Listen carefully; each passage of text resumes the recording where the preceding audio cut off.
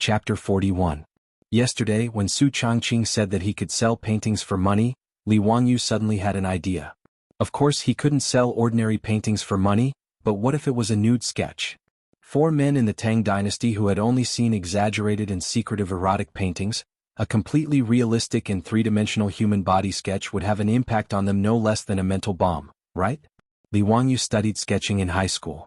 Because of the restless hormones of young people, he had a special liking for human body sketches.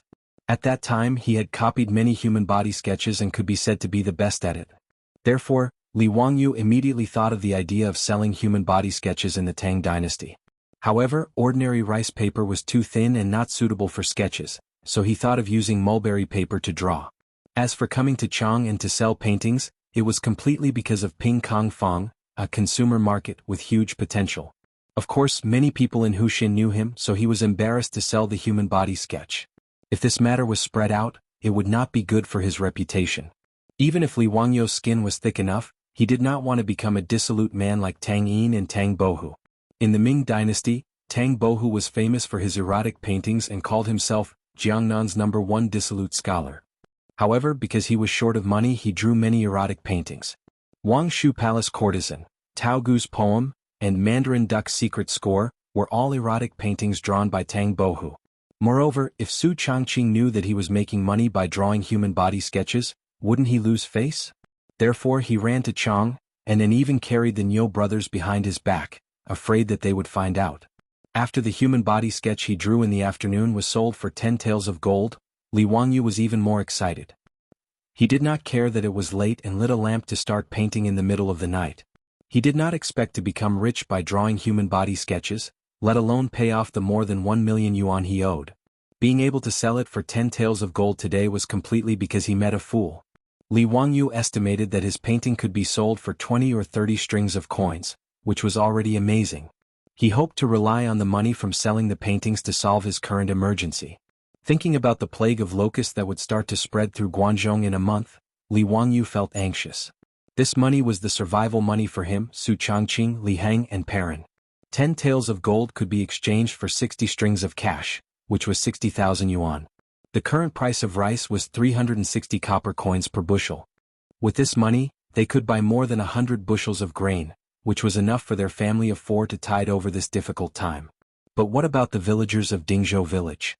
Not to mention the distant ones, where were the Niu brothers who accompanied him out this time? How could he watch them starve to death? Li Wangyu let out a long sigh. I'll take it one step at a time.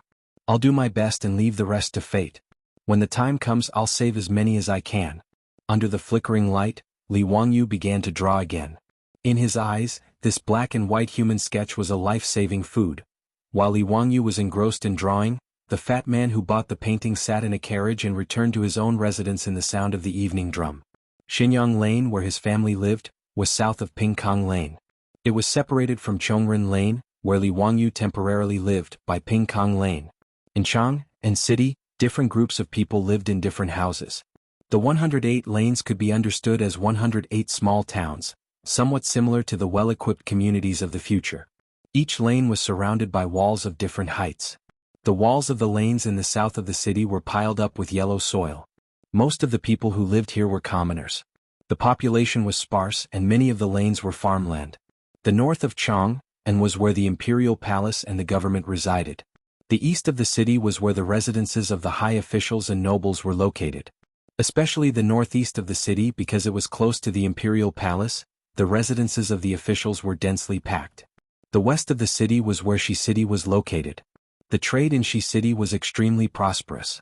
Merchants from various countries and regions lived in the lanes near Shi City. Therefore, some people jokingly called it the place where the rich gathered. Chang, and thus formed a situation of the rich in the east. Although the fat man's family was a merchant, they bought property in Xinyang Lane in the east of the city. Xinyang Lane was also Wanyan County in the east of Chang and where the county magistrate was located. The fat man rode the horse directly back to a mansion in Xinyang Lane. The 2 words Cho Mansion were written on the door. Father, I'm back. Back in the mansion, the fat man jumped off the horse with the help of the servant. He took the sketch that Li Wangyu sold to him and ran to his father's study. Kunair, why are you back? Aren't you going to spend the night in Pingkong Lane? In the study, A middle-aged man with a kind face and a rather plump body was sitting cross-legged on the couch looking at the account book. He was quite surprised to see his son suddenly come back. When he looked at the drawing in his son's hand, his face turned black. "Kuan-er, you bought something again?" I found a treasure today." "How much did you buy it for?" "It's cheap, only 10 taels of gold." The fat man Cho Kuan sat on the soft couch and said proudly. Cho Yuanliang's temple suddenly jumped, and he stared angrily at his son Cho Kuan's personal servant. How could the servant not understand his master's meaning? He hurriedly bowed and said, "Master, I really bought a treasure today." "What treasure? Let me see." Cho Yuanliang reached out to his son. Cho Kuan carefully unfolded the mulberry paper and spread it on the table as if he was presenting a treasure. Cho Yuanliang looked at it and couldn't help but gasp. This painting? Father, how is it?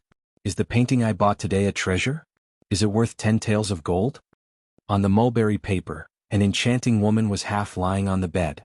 It was vivid and lifelike, and the graceful figure was like a real person. In just a moment, Cho Yuanliang even felt that his body had some reaction. He quickly coughed to cover it up. The next moment, Cho Yuanliang stood up excitedly and grabbed his son's sleeve. "Where did you buy this painting?" "In Pingkang Fong. I met a young man who sold it to me.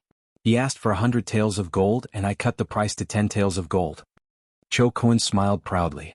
Cho Yuanliang asked, "Do you know where the young man lives?" Cho Kuan was dumbfounded. "How would I know? It's a transaction of money and goods. Do you want to ask him for a refund?" "That won't do. I want to keep this painting for my own collection." "Nonsense.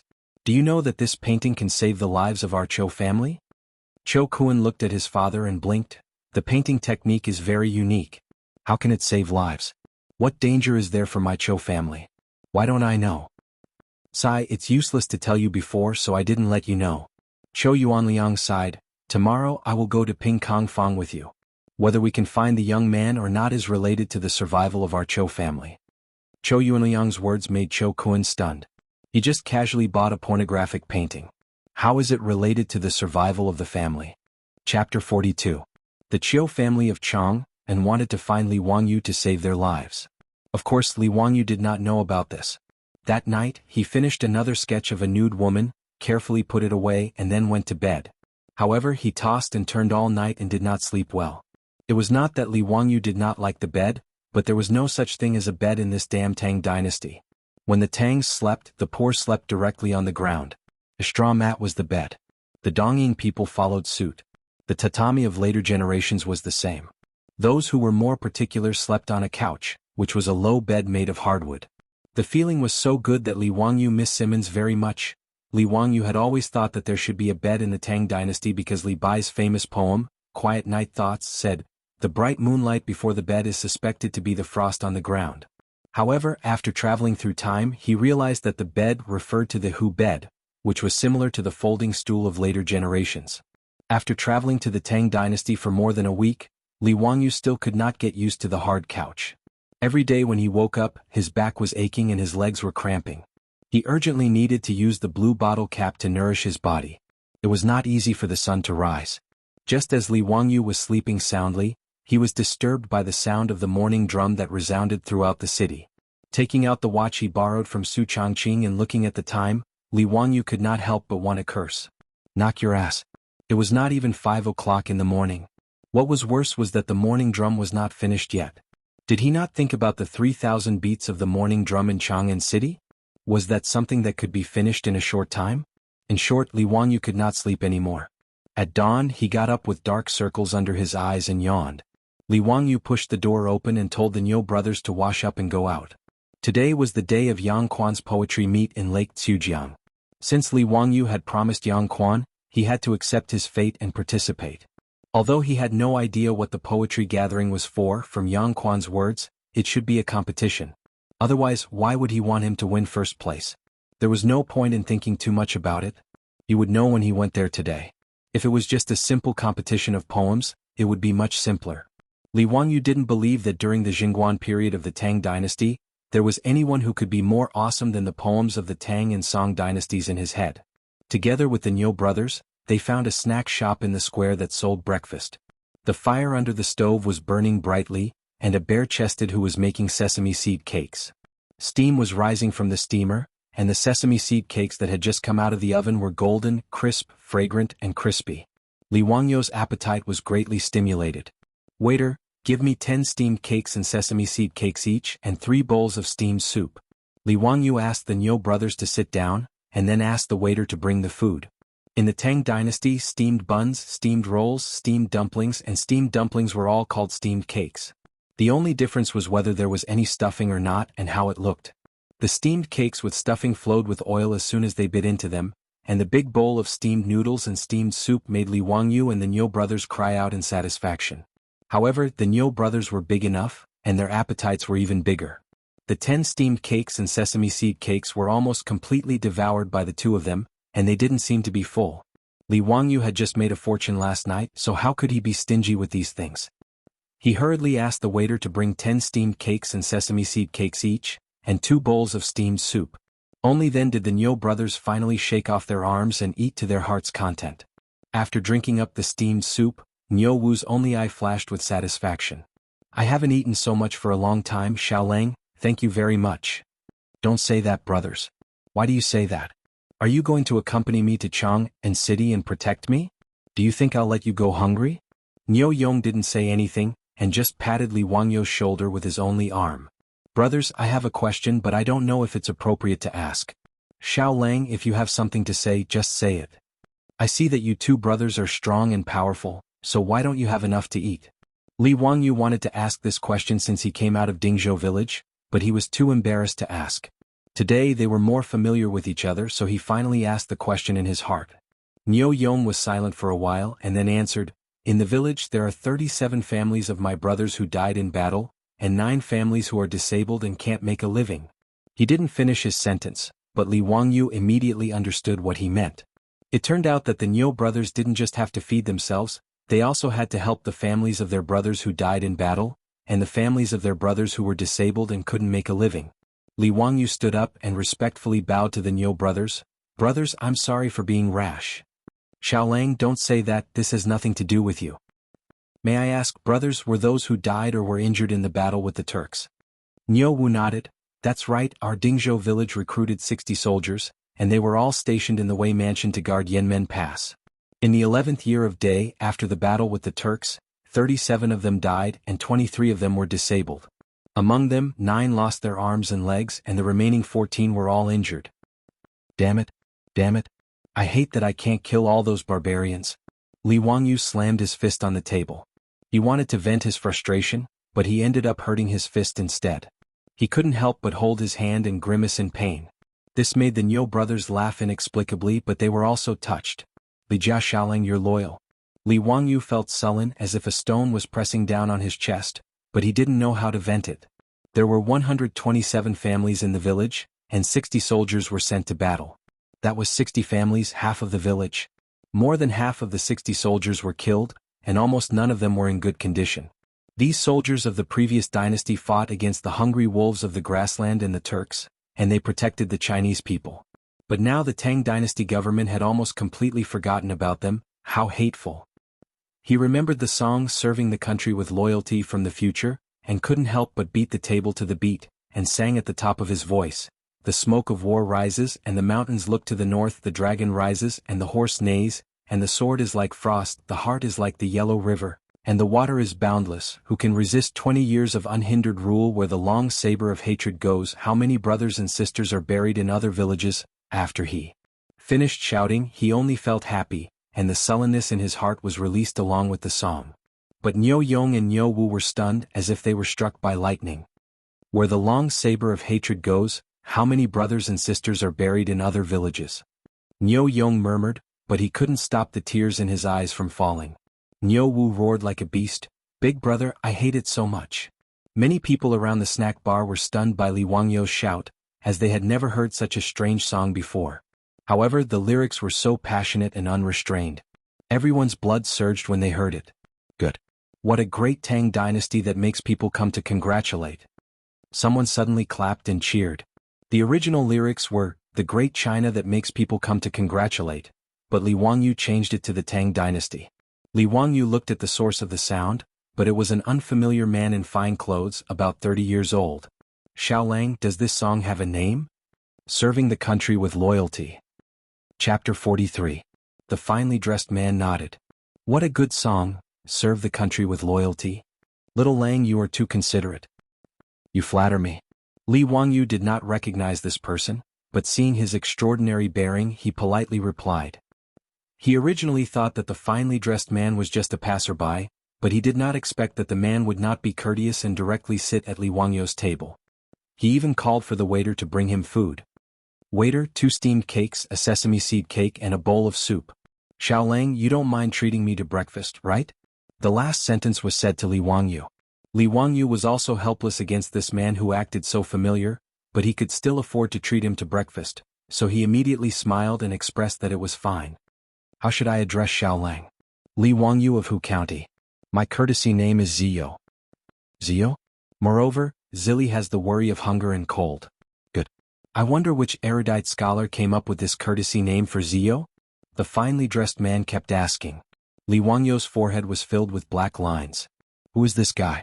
Are you here to check my household registration? However, it was not good for him to not answer, so he could only helplessly reply, It's you Gongyu, the secret supervisor. The finely dressed man was stunned when he heard this, then he laughed loudly. So it's you Gongyu. No wonder, no wonder. Is Zio going to Crooked River Lake to participate in the poetry competition? Yes. Killing a man in 10 steps, leaving no trace for 1,000 miles. Was that chivalrous journey also written by Zio? When Li Wangyu heard this, he could not help but be stunned. How did this man know? Just a game. It's not presentable. Sorry for the ridicule. Li Wangyu politely replied. The finely dressed man laughed. It seems that Zio will be the winner of this year's Crooked River Lake poetry competition.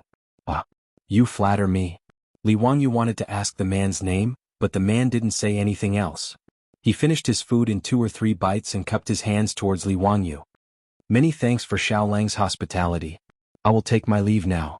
After saying that, he stood up and left in a carefree manner. Li Wangyu felt his balls ache as he watched. *CK, do you have to be so straightforward? After asking him for such a long time without rhyme or reason, was he going to leave after eating breakfast for free? Anyway, this person should be an important figure in the imperial court of the Tang dynasty. Otherwise, he wouldn't have known about my ode to chivalry from Yu Shernan. Do the math. After breakfast, Li Wangyu felt his heart ache again when he paid the bill. Steamed biscuits and Hu biscuits cost 2 copper coins each, so they ate 40 of them. 5 bowls of Mengwu soup cost a total of 95 copper coins. Adding on the money they paid to the well-dressed man, they had a total of 104 copper coins. It was equivalent to more than 400 yuan in the future. It was just breakfast. Li Wangyu now understood why rice was said to be expensive in Chang'an. It was not easy to live in Chang'an. The prices here were really king expensive. After breakfast, the morning drum was beaten 3,000 times, and the gate was opened to go out. Li Wangyu and the other 2 led their horses out of the hostel and slowly went to Xiujiang Pond. After Li Wangyu's insistence, the Niu brothers finally didn't carry bows and short spears on their backs. They only carried long sabers on their waists. What a joke. If he brought the Niu brothers to participate in the poetry contest, those who didn't know would think that they were going to rob. Xiujiang Pond was located in the southeast corner of the outer city of Chang'an. It was a distance of about 20 miles from Chongren Square. Li Wangyu could only sigh that Chang'an was really too big. If the civilians in the city didn't have horses or oxen to ride, they would have to walk for several hours to cross the city. When they arrived at Xiujiang Pond, it was still early. Xiujiang Pond was popular in the Qin and Han dynasties, and flourished in the Sui and Tang dynasties. The Tang dynasty rebuilt Xiujiang, dug the Yellow Canal, built the Imperial Garden, built the Great Wild Goose Pagoda and built the new gate. The Crooked River Pond became the most famous tourist attraction in the capital city.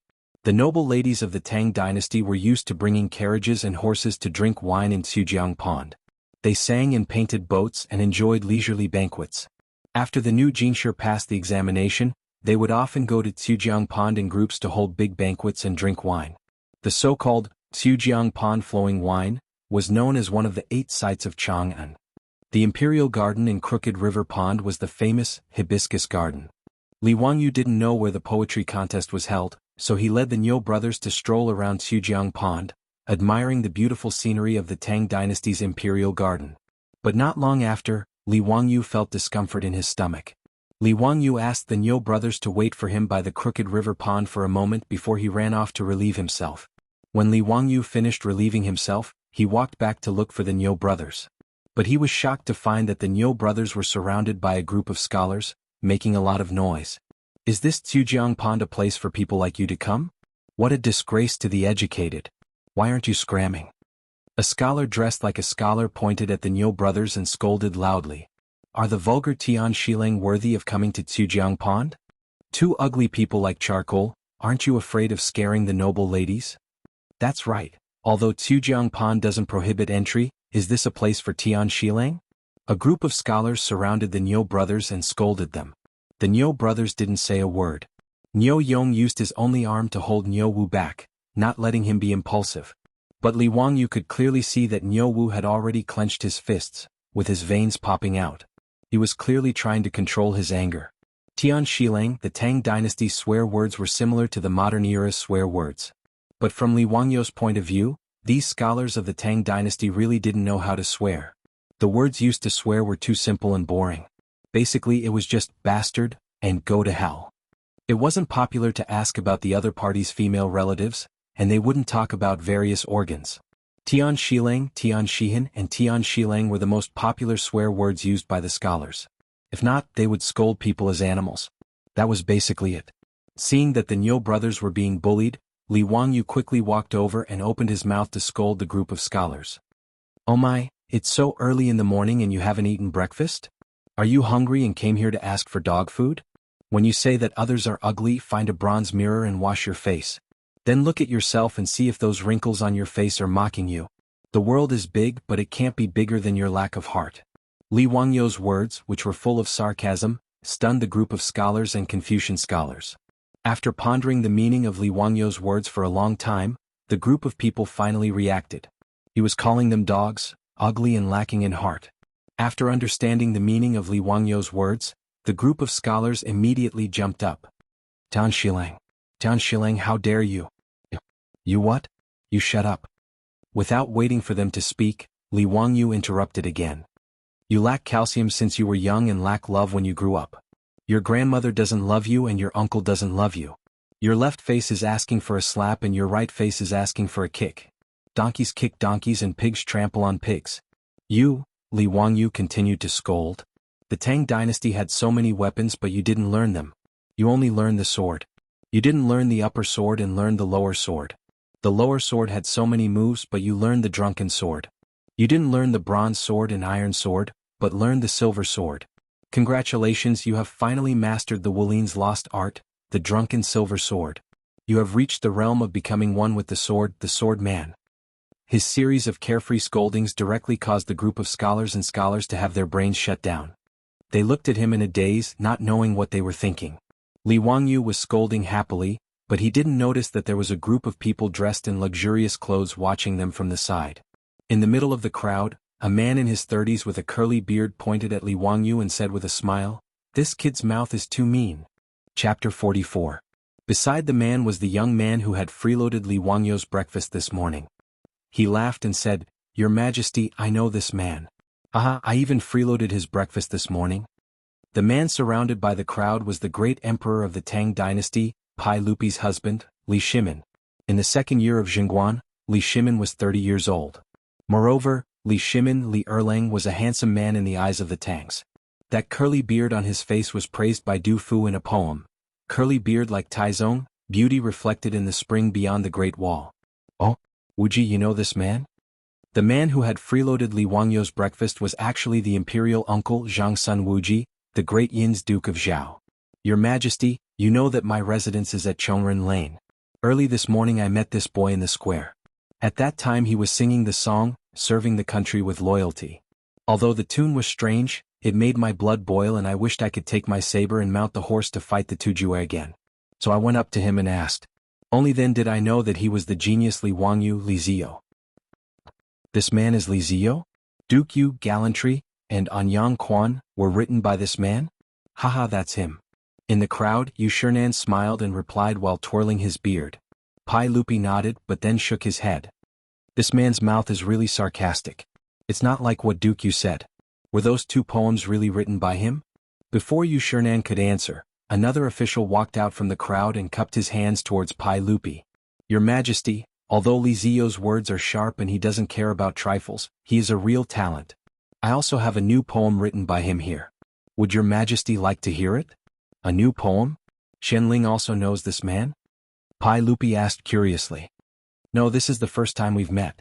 My second son met Li Zio yesterday when he entered Chang'an. They were reciting poems on Vermilion Bird Avenue outside the illustrious Virtue Gate. This poem was told to me by Erlang after he returned home. The speaker was Fang Xianling, the head of the Secretariat of the Tang dynasty, the Duke of Liang, and the father of Fang Yai whom Li Wangyu met yesterday. Read it to me. Fang Xianling twirled his beard and smiled. The drizzle on the heavenly street is as smooth as butter, the color of the grass can be seen from afar but not near. The most beneficial thing about spring is that it absolutely surpasses the willows that fill the entire imperial capital. What does your Majesty think of this poem? Pai Lupi smiled and nodded as he praised. Not bad, it's a good poem. This Li Ziyu was indeed a talent. What was his family background? Where are you from? Pai Lupi's question made Fang Xianling hesitate. After a long time he finally replied, Your Majesty, Li Zio was originally from the Li clan of Huxian, the Li clan of Hu County? Isn't that a relative of the royal family? Who is his father? Pai Lupi asked curiously. The emperors of the Tang dynasty called themselves I, except for formal occasions. Li Zhou. Fang Xianling answered honestly and immediately looked at Pai Lupi's face. Sure enough, after hearing the name Li Zhou, Pai Lupi's face stiffened and his smile became a little uncertain. Fang Xianling was a little uneasy.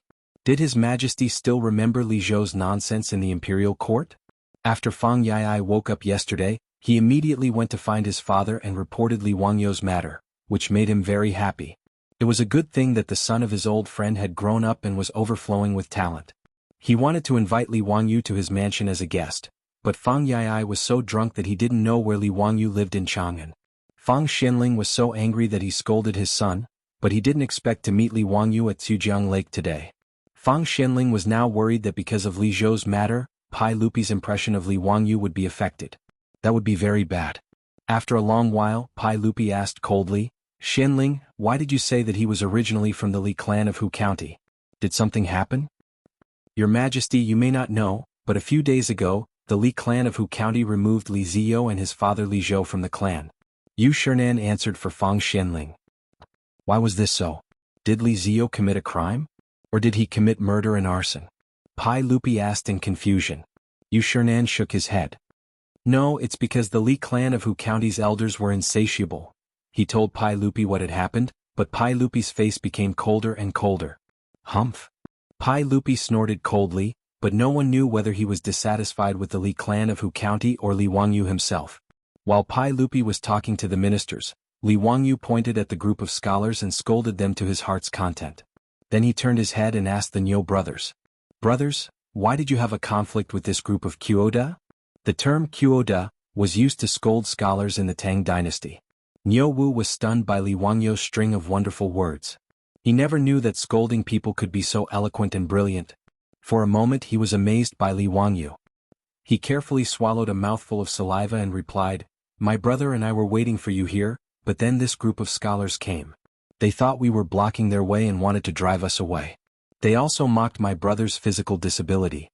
I couldn't help but scold them back, saying that they were poor and had a conflict with them. If it wasn't for my brother holding me back, I would have let them know the power of my fists. You are all so mighty. Even the current saint doesn't allow commoners to visit Noda's Crooked River Lake. What right do you have to drive my brothers away? Li Wangyu said coldly. Niu Yang's broken arm was lost during the battle with the Turks. In Li Wangyu's eyes, it wasn't a physical disability, but a medal of merit.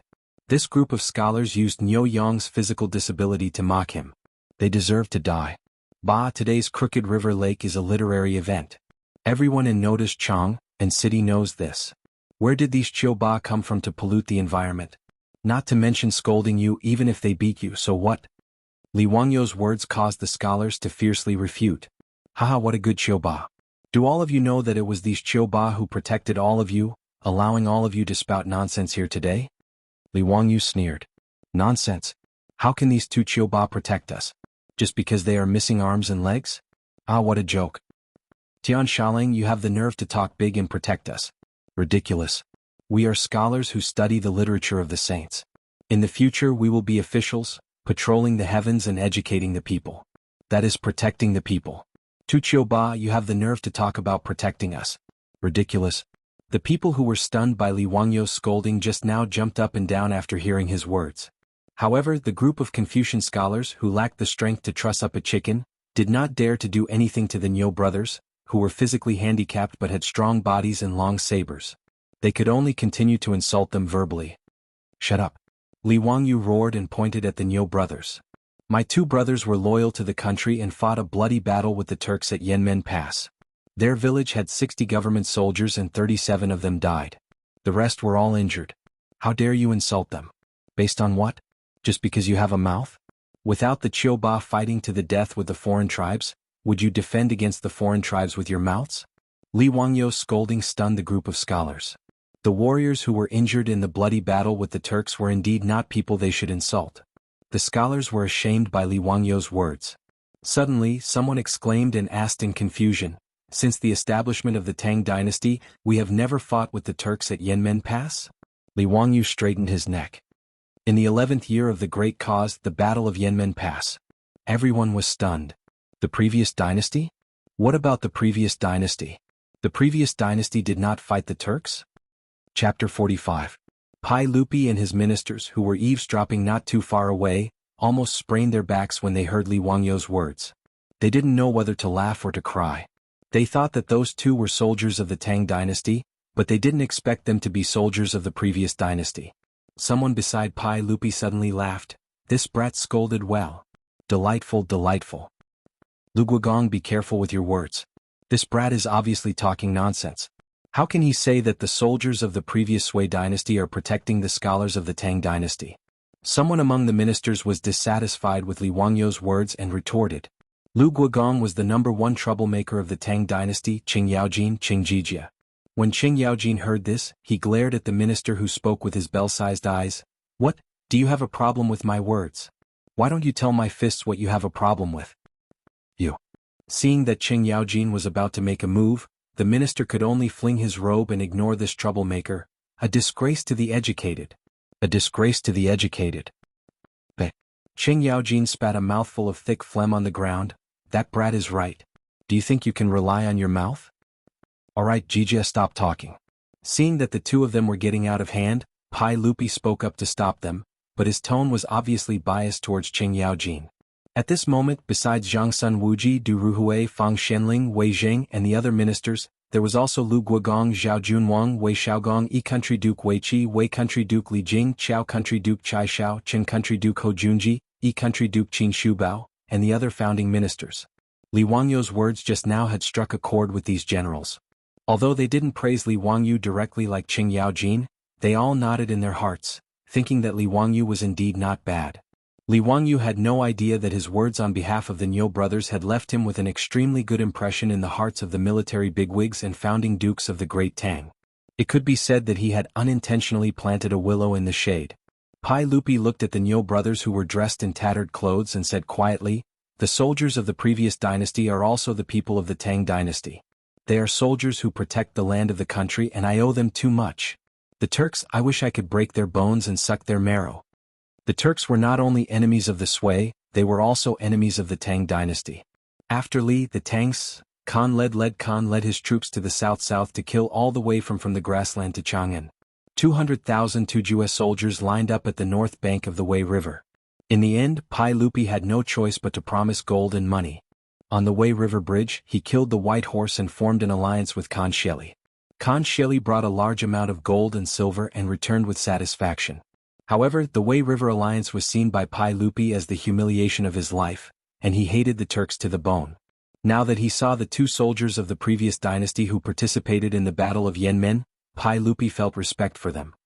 He also felt that Li Wangyou's words were to his liking. Your Majesty, you don't have to blame yourself. The Tang dynasty has just been established, but our country is getting stronger day by day.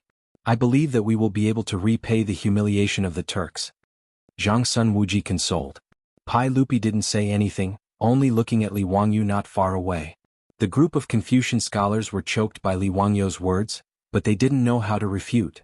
However, just as Li Wangyu said, even the soldiers of the previous dynasty fought against the Turks. They were also Chinese heroes.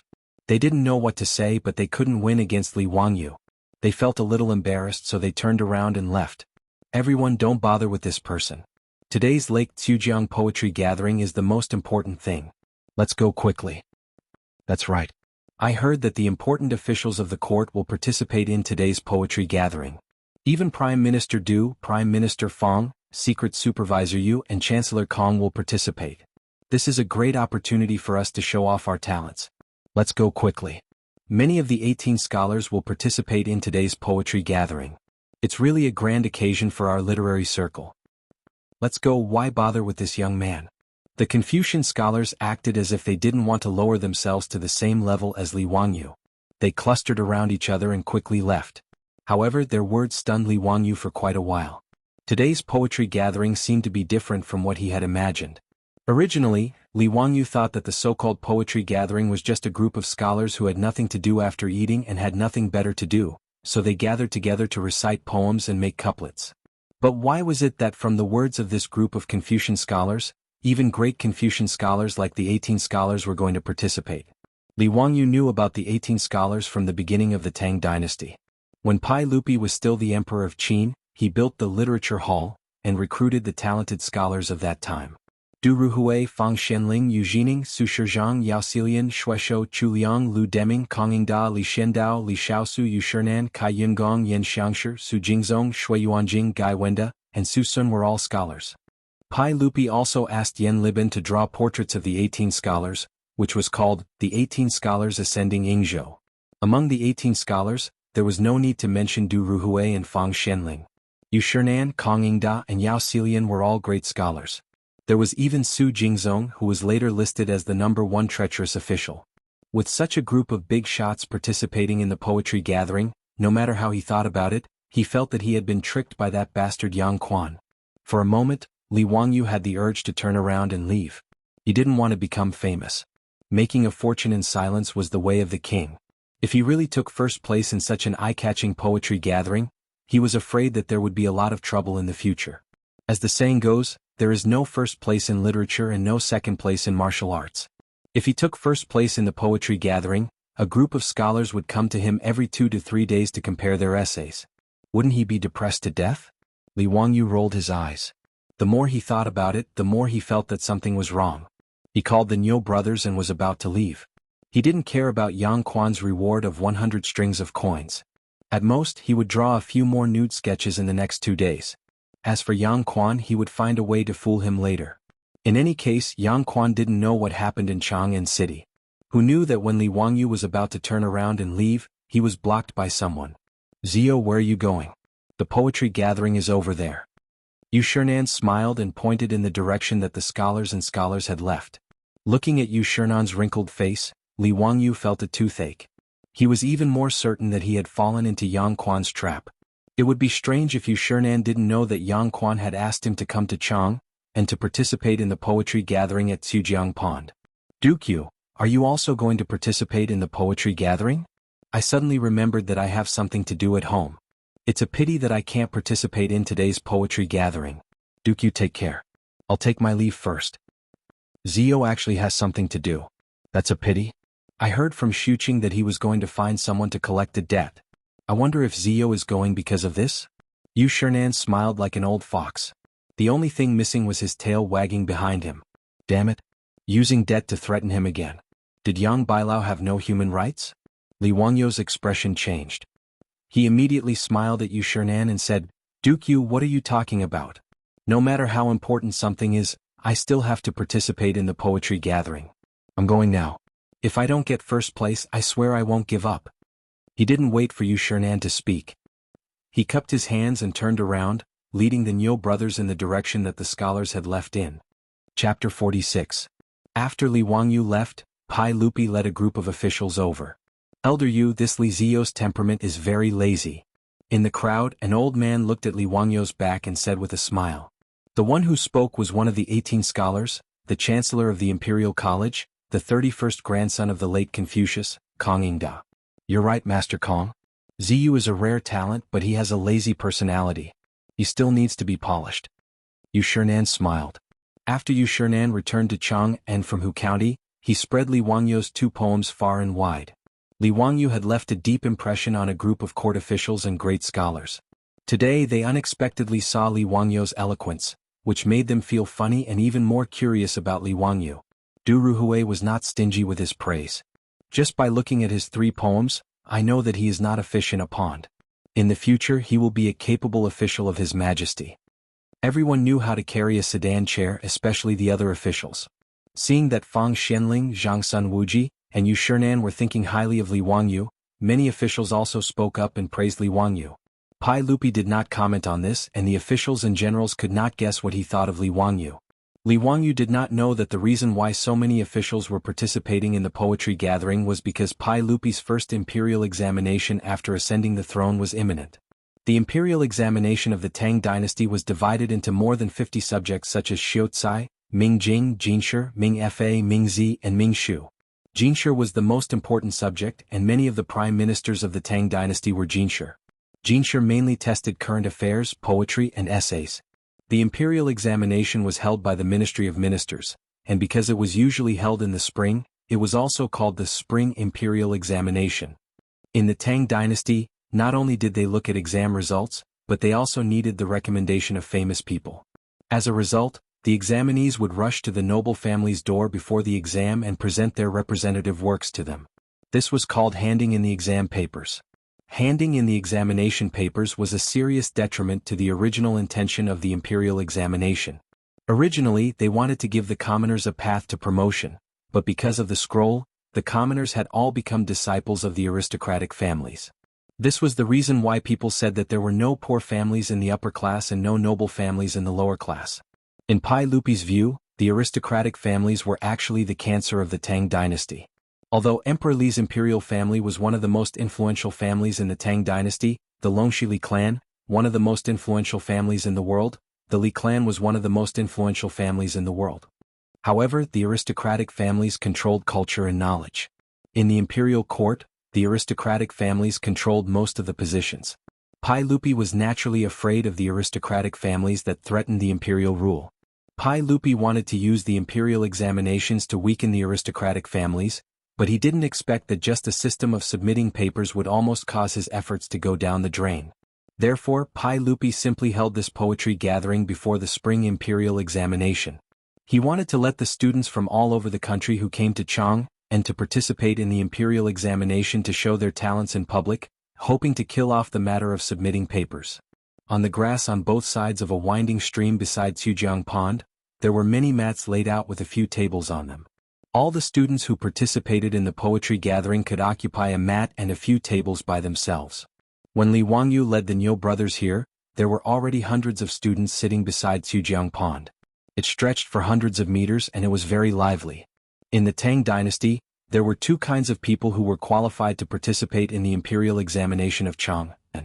One was from the capital and the county academies, and they were called students. The second kind was those who first passed the county examination and then sent to the imperial examination, and they were called jurin. The Niu brothers were not scholars, so they couldn't sit at the table and could only watch from the outside. Li Wangyu casually found an empty mat downstream of the stream and sat down cross-legged. Until now, he was still confused and didn't understand the rules of this poetry gathering. It looked like there was going to be a winding water winder. Winding water winder was a game that the scholars of the Tang dynasty liked to play. They used it to compose poems and compete in poems. Winder was a kind of wine vessel mostly made of wood that could float. Whoever the winder flowed from upstream or stopped in front of would drink and compose a poem, and the others would sing a poem. In Li Wangyu's view, this poetry gathering was just something that the scholars of the Tang dynasty had nothing better to do. If they had the time, wouldn't it be better for him to spend a few more sketches? While he was silently cursing, he did not notice that Li Er had led a group of important officials to the side of the crooked river pool and entered a waterside pavilion beside the pool. Soon there was a crisp sound from the waterside pavilion, and the people who were talking loudly by Xujiang Pond immediately quieted down. Li Wangyu saw a skinny old man come out from the waterside pavilion and said loudly, "Wine." As his voice fell, countless servants began to weave through the grass, bringing a pot of wine, some dried fruits and writing brushes, ink, paper and inkstone to each table. Li Wangyu immediately understood that they were going to compose a poem, but he didn't know how to judge. Everyone raise your cups and drink. The old man spoke again and raised his cup. The hundreds of students present, including Li Wangyu, all raised their cups and drank the wine in their cups. After drinking a cup of wine, the old man said loudly, "Everyone please compose a poem with the theme of spring as the theme." Li Wangyu was stunned. Why did it feel like this poetry gathering was like an exam? In addition to the beautiful environment, wasn't this method of composing a poem a kind of imperial examination in the Tang dynasty? But since he was sitting here, he had to show some ability and copy it properly. Otherwise, it would be really bad if Yang Quan really pulled down his face and asked him to pay for it. With the theme of spring as the theme, the ancient poems with this theme in his mind were simply too common. Li Wangyu felt that he could copy 10 of them in one breath without any pressure. Looking around, Li Wangyu prepared to pick the most suitable poem to copy. But he saw many wild ducks frolicking in the Tsujiang pond not far away. Li Wangyu immediately thought of which powerful poem he should copy. Su Shi Su Dongpa's Hui Chong Chun Jiang Xiaojing was most suitable for this Tsujiang pond. Li Wangyu picked up the brush and wrote, changing the title of the poem. Tsujiang Xiaojing in Tsujiang pond, outside the bamboo, there are 2 or 3 peach blossoms. The duck knows when the spring water is warm. The artemisia is full of short reed buds. It is the time when the pufferfish is about to rise. 2 or 3 minutes later, when the other students were still thinking hard about how to compose a poem with the theme of spring, Li Wangyu had already finished writing the whole poem on the rice paper with beautiful thin gold characters. When the servant at the side saw him finish the poem so quickly, his eyes lit up and he immediately jogged over to take away the rice paper. Not long later, Li Wangyu's poem was delivered to the waterside pavilion by the Tsujiang pond. "Who finished the poem so quickly?" Pai Lupi asked curiously. "Your Majesty, it was Li Wangyu from Hu County." When Pai Lupi heard this, he frowned slightly. "It's this kid again. Let me hear it." "Yes, Tsujiang Xiaojing in Tsujiang pond. Outside the bamboo there are 2 or 3 peach blossoms. The duck knows when the spring water is warm." After the poem was recited, before the civil officials could say anything, a group of generals and dukes clamored. "Good poem, this poem is well written. Even a boor like me can understand it. Naturally, it is a good poem. The truth is the spring water is warm. Don't the duck know first?" Because the dukes had a good impression of Li Wangyu before, when they heard that it was Li Wangyu's poem, they didn't care about anything else and praised it first. Their words made Pai Lupi and the civil officials not know whether to laugh or cry, but they couldn't deny that Li Wangyu's poem was really good. Chapter 47. The group of civil officials naturally couldn't evaluate Li Wangyu's poem like Qing Yaojin and the others. Yu Shinan twirled his beard and smiled. "The poem is like seeing a painting, overflowing with spring light, harmonious and warm, good. Out of the ordinary, naturally superior." Zhang Sun Wuji nodded and praised. "True and false, diverse and interesting.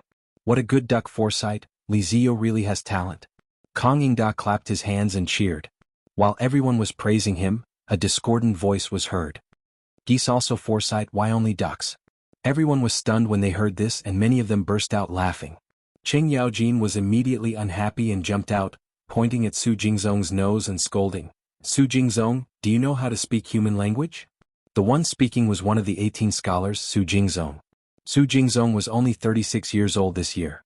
Although he was appreciated by Pai Lupi, his official life wasn't good. Now that he saw everyone praising Li Wangyu's poem, he was jealous and couldn't help but come over to nitpick. Yu Shinan was also unhappy with his words.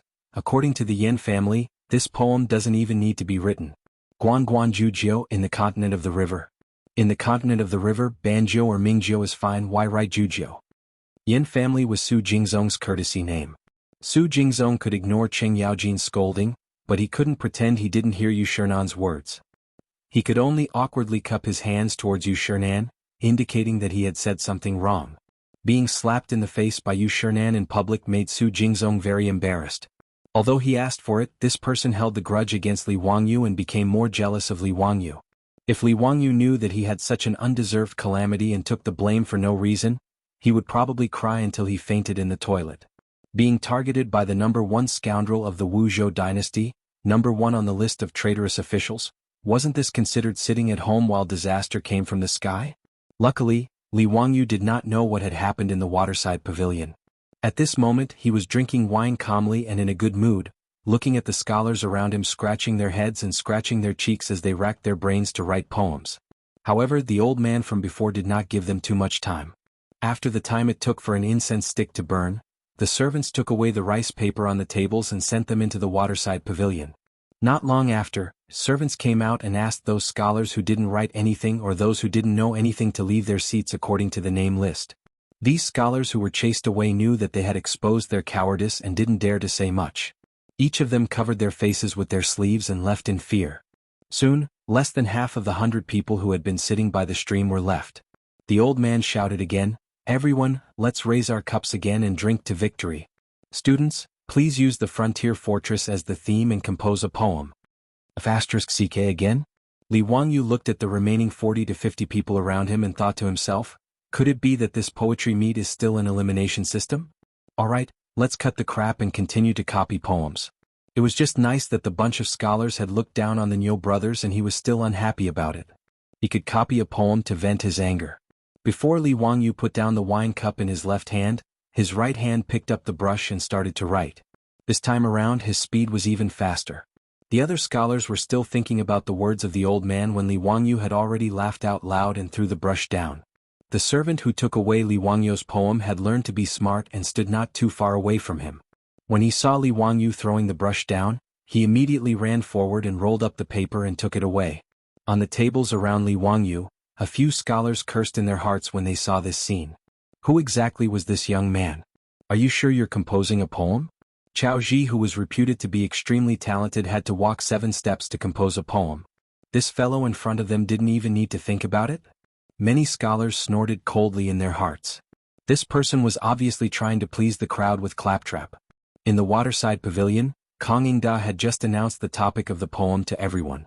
He had just walked back when the servant brought in Li Wangyu's poem. Pai Lupi couldn't help but stare. Is this fellow playing with us? How can he compose a poem so quickly? Nonsense. For something like composing a poem, other than needing quick thinking and outstanding literary talent, it also needed inspiration. Even so, most of the masterpieces that had been handed down from ancient times were actually a long process of deliberation. The poem had to fit the mood of the author, be catchy, have to have rhyme, etc. For a sentence of a poem or a word in the poem, scholars didn't hesitate to spend their effort and time. The Tang dynasty poet Jia Dao once used a few years to compose a poem. A sentence, birds sleep in the trees by the pond, monks push the door under the moon. He racked his brains over whether to use the word knock or push, and offended Hanyu, causing a beautiful story. From then on, deliberation became a popular and commonly used word. It was used to describe repeatedly pondering and deliberating when writing an article or doing something. From this, one could see that composing a poem wasn't something that could be done casually. That was why Chao Ji's poem in 7 steps became a beautiful story. The group of officials were also dumbfounded by Li Wangyu's speed. Su Jingzong jumped out again. Your Majesty, this fellow is clearly disrupting the poem gathering. He should be punished as a warning to others. Bastard, it's you again? If I don't let you know the power of my fist today, you won't be able to learn how to speak properly. Qing Yaojin also went against Su Jingzong today. He was a founding duke. If he really wanted to beat Su Jingzong up, then so be it. Su Jingzong would be beaten up for nothing and wouldn't be able to find a place to cry. Pai Lupi shouted in dissatisfaction. Jijia, have you caused enough trouble? Your Majesty, it's not that I want to cause trouble. It's clearly this fellow who is deliberately causing trouble time and time again. Humph, you're a duke and you have the nerve to cause trouble for others? Pai Lupi glared at him. Qing Yaojin was Pai Lupi's most trusted general. How could Pai Lupi really reprimand him for Su Jingzong? He was just using this as an excuse to vent his dissatisfaction with Li Wangyu. Pai Lupi was depressed because he had a good impression of Li Wangyu just now. He had even personally come up with the poem about the frontier fortress. He wanted to see what kind of poem Li Wangyu, who had passionately lectured the group of scholars, could write about the frontier fortress. In the end, Li Wangyu didn't give him any face at all. Kang Yingda had just announced the topic and he had already finished writing. Other than scribbling, what other explanation could there be? Yu Shernan was also somewhat embarrassed. He had just praised Li Wangyu. Why did this fellow drop the ball? Pai Lupi was able to propose a second poem about the frontier fortress. Everyone present was shrewd. How could they not see that this had something to do with the small argument by the crooked river pool? It was clear that Pai Lupi was already interested in Li Wangyu and wanted to see his talent one step further. Your Majesty, let me go and warn that weary fellow to write another poem. Yu Shernan could only speak up. He hoped that Pai Lupi would give him face and give Li Wangyu another chance. Pai Lupi didn't express any opinion. He let out a cold snort from his nostrils, tacitly agreeing with Yu Shernan's words. Yu Shernan didn't care about his old age. He turned around and wanted to leave the waterside pavilion to beat up Li Wangyu. However, he heard Kong Yingda let out a soft cry. Hey, this poem is amazing. Good, leaving the fortress. Kong Yingda held the paper in his hand. He was so excited that his beard trembled. His words attracted the attention of everyone in the waterside pavilion. Pai Lupi didn't understand and asked, Kong Yingda, what poem did that fellow write? What made you lose your composure like this? This poem is vigorous and open-minded, with a majestic momentum and stirring one's heart. It can be said to be the best of the 7 absolutes. Oh? For Kong Yingda to praise it so much, could it be that the fellow wrote some amazing poem? Quickly read it for us. Yu Shernan was also excited. He thought that Li Wangyu had made a mess. Now it seemed that it wasn't what the officials in the waterside pavilion thought. The poem is called Leaving the Fortress. The bright moon of the Qin and Han dynasties, the long march of 10,000 li has not yet ended. But with Long Qingfei the general, there will be no horse to cross the Yin Mountains. Kong Yingda used a yin and yang tone to recite Li Wangyu's poem. The waterside pavilion was completely silent. Everyone stared at Kong Yingda in disbelief. Are you playing with us? Such a magnificent poem was written by that tired kid without any hesitation? Chapter 48. When everyone was still shocked by Li Wangyu's leaving the fortress, and didn't know what to think, they heard a person in the waterside pavilion laugh loudly. Haha, I already said that this kid is amazing. Su Jingzong, what else do you have to say? Cheng Yaojin's laughter made the frozen atmosphere in the waterside pavilion loosen up. Su Jingzong's face twitched a few times and he shut his mouth. He jumped out twice to criticize Li Wangyu, but he didn't expect to be slapped in the face. This made Su Jingzong sullen and depressed, feeling that he lost face in front of Pai Lupi today. Li Wangyu copied Wang Changling's Leaving the Fortress, and it was hailed as the head of the Tang dynasty's 7 absolutes in the future. Needless to say, the group of dukes and generals in the waterside pavilion were all extremely excited by Li Wangyu's poem. Even the civil officials fell for it. Many of the civil officials in the beginning of the Tang dynasty had also experienced war. Take the Wei River Alliance in the 9th year of Wuda as an example. Pai Lupi led Gao Shilian, Fang Xianling and 6 others to the Wei River to negotiate with Shili Khan. The civil officials in the beginning of the Tang dynasty couldn't be compared to the weak scholars in the later generations. Pai Lupi himself was an emperor on horseback. More than half of the Tang dynasty's rivers and mountains were conquered by him personally. Therefore, Li Wangyu's Leaving the Fortress could be said to have written in the hearts of everyone present. Zhang Sun Wuji couldn't help but sigh. Xie Lingyun said that the world's geniuses only have 1 stone. Chao Zijin alone has 8 stones, he has 1 stone. Since ancient times they have shared 1 stone. I think you said it wrongly. This Li Zio is clearly the Qilin son who has 8 stones. No one in the waterside pavilion felt that Zhang Sun Wuji's words were exaggerated. They all nodded in agreement. Li Wangyu's 2 poems were also passed around in the hands of everyone. Li Wangyu's words are so strange. Someone immediately discovered Li Wangyu's unique thin gold body. Haha, this old man knows this character. It's Zio's original thin muscle body. This lean muscle body's handwriting is thin and strong, yet it doesn't lose its meat. It's really good handwriting. Yu Shernan explained with a smile.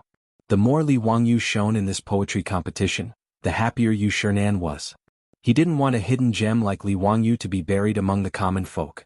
If Pai Lupi didn't want to use Li Wangyu because of Li Zhou, Yu Shernan didn't mind taking advantage of his seniority and making a scene. In any case, he was already 70 years old. Confucius had once said, "At 70 years of age, follow your heart's desires and do not overstep the rules." Such a great scholar, even the heir had to be respectful when facing Yu Shernan. Yu Shernan had been a loyal and upright person all his life. When his brother Yu Shiji was captured by Yuan Huaji and was about to be executed, Yu Shernan knelt on the ground and begged to be executed for his brother. He was praised by the world. In contrast, Su Jingzong was a shameless villain. His father Su Shanshin was killed by Yuan Huaji. In order to survive, Su Jingzong danced with joy. Could be seen how bad his character was. Your Majesty, what do you think of this poem? Yu Shernan asked Pai Lupi with a smile. In fact, these words didn't give Pai Lupi any face. Just now, Pai Lupi had questioned Li Wangyu's ability to write a poem so quickly. Now that he heard the poem leaving the fortress, it was an awkward moment. As a result, Yu Shinan went to ask the emperor about Li Wangyu's poem. It was simply a slap in the face. Pai Lupi also felt his face heat up. He coughed to hide his embarrassment and said, "It's not bad, not bad." If this poem, leaving the fortress, was not bad, would there still be people who could write poems in the Tang dynasty? However, Pai Lupi was the emperor of the Tang dynasty after all. He had to leave some face for himself. Yu Shinan didn't expose him.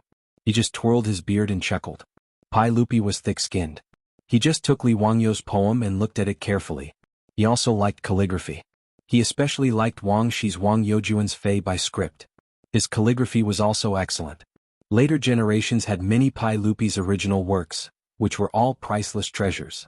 Now that he saw the unique thin gold script, Pai Lupi was also excited. He liked it very much. The civil officials present were also the same. They all admired the thin gold script. As for Li Wangyu, who was only 16 years old and had created an original font, they were even more shocked. They also felt that Zhangsun Wuji's words were not wrong. In this world, Li Wangyu had 80% of the talent. Li Wangyu naturally didn't know what was happening in the pavilion. He was already a little drunk. Beside the stream of Jianghu pool, everyone was thinking hard. However, he was happily drinking cup after cup of wine and eating a plate of fruit. He was very relaxed and content. The wine provided for today's poetry gathering tasted the best he had ever tasted since he came to the Tang dynasty. It was slightly sweet like the rice wine of later generations. Li Wangyu didn't know that these wines were all imperial wine from Pai Lupi's palace. Naturally, they tasted good. There was good wine and beautiful scenery. Looking at the vast waves of Jianghu pool and listening to the clear chirping of birds in the forest, Li Wangyu became more and more greedy. He quickly finished the jug of wine on the table. He asked the attendant to bring him another jug of wine. The other scholars were busy composing poems. Almost no one touched the wine on the table. Only Li Wangyu was bored. He just minded his own business and drank to pass the time. Li Wangyu's small body of 16 years old was not good at drinking. In a daze, he drank a lot after drinking a few jugs of wine. After getting drunk, Li Wangyu became more excited. He shook his head and muttered all kinds of strange words. Something like posting on WeChat moments, or wearing a seatbelt when driving when your phone is out of battery. The attendant beside him shook his head. He felt that this Xiaolang's drinking capacity was too low. He was still talking nonsense after drinking too much. When Li Wangyu was drunk, the poetry gathering at Jianghu pool was also coming to an end. In this poetry recital, Li Er had indeed discovered quite a number of talents. Many scholars had created masterpieces that made people's eyes light up with the two named poems. However, with Li Wangyu in front of them, the others could only accompany the crown prince in his studies. Pai Lupi was now extremely satisfied with Li Wangyu. The bad impression that Li Zhou had given him had long been thrown to the back of his mind. Without any discussion, Pai Lupi and a group of important officials decided that Li Wangyu would be the champion of the poetry gathering. Pai Lupi was just about to have someone summon Li Wangyu to the waterside pavilion, preparing to personally meet this Qilin son of the Li family. However, he heard a guard reporting to your Imperial Majesty, Her Imperial Highness the Empress has brought Princess Chang'e to Jianghu pool. Why has Maid Guanyin come? Hearing that his Empress had arrived, Pai Lupi was astonished. He saw a pleasure boat rowing over from Jianghu pool, slowly coming to a stop beside the waterside pavilion. Empress Zhangsun, accompanied by a 7 or 8-year-old adorable loli, disembarked from the boat and ascended to the waterside pavilion. The group of important officials promptly bowed to Empress Zhangsun. Empress Zhangsun asked the officials to dispense with the formalities. She then curtsied to Pai Lupi. Erlang Chang'e wishes to come on a boat today. I have made the decision to bring her here for sightseeing. At the same time, I want to see what kind of young talents your Imperial Majesty has unearthed at this poetry gathering. Pai Lupi hurriedly extended his hand to support Empress Zhangsun. Maid Guanyin, you are pregnant. You must be careful. At this time, Empress Zhangsun was already 5 months pregnant. Her body was beginning to show signs of pregnancy. She had already given birth to 2 sons and a daughter for Pai Lupi. However, the 2 of them were still young husband and wife. They were very loving. Pai Lupi was very distressed for Empress Zhangsun. Maid Guanyin, you have truly come at the right time. Come, how about taking a look at these 2 poems? Pai Lupi carefully supported Empress Zhangsun to sit down. As if presenting a treasure, he handed over Li Wangyu's 2 poems to Empress Jiangsun. He then picked up Princess Chang'e and began to tease her. Princess Chang'e was the eldest daughter of Li Shimin and Empress Jiangsun. Her name was Li Lizzie and she was 8 years old this year. She was of noble birth. Since childhood, she had been doted on by her parents. She grew up under the gazes and doting of tens of thousands of people. Chang'e, do you miss father? In the Tang dynasty, there was actually no such title as imperial father. In the imperial palace, the title was the same as that of a commoner. Father, or daddy, were acceptable. I do. After father is done with his work today, can you accompany Chang'e to play? Okay. In a moment, father will accompany you on the boat. As father and daughter whispered to each other, Empress Jiangsun finished reading the 2 poems. She could not help but exclaim in admiration, Erlang, who composed these 2 poems? Truly a talent for worldly affairs. Chapter 49. In a trance, the already drunk Li Wangyu only felt that he was being supported by someone. He swayed as he walked, and it was only because of the support of his attendants that he didn't fall. Seeing him so drunk, Empress Jiangsun couldn't help but cover her laughter. Erlang, this is Li Wangyu? How did he get so drunk? Li Wangyu was dizzy and couldn't see clearly who was in front of him. He thought that the people supporting him were the Niu brothers. Because Niu Yong was missing an arm, Li Wangyu thought that it was Niu Wu who was supporting him. Erlang, I'm fine. Today's wine is very, very good. Come, let us brothers drink another cup. Pai Lupi ordered people to summon Li Wangyu. He wanted Empress Jiangsun to see this young talent, but he didn't expect to bring in a drunk cat. What made him even angrier was that as soon as this guy entered the pavilion, he began to talk nonsense and shouted something about Erlang. Wasn't he Pai Lupi Erlang Pai Lupi? Empress Jiangsun had always been used to calling him Erlang. The ministers in the pavilion didn't know that Li Wangyu was calling Niu Erlang. They only thought that this guy had drunk too much and directly called His Majesty Erlang. Everyone was stunned. Did this guy go crazy? Drink another cup? Who do you want to drink with? Su Jingzong had been hiding behind the crowd for a long time, afraid that Duke Lu would beat him up. Now that he saw Li Wangyu being rude in front of His Majesty, he immediately jumped out. Your Majesty, this guy is talking nonsense. Being rude in front of His Majesty after drinking is the same as disobedience. He deserves 10,000 deaths. I ask that you send him out and punish him with 20 strokes of the cane as a warning to others. Su Jingzong's words could be said to be vicious, directly putting Li Wangyu in a bad light. If Pai Lupi nodded slightly, Li Wangyu wouldn't be able to keep his butt. Yu Shernan hurriedly bowed. Your Majesty, Ziyu is young and greedy for alcohol. I beg for your Majesty's forgiveness. Empress Jiangsun also chuckled and said, Erlang, forget it. Children talk nonsense when they drink too much. Don't take it seriously.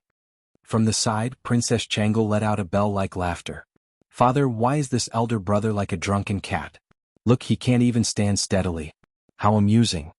With Empress Jiangsun and Yu Shernan pleading for leniency, Pai Lupi naturally couldn't bring himself to punish Li Wangyu. He could only wave his hand, planning to have Li Wangyu brought out. But unexpectedly, although Li Wangyu was drunk, his mouth was unforgiving. In a daze he heard Su Jingzong's words. He pointed at Su Jingzong and said, Who the hell are you? Zio, don't mess around. Yu Shernan hurriedly reprimanded Li Wangyu, wanting him to stop talking. If he truly angered Pai Lupi, it would be troublesome. However, Su Jingzong would not let Li Wangyu off. Today he had lost face several times because of Li Wangyu.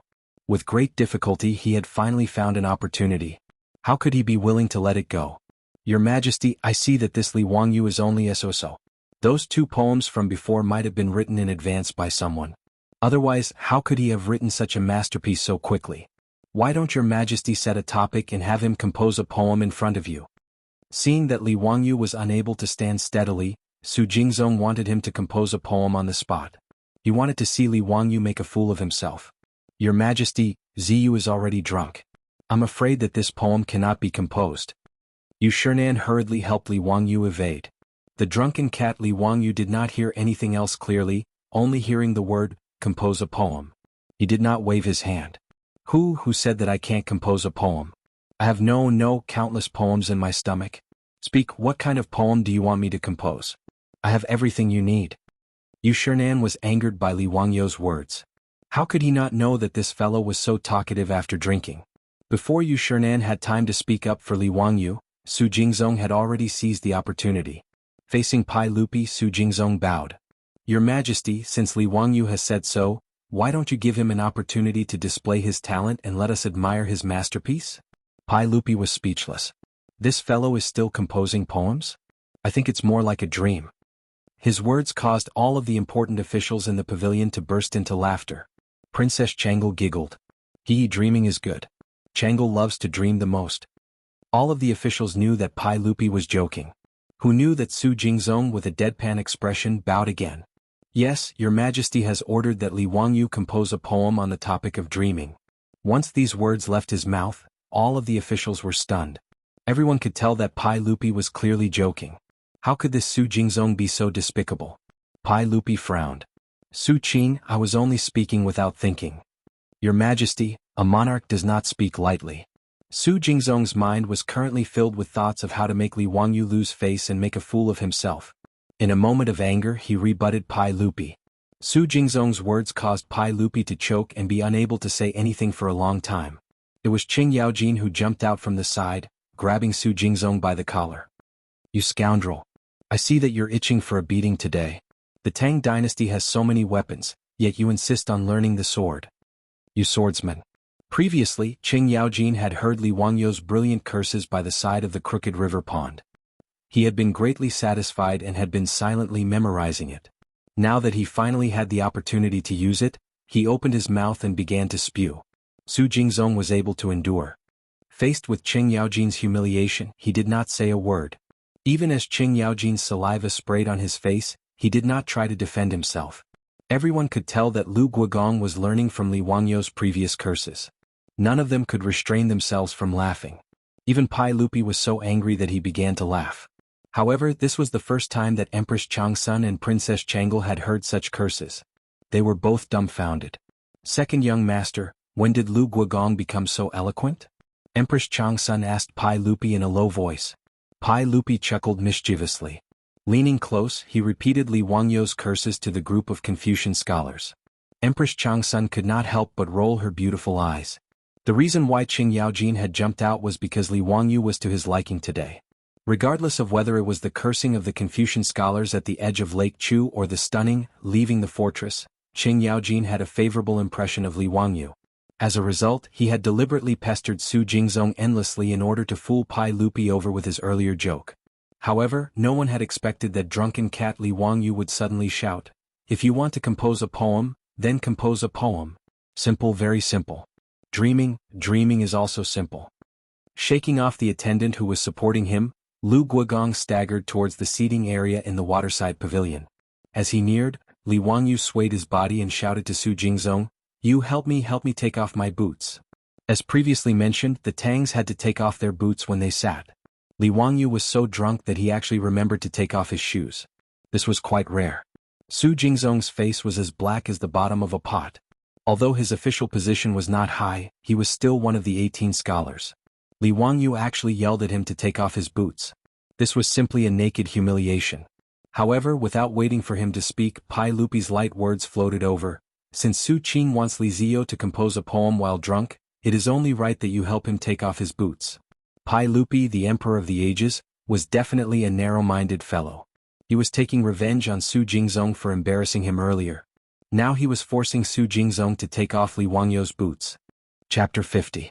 The moment Pai Lupi opened his mouth, Su Jingzong was placed in a difficult position. Su Jingzong began to regret his actions. Why did he provoke this drunken cat for no reason? He cast a pleading gaze towards the crowd, hoping that someone would speak up and help him out of this predicament. However, all of the important officials in the pavilion felt that Su Jingzong had gone too far just now. Right now they were just watching a good show. No one spoke up for Su Jingzong. Left with no other choice, Su Jingzong could only grieve without tears, pinch his nose and accept the situation. He, the Grand 18th scholar, actually had to take off his boots for Li Wangyu, a fledgling. What kind of humiliation was this? Trembling, Su Jingzong squatted down, using all his strength to remove Li Wangyu's boots. Thank you.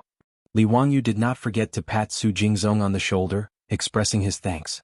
It would have been better if he had not said anything. After he finished speaking, Su Jingzong's face flushed red. Thank you, my ass. Do you really think I'm your servant? Li Wangyu, from now on the two of us cannot exist under the same sky. Ignoring how Su Jingzong was roaring in his heart, Li Wangyu leisurely walked over to the banquet table, plopping his butt on the table. Picking up a brush, he licked the ink twice. Discovering that the ink had already dried, he pointed the brush at a figure by the table. You grind the ink for me." As soon as he spoke, the gathered officials were in an uproar. This fellow was truly crazy. He actually had Princess Changel grind the ink for him. Originally, when Princess Changel saw that Li Wangyu wanted to compose a poem, she had curiously run over, wanting to see how he would compose a poem. Unfortunately, she had been pointed at by Li Wangyu, having her grind the ink.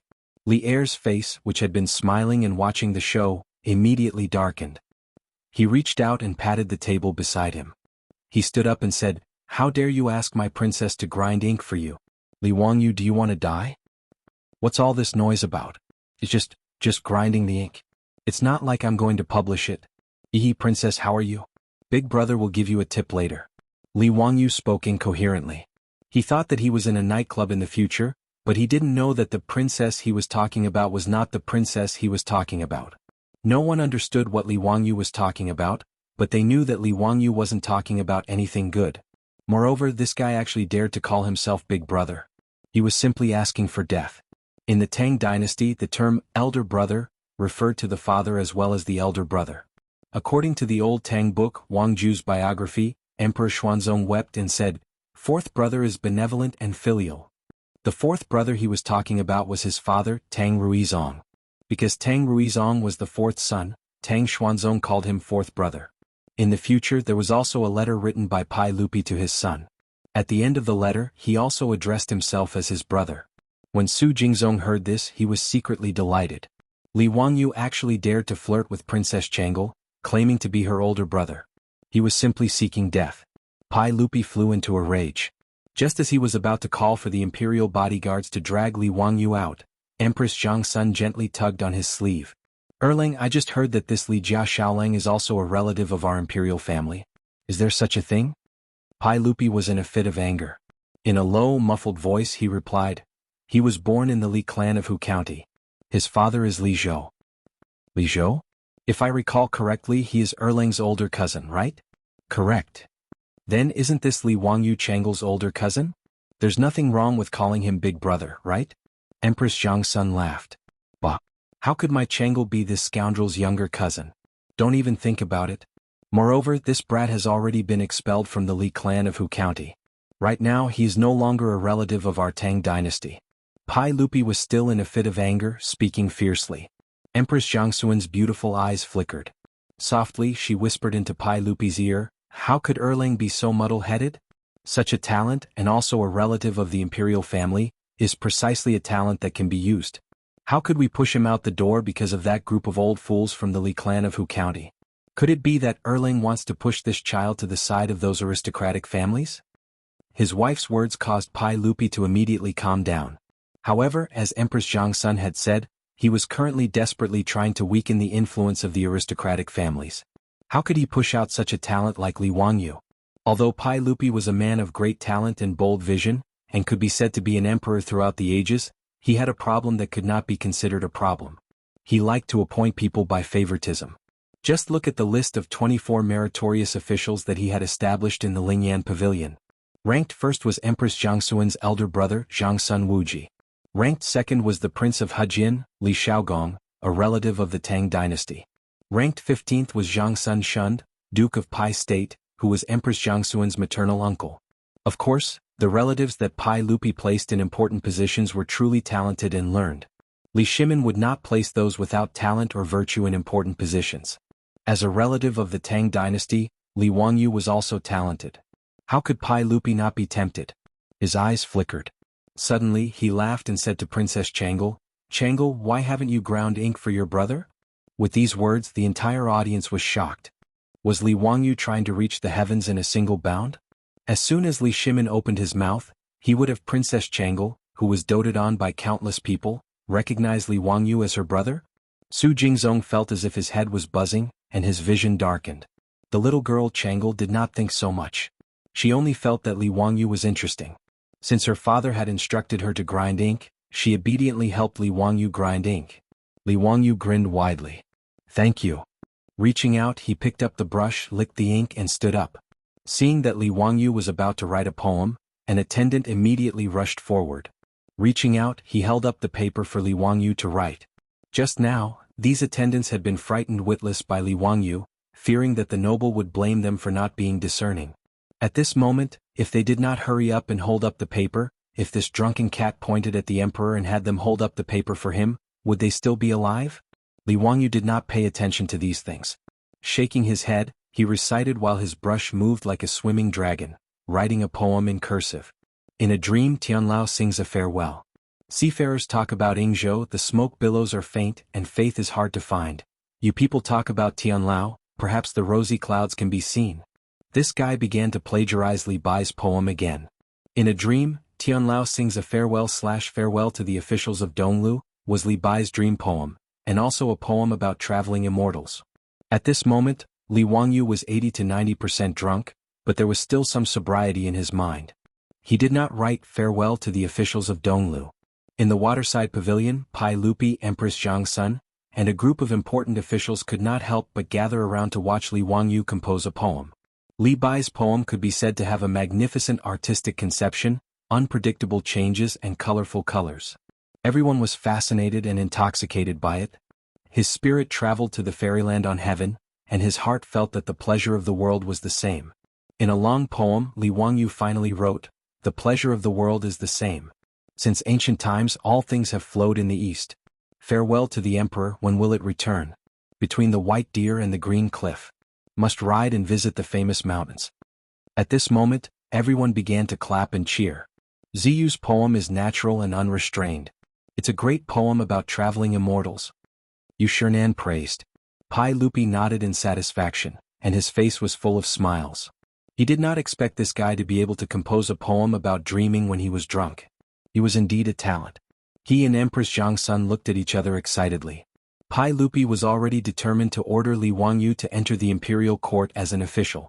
At this moment, everyone thought that the poem was finished. Li Wangyu picked up the brush shakily, licked the ink and wrote again. "How can you lower your eyebrows and bend your waist to serve the nobles, making me unhappy?" Li Wangyu recited loudly as he wrote. After he finished, the waterside pavilion was completely silent. At this moment, Li Wangyu was completely drunk. He thought of himself as the immortal poet Li Bai.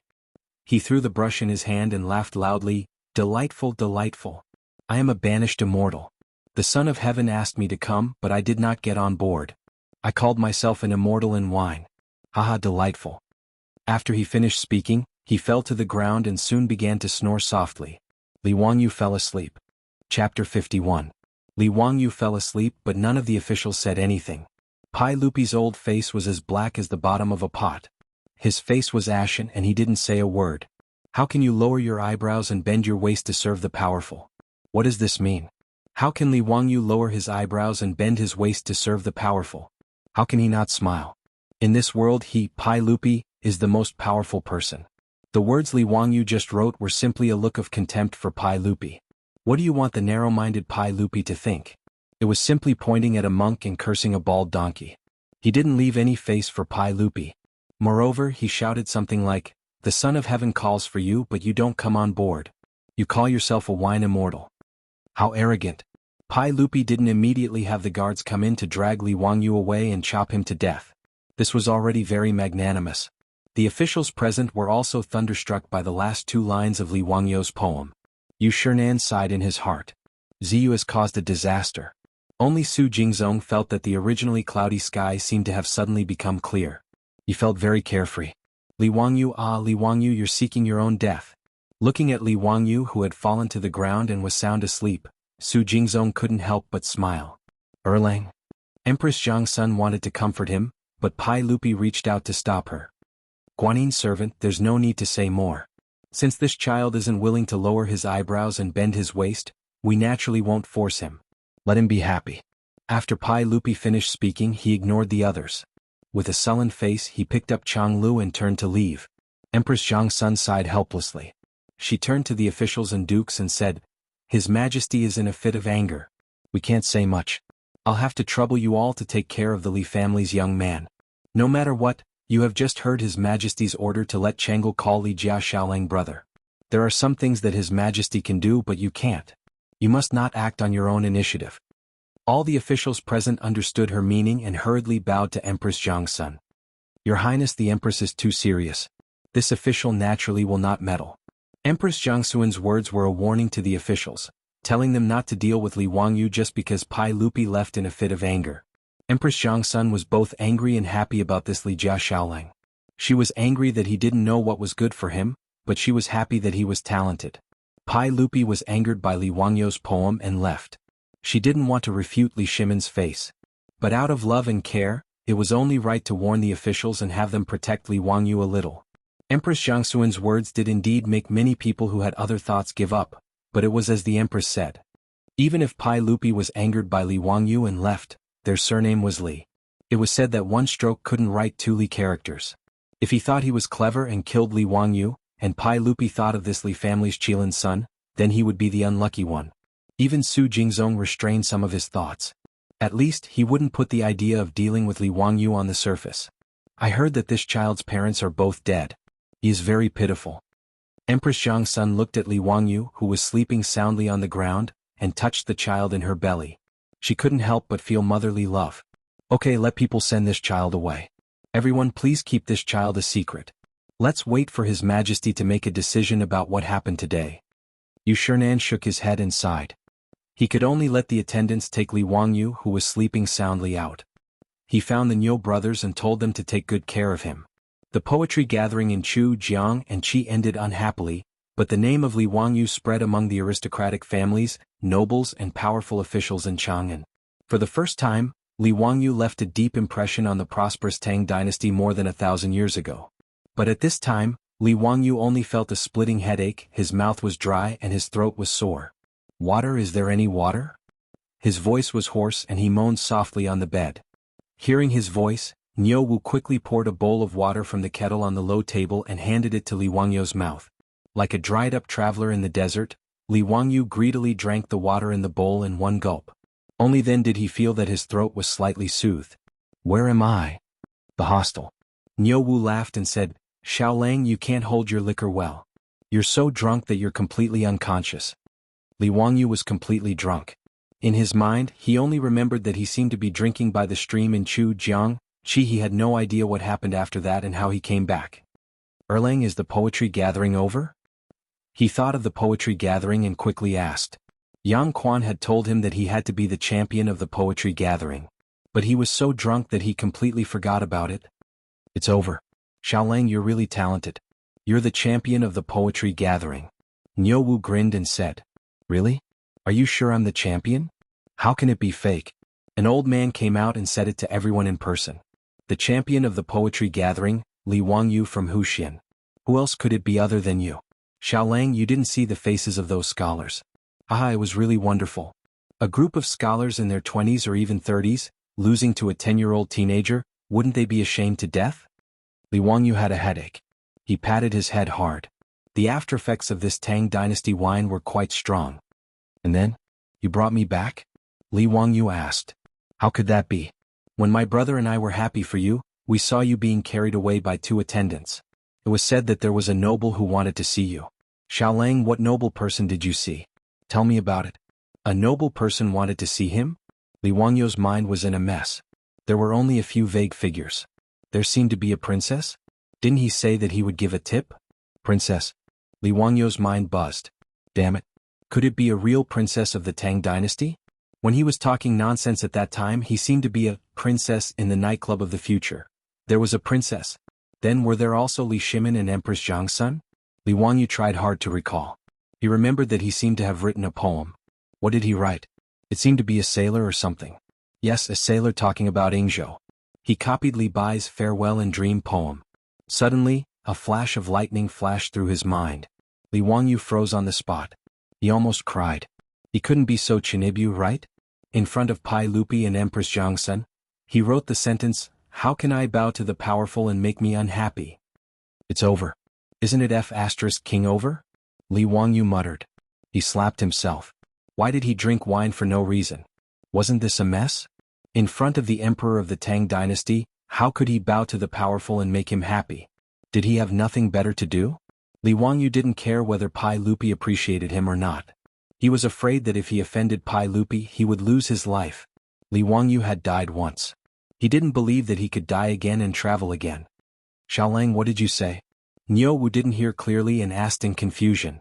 No, nothing. Erlang, what happened after that? What happened after that? He asked nervously and looked up at the door from time to time.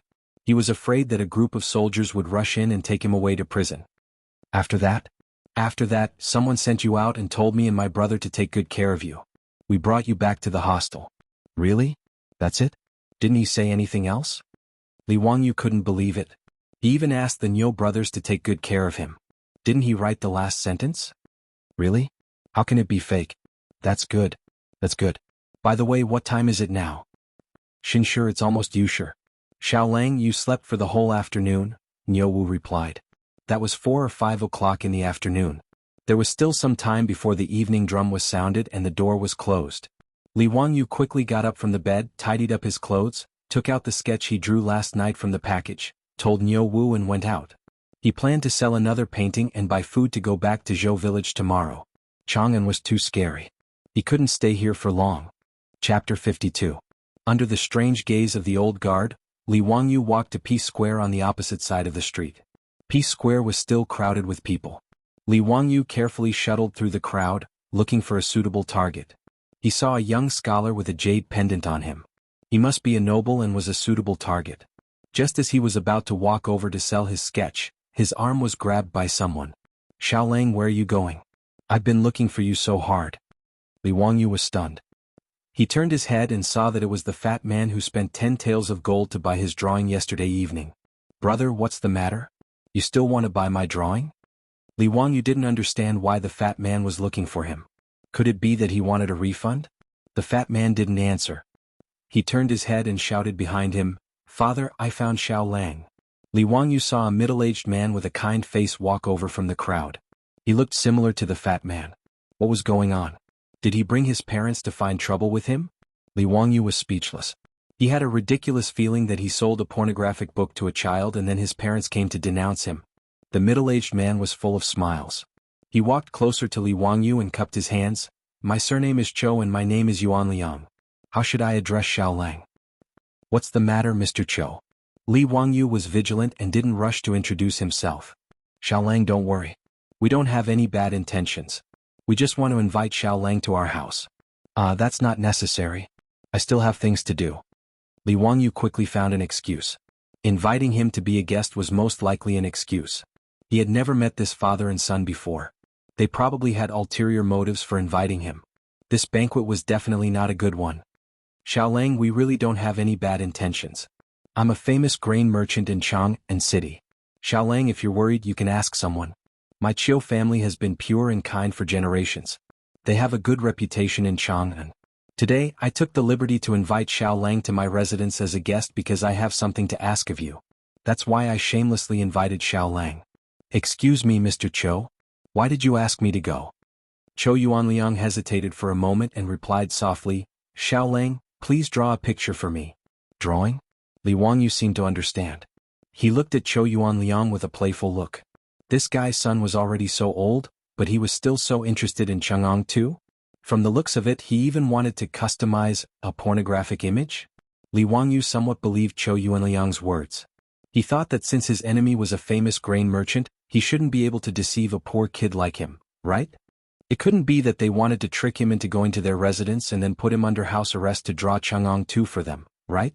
Li Wangyu was about to nod and agree, but he still had an idea.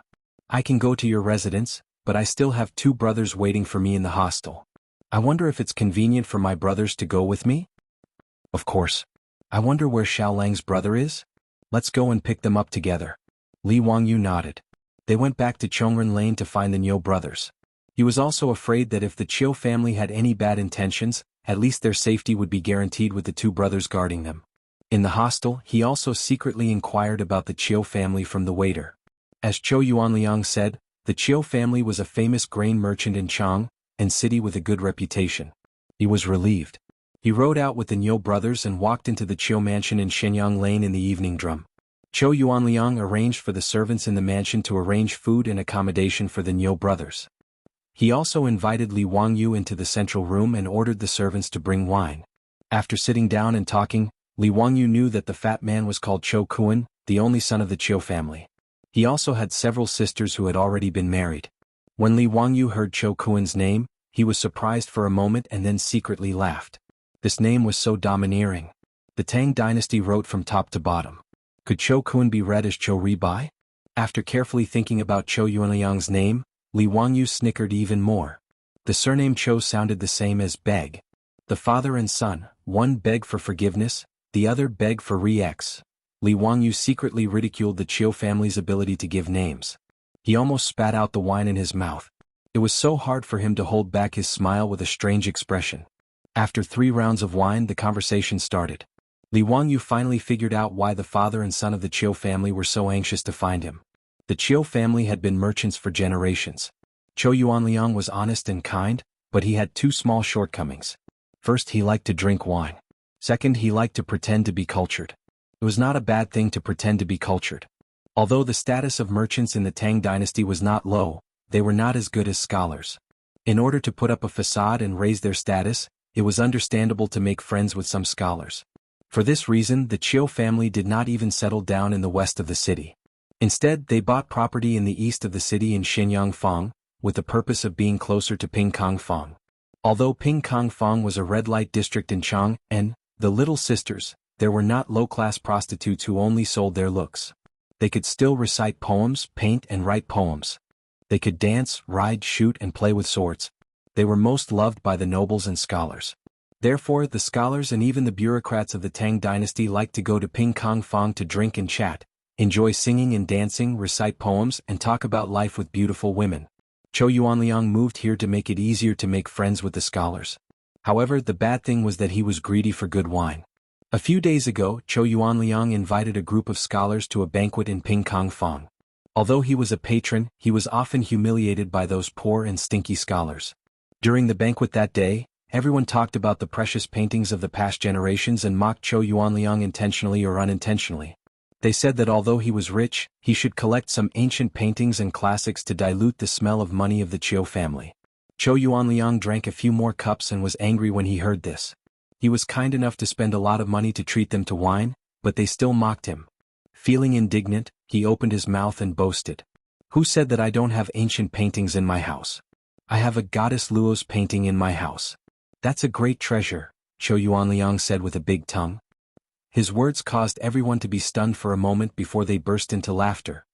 We only know Gu Kaiji's ode to goddess Luo, from the East Jin dynasty. What is Master Chou's ode to goddess Luo? Ah, that's right. Master Chou, did you make a mistake? Chou Yuanliang was indeed wrong. He remembered ode to goddess Luo as ode to goddess Luo. However, under the influence of alcohol for his own face, Chou Yuanliang's neck stiffened and he refused to admit that he was wrong. No, it's the ode to goddess Luo. No one knows when or who made this painting, but it's a great painting. In the painting, goddess Luo has no makeup, her clothes are plain, her body is light, and she looks like she's on the river. The most important thing is that the goddess Luo in this painting is vivid and lifelike. She's the size of a real person, as if she's going to walk out of the painting at any time. It's very magical.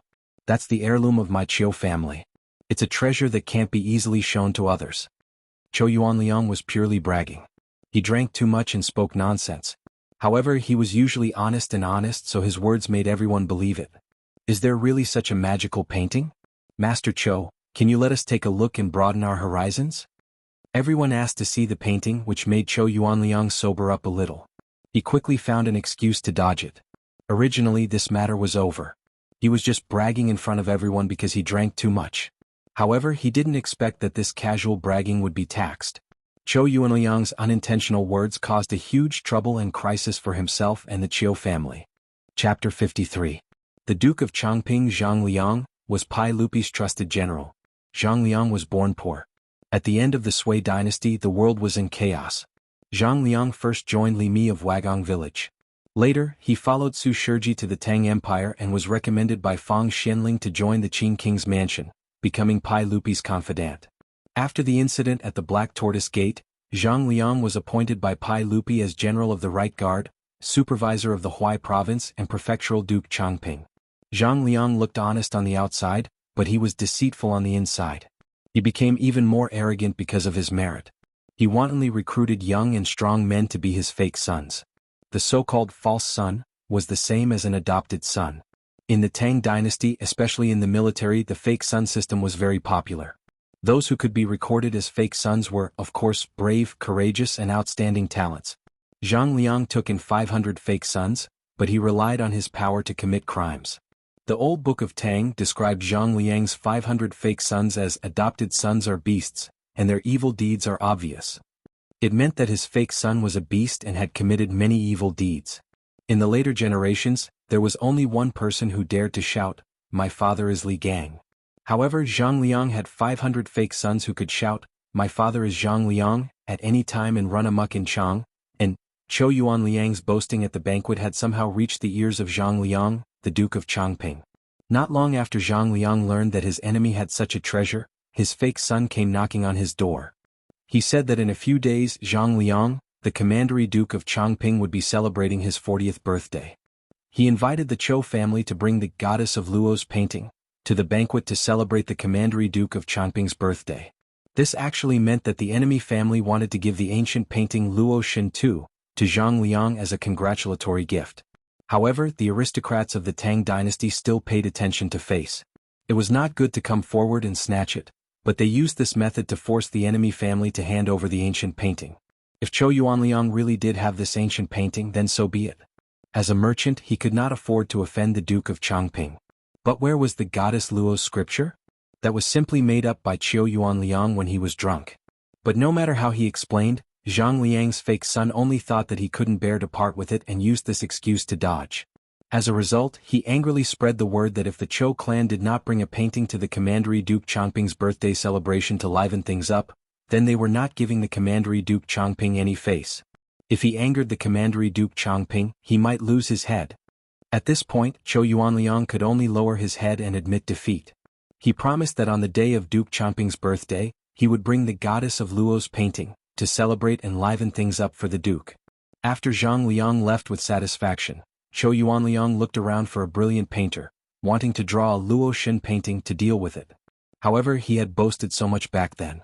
How could he find an artist to draw a painting that was exactly the same as a real person in such a short time? He spent a lot of money and found several painters to draw the so-called Goddess Luo painting, but he was not satisfied with any of them. Seeing that Zhang Liang's birthday was approaching, the Qiu family was about to face a disaster. When Zhou Yuanliang saw the sketch of a naked woman bought by Qiu Kuan, he saw hope at once.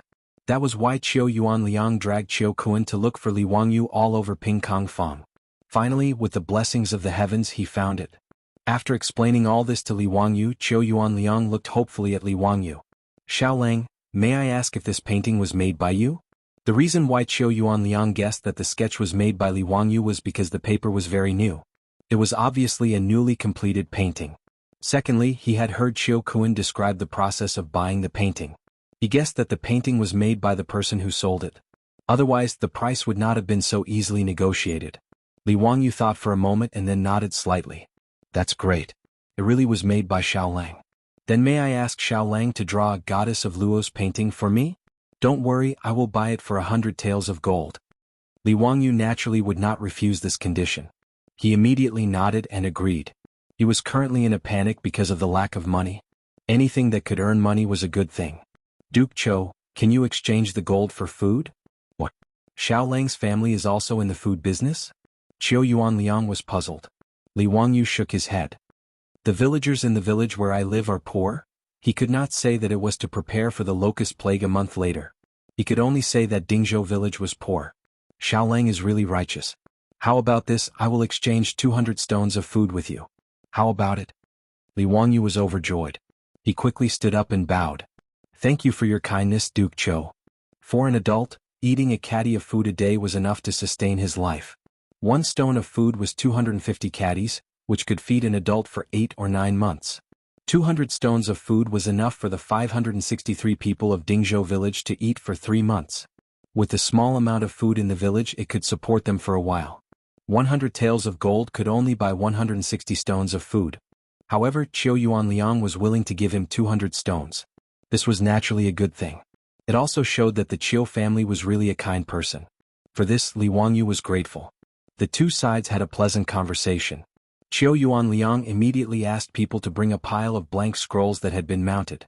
All of them were large scrolls that were taller than a person. However, Li Wangyu only glanced at them and shook his head with a wry smile. Duke Qiu, these scrolls are not good. Why is that? Qiu Yuanliang was puzzled. These blank scrolls that had been mounted were all bought by him. They were all good paper and scrolls. Duke Qiu, I remember you said that the painting was old? Qiu Yuanliang blushed and nodded. He was just bragging. But as long as you are not blind, you can see that these scrolls are new at a glance. How can you deceive those people? Li Wangyu felt that the father and son of the Qiu family were good people. In addition, he hated the arrogance and despotism of Zhang Liang's fake son, so he was sincerely willing to help. Qiu Yuanliang and Qiu Kun were both dumbfounded. Both of them had overlooked such an important point. However, as Li Wangyu said, even a blind person would know that these scrolls were new. How could they deceive Zhang Liang's fake son? What should we do? Is my Qiu family really doomed? Qiu Yuanliang let out a long sigh. Li Wangyu smiled. Duke Qiu, don't panic. I have a way to make these scrolls old. Xiaolang can make them old? If you need anything, just say it. My Qiu family will not hesitate. Qiu Yuanliang was overjoyed. It's very simple. Yellow cedar, honey locust, and tea leaves. That's it? Yes. Li Wangyu smiled and nodded. This was what he got from Baidu in his previous life. It was not to fake but to pick up girls. That's right, to pick up girls. To put it simply, in order to deceive the girl, Li Wangyu shamelessly lied that he had been secretly in love with her for many years. He had written many love letters but did not dare to send them out. Originally, he just wanted to win the girl's favor. However, the girl asked him for the love letters that he had not sent out. He had never written any love letters before, so he wrote a few new ones overnight. Then he found the method of making old ones from the internet and deceived the girl. Although the girl finally gave Li Wangyu a good person card, Li Wangyu remembered the method of making old calligraphy and paintings. However, he did not expect that it could be used in the Tang dynasty. Yellow cedar was a traditional Chinese medicine. Qiu Yuanliang immediately sent the servant to the medicine shop in the square to buy the medicine. As for honey locust and tea leaves, the Qiu family had them. There was no need to go out and look for them. Not long after, the servant ran back with a lot of yellow cedar. Honey locust and tea leaves were ready. Chapter 54. Qiu Yuanliang and Qiu Kun looked at Li Wangyu expectantly. Xiaolang, do you still need anything?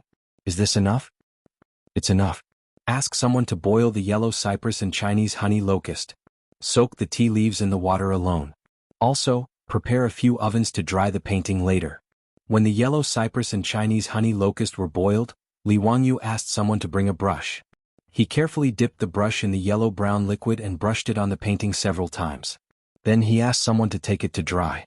After that, he brushed it several times with tea water, dried it, and then brushed the yellow cypress and Chinese honey locust water. After repeating it several times, the original brand new painting became like an ancient painting that had been through thousands of years. It was very old. As for the scroll of the painting, it didn't matter. If he was asked, he would answer that the original one was rotten and replaced it with a new one. Li Wangyu made 7 or 8 scrolls old in one breath. He was afraid that he didn't draw well and needed to redraw for backup. After all, he hadn't drawn such a big sketch of a person before, so he wasn't very confident. He asked Qiu Yuanliang to prepare charcoal and steamed biscuits for him. Hearing that Li Wangyu wanted steamed biscuits, Qiu Yuanliang thought that Li Wangyu was hungry again and planned to prepare another table for him. Li Wangyu could only explain with a smile that he wasn't hungry. The steamed biscuits were used as a tool for drawing. Those who had learned to sketch knew that wiping with a steamed bun could replace an eraser, and it could gradually soften the sketch. It was a very convenient tool. There was no place to find an eraser in the Tang dynasty, so steamed biscuits were just right to replace it. When everything was ready, Li Wangyu suddenly slapped his forehead. He had forgotten the most important thing. He was still short of a model. Li Wangyu had never drawn a portrait of a beautiful woman in ancient clothes before. Without a model as a reference, he couldn't draw it. When Qiu Yuanliang and his son said this, they were dumbfounded. Although they didn't understand what Li Wangyu meant by model, they understood that Li Wangyu needed to draw this picture according to a woman. Qiu Yuanliang was straightforward. He immediately ordered the servants in the mansion to find all his concubines and let Li Wangyu choose who was suitable to be the model. This guy's straightforwardness was a bit beyond Li Wangyu's expectation. This was the Tang dynasty. How could he let his concubines come out to see him, an outsider, and let them be his models? However, Li Wangyu felt that this was the Tang dynasty. A concubine was not a wife at all, let alone have any status. And a wife, a concubine and a guest's wife, a wife aunt's wife for a year and a half. A man who had concubines but no wife was still an unmarried, golden bachelor. And if his wife died, even if the husband had a house full of concubines, he would still be a widower without a wife. He would have to find another good family to marry his wife. Scholars like Bai Jui and Su Dongpa often gave their concubines to others. It was normal to give concubines to confidants and meritorious officials. In the Tang dynasty, there were hundreds of concubines at most and dozens of concubines at least. From the nobles to the common people, taking in concubines was a common phenomenon. Moreover, when the master of the Tang dynasty invited guests, these concubines had to come out and dance to liven things up. It was even common for the guests to directly ask these concubines to serve them or even give them as gifts. Bai Jui had a poem, 12 Beauties Before the 9 Candlesticks, the master keeps them drunk for entertainment. Zhou Yuanliang only kept a dozen concubines. With his wealth, he could be considered diligent and thrifty. However, when these young and beautiful concubines stood in front of Li Wangyu in light silk and satin, letting him choose, Li Wangyu had an illusion. How was this similar to when he accompanied clients to nightclubs in the future, and the mothers brought a group of princesses for the guests to choose from? Zhou Yuanliang's concubines even included Hu Ji, who had blonde hair, blue eyes, fair skin and towering breasts. These concubines wore thin clothes, and a large white mountain range was exposed under their tube tops. Li Wangyu felt that he had misunderstood old Mao. He had ridiculed the countless big buns squeezed out of Curse of the Golden Flower, but he did not expect that what he saw now was true. Li Wangyu swallowed a mouthful of saliva and calmed his mind. He chose a concubine with an outstanding figure and appearance from the many concubines and let her be his model. Xiao Lang, do you like this concubine? Why don't you give her to Xiao Lang to warm his bed? Zhou Yuanliang saw Li Wangyu choose a concubine and hesitated for a moment before offering to give her away. The concubine that Li Wangyu chose was tall and had an outstanding appearance. She was his type. However, Li Wangyu immediately shook his head and refused Zhou Yuanliang's words. The native of the Tang dynasty had such a strong taste. He wanted to give away his concubines at every turn. How about giving them money instead? In his opinion, a concubine was also one of his wives. How could he give her away like this? Was he afraid that he was not green enough? Li Wangyu was not an innocent little virgin, nor was he obsessed with mental cleanliness. In his previous life, he often accompanied clients to some brothels. This group of beautiful women had already made his mouth dry up. The reason why he gritted his teeth and refused was that he did not dare to take them home for fear of being hunted down by his beautiful boss. Secondly, he was resistant to sending people back and forth like goods. Zhou Yuanliang thought that Li Wangyu was young and shy, so he enthusiastically persuaded him again with an attitude that if he did not accept his wife, he was looking down on him. Li Wangyu could not stand it. In the end, Li Wangyu was forced to use his trump card. He claimed that he wanted to cut off his decline and observe filial piety for his father. Only then did Zhou Yuanliang embarrassedly give up the idea of giving him a concubine. There were only 3 days until Zhang Liang's birthday banquet. In other words, Li Wangyu had to draw this goddess Luo painting within 3 days. Time was tight and the task was urgent. Li Wangyu planned to work through the night and strive to draw this goddess Luo painting as soon as possible. He was also afraid that Su Changqing and the others would be worried about him at home, so he asked Niu Wu to make a trip. The next morning he rode back to Dingzhou village to report that he was safe. He plunged into the studio that Zhou Yuanliang had prepared for him and began to paint in peace. 3 days later, on the day of Zhang Liang's birthday. Today the door of the studio was still closed. Zhou Yuanliang and Zhou Kuan were anxiously pacing back and forth in front of the door. Father, it's almost 9 o'clock. In 4 hours it will be Duke Changping's birthday banquet. Is Li Jia Xiaolang in a hurry? Fatty Zhou Kuan anxiously asked his father in a low voice. He's in a hurry, he's definitely in a hurry. In reality, Zhou Yuanliang was also not sure. Rather than saying these words to comfort his son, it was better to say that he was comforting himself. In these 3 days, Li Wangyu practically did not take half a step out of the studio. The food was all sent to the studio by the Fu's servants. He painted almost without rest or sleep. When he was truly too tired, he would put on his clothes and lie down for a while. Even the model concubine was nearly paralyzed from exhaustion. Regarding this, the Zhou father and son saw it and were moved to tears. Previously he had ruined 5 or 6 paintings. After all, to draw a life-size sketch was something that Li Wangyu had never tried before. In order to draw this goddess Luo painting, he could be considered to have given it his all. Just as the Chou father and son were anxiously waiting, the door of the studio creaked open. Li Wangyou's face was filled with exhaustion. He held a painting scroll in his hand as he stood at the door and smiled at them. Under the sunlight, Li Wangyou's body seemed to be covered in a golden glow, revealing 8 spotlessly white teeth. Fortunately, I did not disappoint. Chapter 55. Chou Yuanliang and Chou Kun were both excited. They reached out with trembling hands to take the picture in Li Wangyou's hand, which was related to the life and death of the whole family. The old and yellow picture scroll was slowly unfolded. A beautiful and dignified woman in plain clothes seemed to be standing in front of them, smiling at them without saying a word. Her facial features were delicate, with willow leaf eyebrows, red phoenix eyes, a hanging nose, cherry mouth, and ears without accessories. Her appearance was somewhat similar to Chou Yuanliang's beautiful concubine, but she had a bit more of an otherworldly immortal aura. Goddess Luo, was Mi Fei, the spouse of Hebo, the god of the Yellow River in China's Preqing mythology. She was the local water god in charge of the Luo River. Li Wangyou's sketch Luo Shintu was based on Chou Yuanliang's concubine. Her fluttering clothes accentuated the fact that she was riding the clouds and walking slowly on the vast waves. For a moment, Chou Yuanliang and Chou Kun were stunned. In fact, Li Wangyou's sketching level was at most the level of the students in the ordinary art schools of later generations. If it was given to those professional teachers, he would be criticized. However, in the Tang dynasty more than 1,000 years ago, Li Wangyou's sketching skills were already amazing. Even in Europe, during the Renaissance of the 15th century, 700 or 800 years later, Leonardo da Vinci, Michelangelo, and others invented and used the principles of perspective, anatomy, and composition, which provided a scientific basis for the three-dimensional and spatial sense of the sketching performance and gradually perfected the sketching skills. In the Tang dynasty, Li Wangyou's goddess Luo's painting was unique and unparalleled. The huge three-dimensional sketch of a person, which was no different from a real person, completely subverted the understanding of the Chou father and son. Although both of them had seen the sketch of a naked woman, they did not expect that the life-size portrait would be so shocking when it appeared in front of them. Is this really Goddess Luo? Chou Kun, the fat man, put his hands together and almost knelt down. Chou Yuanliang was no better than his son. His hands trembled and his lips trembled. Just as he looked up to say something to Li Wangyou, an accident happened. He was too excited. Just as he was about to speak, he felt his heartbeat quicken. Then everything went black and he fainted. Chou Yuanliang suddenly fainted and fell to the ground, which shocked Chou Kun and Li Wangyou. They quickly stepped forward to support him. Chou Kun frantically called for the manor's servant to immediately invite the medical workers from the square over. That's right, a medical worker, not a doctor.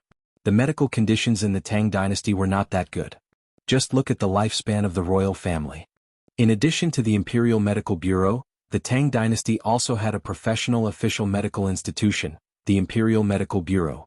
The Imperial Physician Department not only provided medical services for the ministers and nobles in Chang'an, but also for ordinary officials, soldiers, and officials.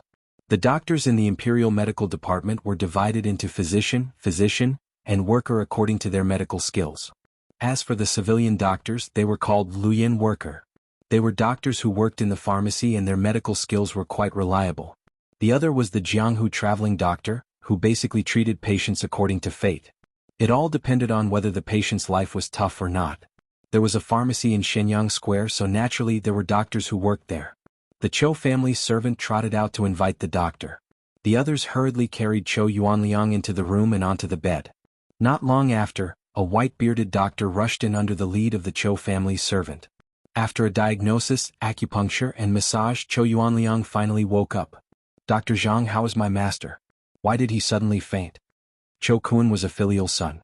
At this moment he was so anxious that he was about to get angry. "It's nothing serious. He suffered from internal injuries of the 7 emotions, dizziness due to the wind, lack of upper qi, lack of qi in blood, and dizziness due to lack of qi in blood. I have already performed acupuncture on Master Chou. Take a few decoctions and he will be fine after a few days of recuperation." Li Wangyou only understood half of Dr. Zhang's words. The gist of it was that Chou Yuanliang was too emotional.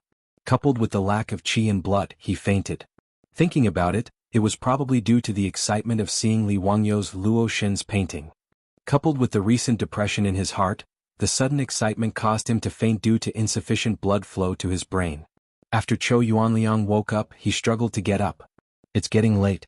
I have to rush to Duke Changping's manor. Kuiner, help me up. Dr. Zhang hurriedly stopped him. Master Zhou, don't be rash. You have to stay in bed and rest for a few days. Otherwise your condition will relapse. No, today concerns the life and death of my Zhou family. I have to go. How could Zhou Yuanliang listen to the doctor? Zhou Kun hurriedly stopped him. Father, you rest well. I will go to Duke Changping's manor. You? You can't. Zhou Yuanliang immediately refused. Even though Zhou Kun was 20 years old, he was spoiled and had never come into contact with the family's business or affairs. The Zhou family did not lack money. Therefore, Zhou Kun spent his days either drinking and making merry or staying in Peace Square. Furthermore, Zhou Kun had a problem. He liked to meddle in other people's business. Even though he was a dandy, he was not a bad person. However, he had a one-track mind. Zhou Yuanliang knew his son's personality. How could he let him go to Zhang Liang's manor? What if this guy was humiliated and said something he should not say? Wouldn't that harm the entire Zhou family? Being looked down upon by his father, Zhou Kun's chubby face flushed red. He opened his mouth but did not know what to say. Actually, even Li Wangyu had long since noticed that this Zhou Kun could be considered to be a straightforward fatty without any schemes. He could guess why Zhou Yuanliang did not allow him to go to Zhang Liang's manor to present the painting. Seeing this, Li Wangyu shook his head and sighed. Master Zhou, if you trust me, why don't I go to Duke Changping's manor on behalf of the Zhou family? Xiao Lang is willing to present the painting on behalf of my Zhou family? How can that be? Zhou Yuanliang hurriedly refused. It was not that he did not trust Li Wangyu, but he was afraid that this Xiao Langjun would be wronged. Even though he had only known Li Wangyu for 3 days, Zhou Yuanliang's eyes, honed from many years of business, had already seen that he was not ordinary. He was not old, but he spoke well. His words and actions were mature and shrewd. Seeing that day in Pingkang Fong, Li Jia Xiaolang insisted on bringing his 2 elder brothers to the Zhou family. Zhou Yuanliang knew that he was meticulous. This was to prevent the Zhou family from harming him. Even though he was guarding against the Zhou family, Zhou Yuanliang thought highly of Li Wangyu. It was not easy to be so careful at such a young age. After entering the Zhou family, Li Wangyu's actions made Zhou Yuanliang sigh in admiration. For the livelihood of the villagers, he did not want gold but only food. This was benevolence. For the Zhou family to draw the goddess of Luo's painting, he did not rest or sleep for 3 days. This was righteousness. He did not trust others easily and was careful to seek confirmation. This was wisdom. With such benevolence, righteousness, and wisdom, Xiao Langjun Zhou Yuanliang naturally had nothing to worry about. He could not bear to see Li Wangyu suffer on behalf of the Zhou family. Since ancient times, the status of a merchant's family was low. Even the Zhou family, who was a wealthy grain merchant in Chang, and had a far cry from the status of a normal aristocrat. Not to mention a marquis like Duke Changping. Zhang Liang's reputation was not good. If Li Wangyu presented the painting on behalf of the Zhou family, who knew how much humiliation he would suffer? How could he be at ease? Li Wangyu saw Zhou Yuanliang's worry and smiled. Master Zhou, don't worry. Leave the matter of presenting the painting to me. Chapter 56. Zhou Yuanliang naturally knew Li Wangyu's good intentions. He hesitated for a while and sighed on the sickbed. In that case, I'll leave it to Xiao Lang. After this matter is over, my Zhou family will definitely repay you generously. He looked at his son on the side. I'm afraid it's not enough for Xiao Lang to go alone. Kun, or you go with Li Jia Xiaolang. But listen to Xiao Lang. You must not act on your own. Fatty, who was originally depressed, was overjoyed when he heard his father's words. He nodded repeatedly and said yes. Zhou Kun, this fatty, did not have any other abilities, but he was very filial and listened to his father. Although he was a few years older than Li Wangyu, since his father asked him to listen to Li Wangyu, he would never say anything. Xiao Lang, I'll leave it to you. Zhou Yuanliang lay on the sickbed and cupped his hands toward Li Wangyu. Mr. Zhou, you're too serious. You have a good rest. Brother Zhou and I will be back soon. It was getting late. After finding a good gold-rimmed Phoebe box to put the picture scroll, Li Wangyu and Zhou Kun rode the Zhou family's strong horses to Zhang Liang's mansion. The Tang dynasty advocated riding horses. If one did not have money, one could also ride a donkey.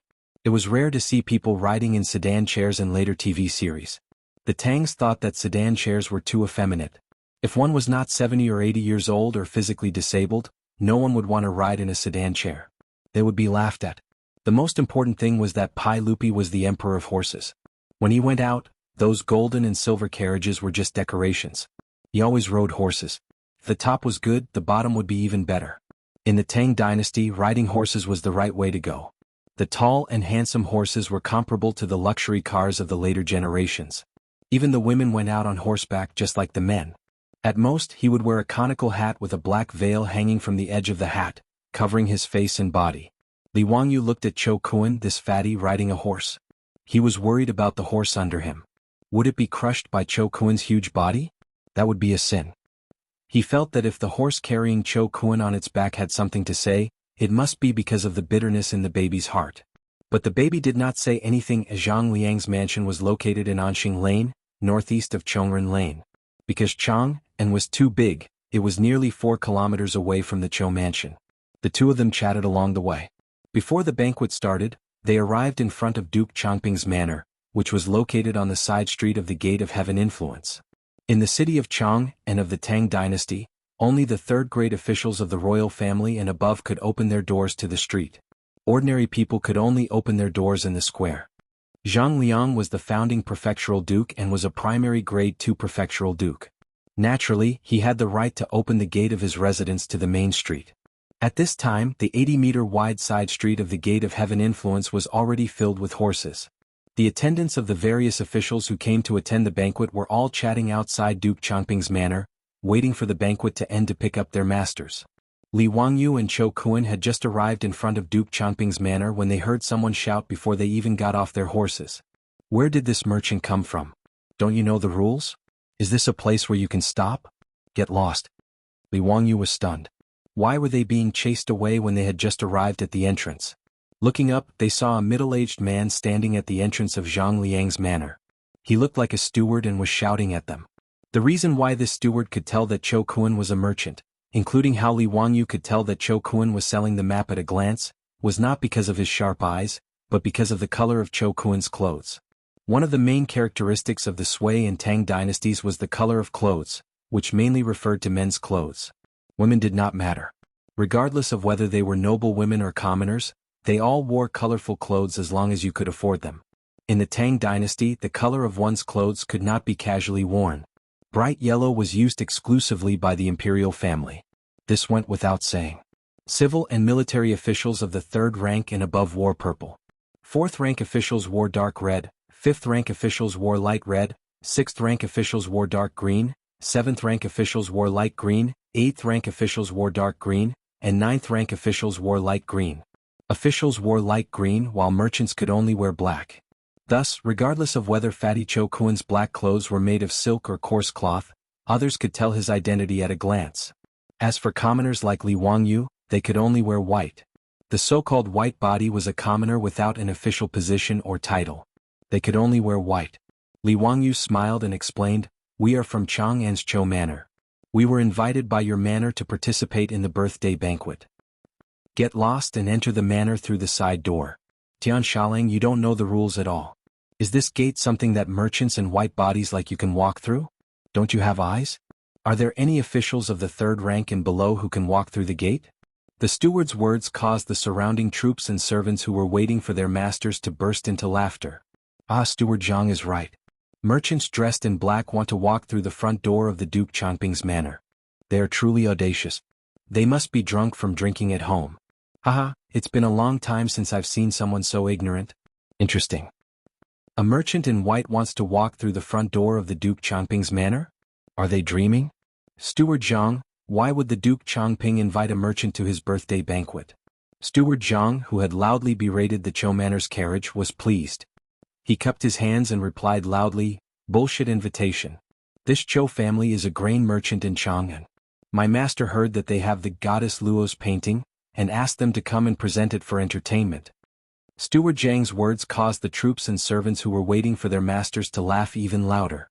In reality, their status was not higher than that of Li Wangyu and Cho Kuan, and their pockets were not as rich as the two of them. But at this moment, these troops and servants felt that they were superior and could freely laugh at the two who wanted to walk through the front door of the Duke Changping's manor. Originally, Li Wangyu did not care about walking through the front door. He was only here to help the Cho Manor present the painting and did not want to cause trouble. But the bad thing was ruined by the fatty Cho Kun. This fellow had lived a life of luxury since childhood and had never suffered such humiliation. His head heated up, he forgot his promise to his father that he would not speak carelessly and that he would listen to Li Wangyu in everything. Cho Kun pointed the horsewhip in his hand at Steward Zhang. Dog slave, my Cho Manor came with good intentions to celebrate the Duke Chongping's birthday. You dare to humiliate me? His words caused an uproar in front of the Duke Chongping's manor. Although Steward Zhang was only a steward in the outer courtyard of the Duke Chongping's manor, he was used to being fawned upon by others. Being scolded by Cho Kun, he was stunned. After a long time, Steward Zhang finally reacted. He was so angry that his lips were trembling. Pointing at Cho Kun, he shouted at the troops of the Duke Chongping's manor on duty, "Beat him! Beat this Tian Shenu to death!" Before Cho Kun could react, he was pulled off his horse by the troops of Zhang Liang's manor. Then with a flurry of punches and kicks he was knocked to the ground. By the time Li Wangyu realized that the fatty Cho Kun had caused trouble, Cho Kun had already been beaten black and blue and was clutching his head with both hands, crying for help. "Stop! Quickly stop!" Li Wangyu panicked and hurriedly jumped off his horse, wanting to stop the troops from beating Cho Kun. It would have been better if he had not shouted. After he shouted, not only did he not stop the troops of Zhang Liang's manor from beating Cho Kun, a few of the troops even surrounded him with sinister smiles. Clearly they were also prepared to teach Li Wangyu a lesson. Chapter 57. The nobles of the Tang dynasty all had their own troops, and this troop was both a servant and a private army. Zhang Liang was a general born in a marquis, so his troops were mostly private soldiers. Almost all of them fought in the military, but this was permitted by the laws of the Tang dynasty. These warriors were large and their arms were thicker than Li Wangyu's thighs. Seeing that the troops wanted to attack him, Li Wangyu became anxious. He didn't want to be beaten up with this fatty. In a moment of desperation, Li Wangyu grabbed the painting scroll from the gold-threaded Phoebe Jinan wood box and raised it high in the air as he roared. "All of you stop. Otherwise I'll tear apart the ancient painting that the prefectural Duke Chongping wants to see." It was no wonder that Li Wangyu was terrified. With his 16-year-old body, don't even talk about fighting with these troops, he reckoned that they could throw him to the ground with just a flick of their little finger. Not wanting to be beaten up for no reason, Li Wangyu could only use the kidnapping tactic. He wanted to use the ancient painting as a hostage to ensure his and Cho Kun's safety. Hearing his roar, Steward Zhang's face couldn't help but twitch a few times. "Bastard! You dare to break the prefectural duke's ancient painting? Let's see how many heads you have to chop off." Li Wangyu couldn't help but curl his lips. In his heart he thought that this Zhang Liang was indeed arrogant and despotic. Just look at the steward in his residence. No wonder Zhang Liang was ordered to be executed by Pai Lupi in the 20th year of Zhenguan. It wasn't without reason. The goddess of Luo's painting, that he painstakingly drew for 3 days, became the prefectural duke's ancient painting from this guy's mouth. It was truly abominable to the extreme. However, this was only the 2nd year of Zhenguan. Li Wangyu couldn't wait for Zhang Liang to be executed 18 years later. He was surrounded by several of Zhang Liang's troops and was about to be beaten up. When this scene landed in front of the prefectural Duke Chongping's residence, the troops and servants who were attending the birthday banquet couldn't help but make a ruckus. As the saying goes, one doesn't mind watching a good show. Tisk tsk. Using the painting that prefectural Duke Chongping wants to threaten the people of the prefectural Duke Chongping's estate, this guy is really courting death. Isn't it? Originally they would only suffer some physical pain at most. But now this matter can't be settled peacefully. I'm afraid these two untactful things will at least lose a layer of skin. Peeling off a layer of skin is already considered good. If Commandery Duke Chongping is angered, I'm afraid this enemy of his will be finished. While everyone was laughing and talking about Li Wangyu and Cho Kun, they saw Li Wangyu holding the scroll in his hand. He wanted to use it as an amulet, but he didn't expect that the surrounding troops would grab the scroll in his hand and snatch it away. Li Wangyu was dumbfounded. The only protective talisman he could think of was gone just like that? Shouldn't we all have a good talk? They were all civilized people, so why did they have to fight? Seeing that the fists of Zhang Liang's troops were about to come crashing down, Li Wangyu could only prepare to use the life-saving move he learned from his school days. He hugged his head with both hands and squatted on the ground, trying his best to reduce the area of his body that would be hit. At this moment, a sudden shout came from outside the crowd. Cheese, stop right there. Hearing this, Steward Zhang was furious. Who the hell is meddling in other people's business? You dare to meddle in the affairs of our prefectural Duke Chongping's estate? How many heads do you have? When he saw the appearance of the person who had come, he almost fainted from fright. "Alulu. I don't know, please forgive me."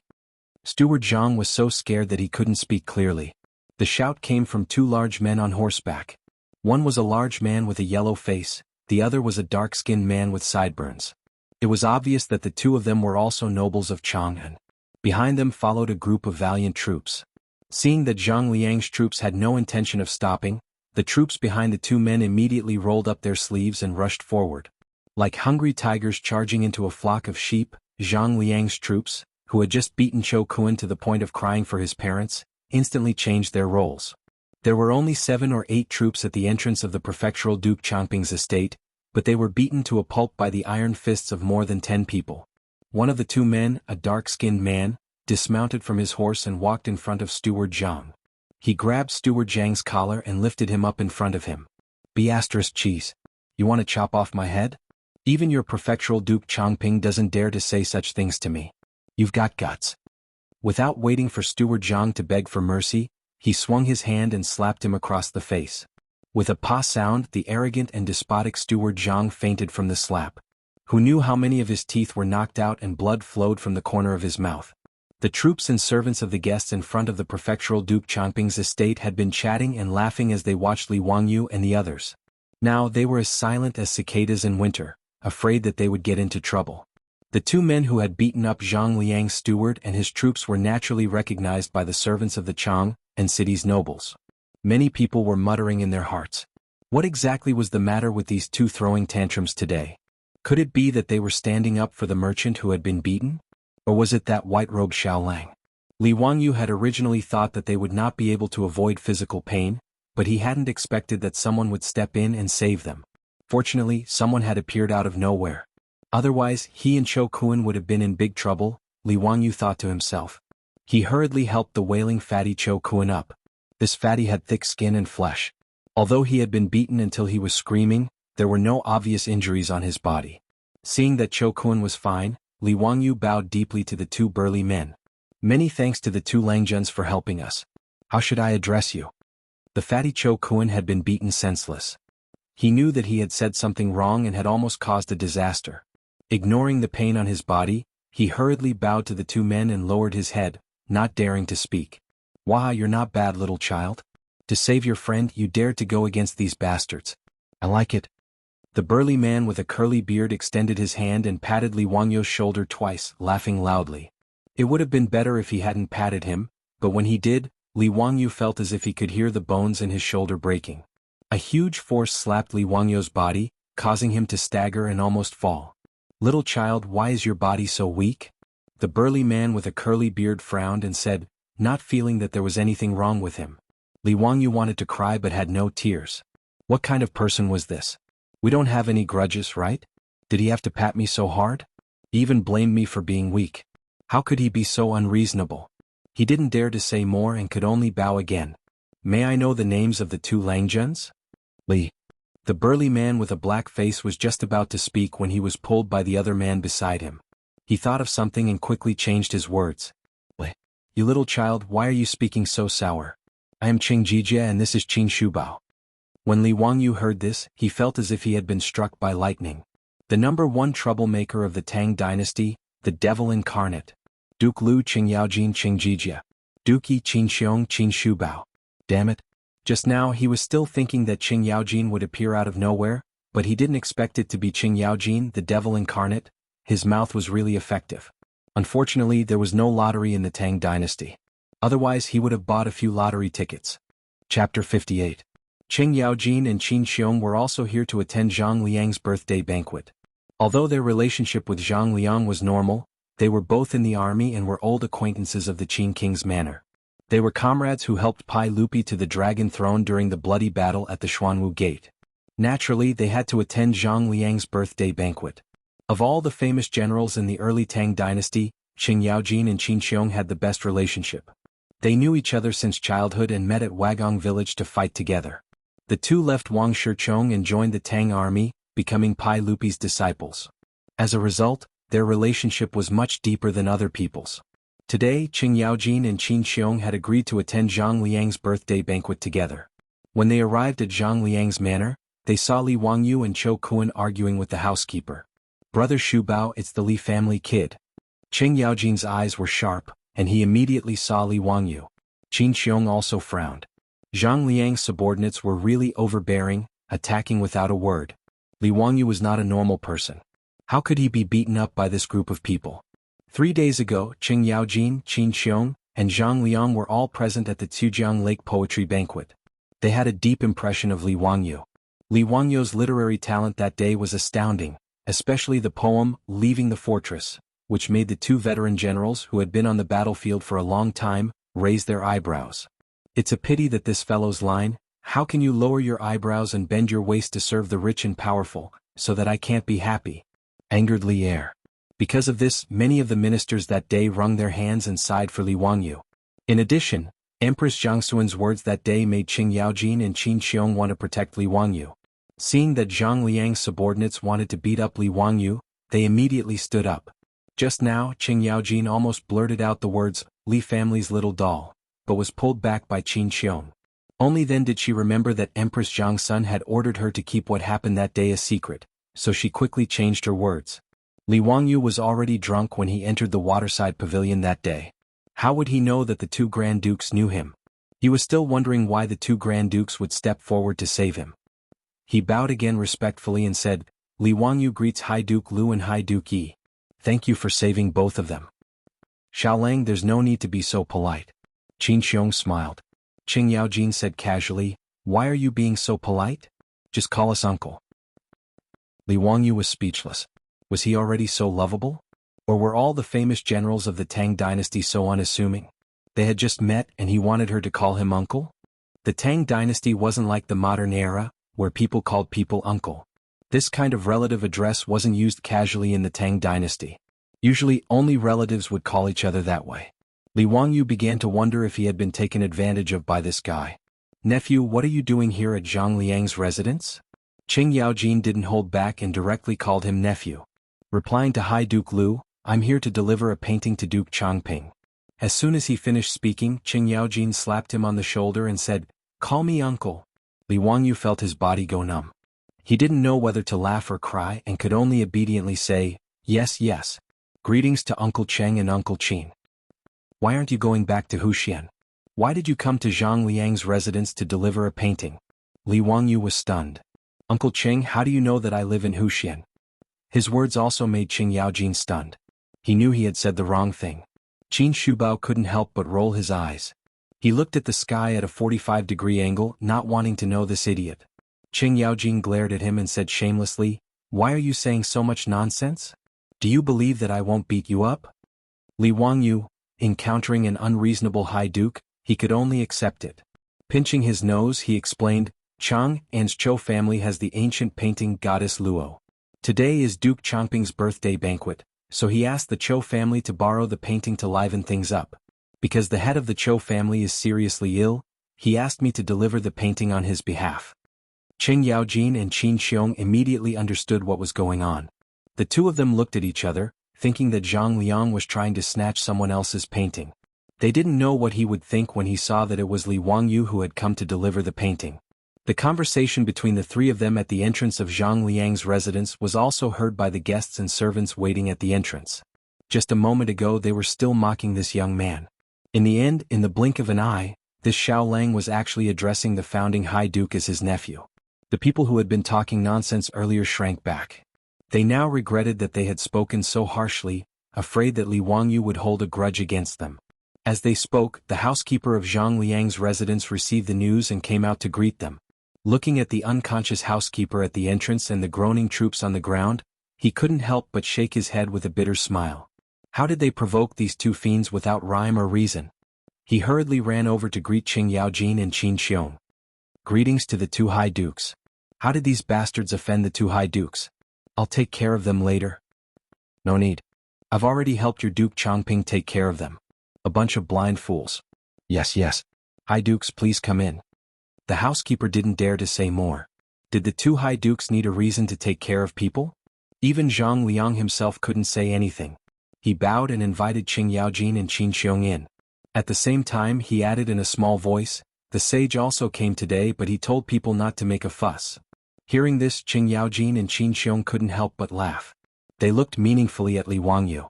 3 days ago, Li Wangyu was drunk and recited poetry, angering Pai Lupi. Today they actually met again at Zhang Liang's residence. There was going to be a good show to watch. Qing Yaojin and Qin Xiong looked at Li Wangyu. It was obvious that he didn't remember what happened that day. This was even more interesting. Zhang Liang's housekeeper looked at Li Wangyu and Chou Kuan, who were standing to the side. He found it strange that a commoner and a merchant would be with Qing Yaojin and Qin Xiong. These two are? The housekeeper asked carefully. They're here to deliver a painting to your duke. All right, enough nonsense. Lead the way. Qing Yaojin waved his hand impatiently. When the housekeeper heard that they were here to deliver a painting, he understood what was going on. But that Chou family was clearly just a merchant's family. How did they have a relationship with two dukes? He didn't dare to say more. He ordered the servants in the residence to help steward Zhang and the troops into the residence. He led Qing Yaojin and Qin Xiong to the main hall. Li Wangyu held the painting scroll and hesitated. He didn't know if he should go in with them. After all, he and Chou Kuan were commoners and merchants. They didn't have the qualifications to go to the main hall of Zhang Liang's banquet.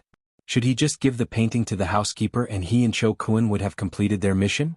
While he was hesitating, Qing Yaojin walked over and stretched out his hand without saying anything. Like a captive in a military battle, he stretched out his long arm and clamped Li Wangyu under his armpit. Nephew, why aren't you leaving? Why are you dilly-dallying? After saying that, Qing Yaojin didn't wait for Li Wangyu to resist. He clamped him under his armpit and strode into Zhang Liang's residence as if he was weightless. Li Wangyu was completely dumbfounded by Qing Yaojin's actions. What was going on? I'm here to deliver a gift, not a gift. Chapter 59. Li Wangyu still wanted to struggle, but Qing Yaojin's arm was like an iron hoop, clamping him so tightly that he could not move at all. Qin Xiong did not stop him. He stroked his beard and laughed, then stroked his beard and strode towards the main hall. Chou Kuan was dumbfounded. What kind of situation is this? Just now, in front of Qing Yaojin and Duke Qing, he was so scared that he did not even dare to raise his head. Hearing Qing Yaojin ask Li Wangyu to call them uncle, Chou Kuan was even more shocked. He secretly looked up at Li Wangyu, then quickly lowered his head. He did not recognize the Xiaolang who sold him erotic paintings at Pingkangfang. Now that he saw Li Wangyu being taken away by Qing Yaojin in such a way, he was even more confused. The small eyes on his fat face blinked hard, trying to see if he was hallucinating. Chou Kuan hesitated for a moment, then shouted at Qing Yaojin, Duke Lu, quickly put down Li Jia Xiaolang. Little kid, what did you say? Qing Yaojin glared at Chou Kuan fiercely. Chou Kuan was so scared that he swallowed his saliva, but he still looked straight at Qing Yaojin. Duke Lu, can you put down Li Jia Xiaolang? Wah, you're not bad, little kid. Come in with us. Qing Yaojin said, then he ignored Chou Kuan and walked into the residence with Li Wangyu. Chou Kuan hesitated for a moment, then quickly ran to catch up, following closely behind Qing Yaojin. Li Wangyu's eyes flashed and he turned to look at Chou Kuan. He felt that this fatty was a good person, and that he did not take the risk of being beaten in vain to save him. At this time, the main hall of Zhang Liang's residence was full of guests, and it was very lively. Servants were shuttling back and forth, serving all kinds of wine and food to the guests. Zhang Liang's family's singers were dancing in front of the hall, entertaining the public. Li Wangyu was full of humiliation, and was carried into the main hall by Qing Yaojin. Seeing everyone looking at him, he could not help but cover his face with his hands. It was too damn embarrassing. Why didn't the heavens send down lightning to strike this bastard Qing Yaojin to death? At this moment, the banquet had not officially started yet. Pai Lupi, dressed in casual clothes, was playing chess with Fang Xianling, surrounded by a group of civil and military officials. The game they played was called elephant play, which meant symbolic play. It was the predecessor of Chinese chess. During the Tang dynasty, there were already horses, generals, chariots, pawns, and other types of soldiers in the elephant opera. The way in which the horses moved diagonally and the chariots moved straight was very similar to the way in modern Chinese chess. The chessboard was also arranged vertically and horizontally. 10 horizontal and 9 vertical, there were a total of 64 squares. However, the chessboard in the Tang dynasty's elephant show was made of metal, and the chess pieces were three-dimensional. It was a bit similar to modern chess. Pai Lupi was also a Go fan. According to the old Tang book, biography of Lu Kai, Emperor Taizong Li Shimin often read the elephant scripture. Qing Yaojin walked into the main hall with Li Wangyu under his arm, which naturally attracted the attention of all the civil and military officials, including Pai Lupi. Jianghu, what are you doing?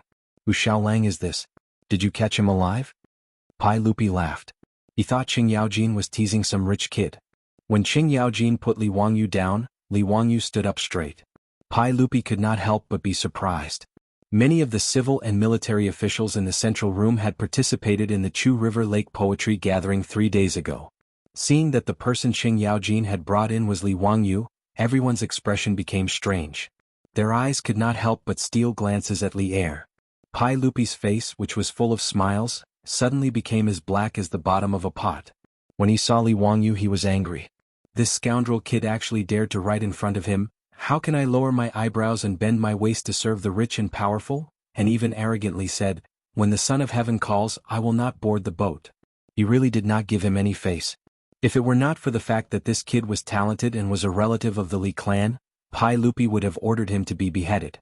He originally thought that he would just ignore this scoundrel and let him fend for himself in the countryside. He did not expect to see him in Zhang Liang's mansion 3 days later. This made Pai Lupi gnash his teeth in anger. Li Wangyu did not know about this. After he was put down by Qing Yaojin, he saw so many nobles of the Tang dynasty looking at him. He immediately bowed and greeted them. "May I ask which one of you is the Duke of Changping? This little one is representing my enemy to send the God of Luo painting." Zhang Liang was originally filled with joy because Li Er had come to congratulate him in disguise. At this moment, when he saw Li Wangyu appear, he was also extremely stunned. When he heard Li Wangyu's words, his face also darkened. "Can you stop messing around?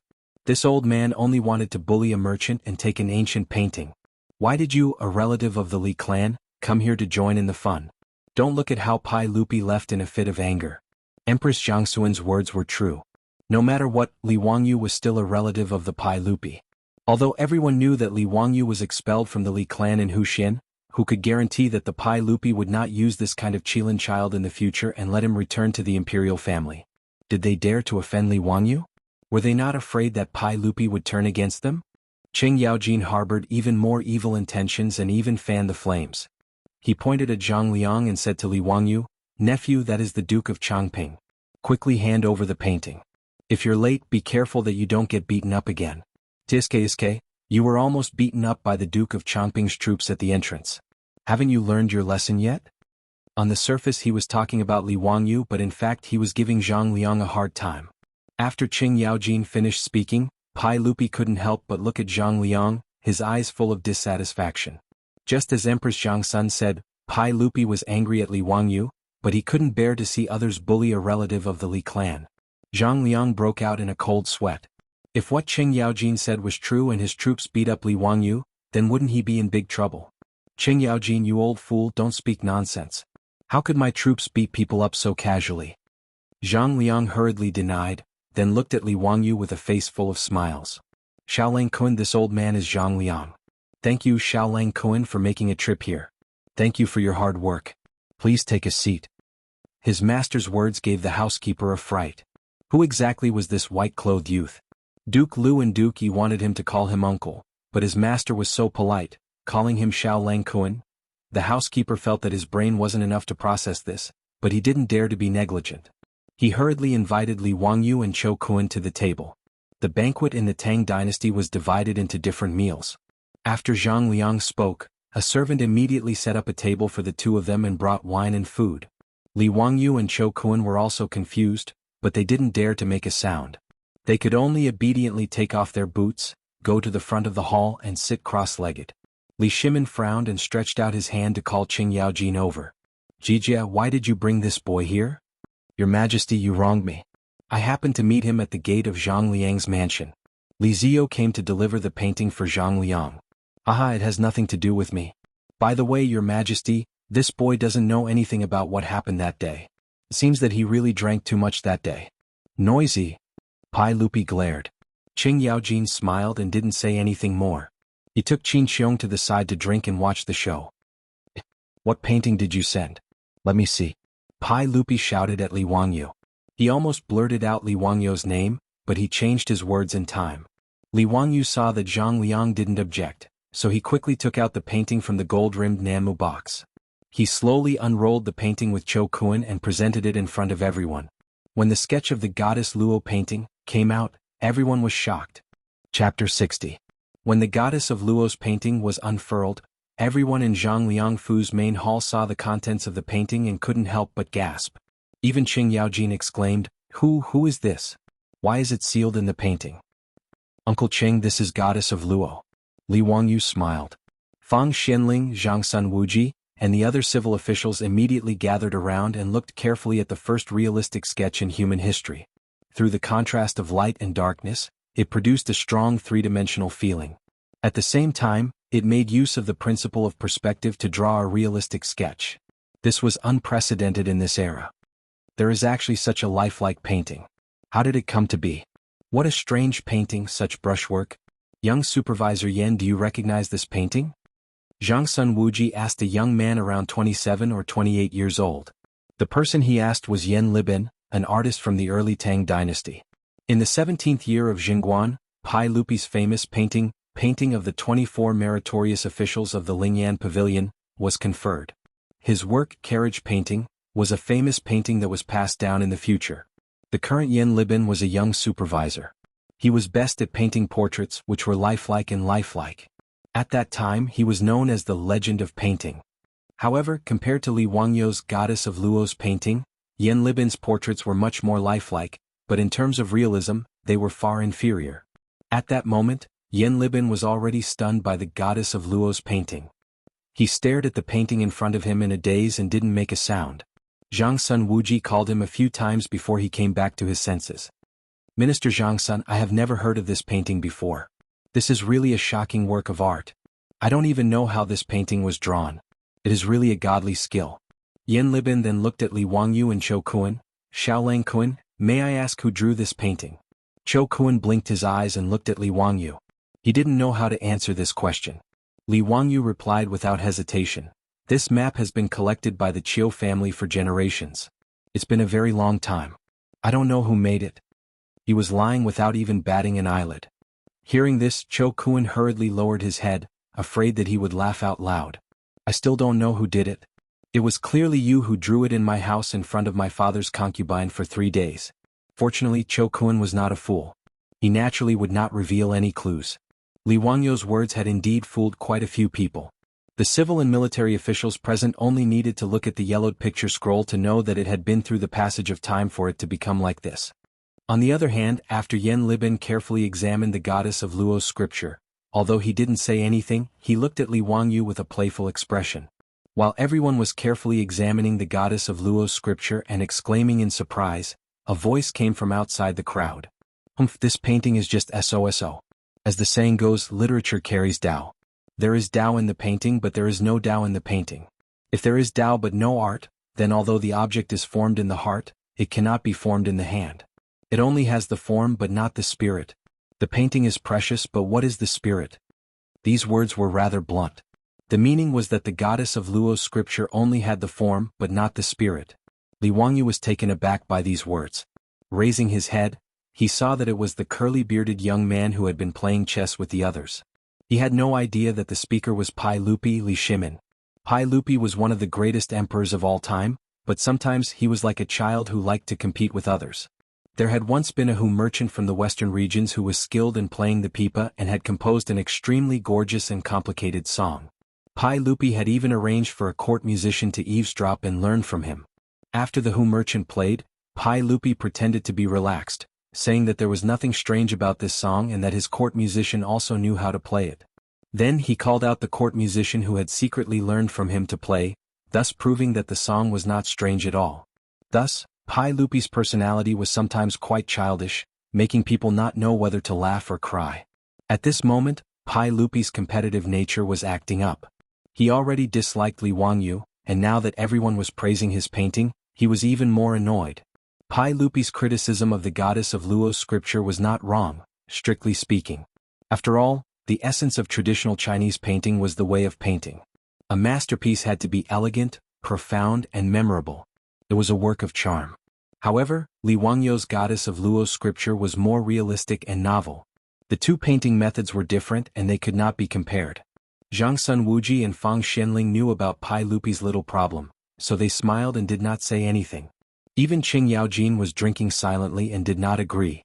However, when Pai Lupi opened his mouth, many people who were praising the goddess of Luo's scripture immediately changed their words. That's right, this painting has no charm and no spirit. It's really not worth mentioning. That's right. I just felt that this painting was really strange. The brushwork was sluggish and I couldn't see the essence of the brush and ink. Master Cui is right. As the saying goes, a masterpiece has both form and spirit. It's simple and elegant. It's natural and pure. There's no need to talk about this painting. These words made Li Wangyu furious. Were these people born in the year of the chameleon? The speed at which they changed their faces was comparable to the Sichuan opera. Especially that bastard bearded man. Who the hell are you? Fortunately, Li Wangyu was still sober. He knew that the people in the main hall of Zhang Liang's mansion were all influential people of the Tang dynasty, and he could not afford to offend them. However, he did not say it out loud. He also did not know that the bearded man he called a bastard was the emperor of the Tang dynasty, Li Shimin. After being scolded by the people in the hall, Li Wangyu's face also darkened. Just as he was about to put away the painting, he heard Pai Lupi speak unhurriedly. However, this painting is not completely useless. This kind of completely realistic technique is indeed suitable for portraits. It's so vivid that it's hard to come by. It's a pity that the techniques created by the predecessors have not been passed down to the present day. It's really a pity. Pai Lupi's words made the faces of the group of fence-sitters and ministers who agreed with him suddenly stiffen. They felt that they were showing signs of schizophrenia. Your Majesty, can you speak without pausing? Say it all in one breath. Before, they were still praising this painting. It wasn't easy for them to be thick-skinned and belittle the goddess of Luo's scripture with you. Now you're changing your mind? What happened to the promise of a monarch? Where did the trust between people go? My heart is so tired. Pai Lupi swaggered to the front of the goddess of Luo's scripture. He carefully looked at it again and nodded at Li Wangyu. Why don't you sell this painting to me? How much would it cost? Li Wangyu was also confused by this bearded man. Just now he was desperately belittling it. Now he said that he wanted to buy the painting. Did he deliberately come to make trouble? His heart was in a bad mood, so his tone was naturally not good. Li Wangyu straightened his neck and said, I'm afraid you can't afford this goddess of Luo's scripture. Bastard. How can you say that? Shut up. Ruin dares to do this. Do you want to die? Before Pai Lupi could speak, a group of flattering ministers jumped out and pointed at Li Wangyu's nose and reprimanded him. Li Wangyu looked at the situation and knew that this man's identity was not ordinary. He did not dare to say anything else and immediately shut his mouth. Pai Lupi was not angry. He laughed and said, just name a price. There is nothing in this world that I can't afford. Li Wangyu silently looked at Pai Lupi. His eyes only revealed 6 words. Will you die if you don't brag? Chapter 61. The current situation was very strange. Li Wangyu didn't like Pai Lupi, and Pai Lupi also didn't like Li Wangyu, this bastard. For a moment, the two of them stared at each other for a long time in the main hall of Zhang Liang's mansion. Both of them didn't like each other. Although Li Wangyu knew that this curly-bearded man must be a bigwig of the Tang dynasty, he didn't want to do as he wished. Of course, he couldn't refuse him directly. If he opened his mouth and asked for a sky-high price, he would offend him even more. He had to think of a way to annoy this boastful curly-bearded man. He rolled his eyes and saw the chessboard that the curly-bearded man was playing chess not far away.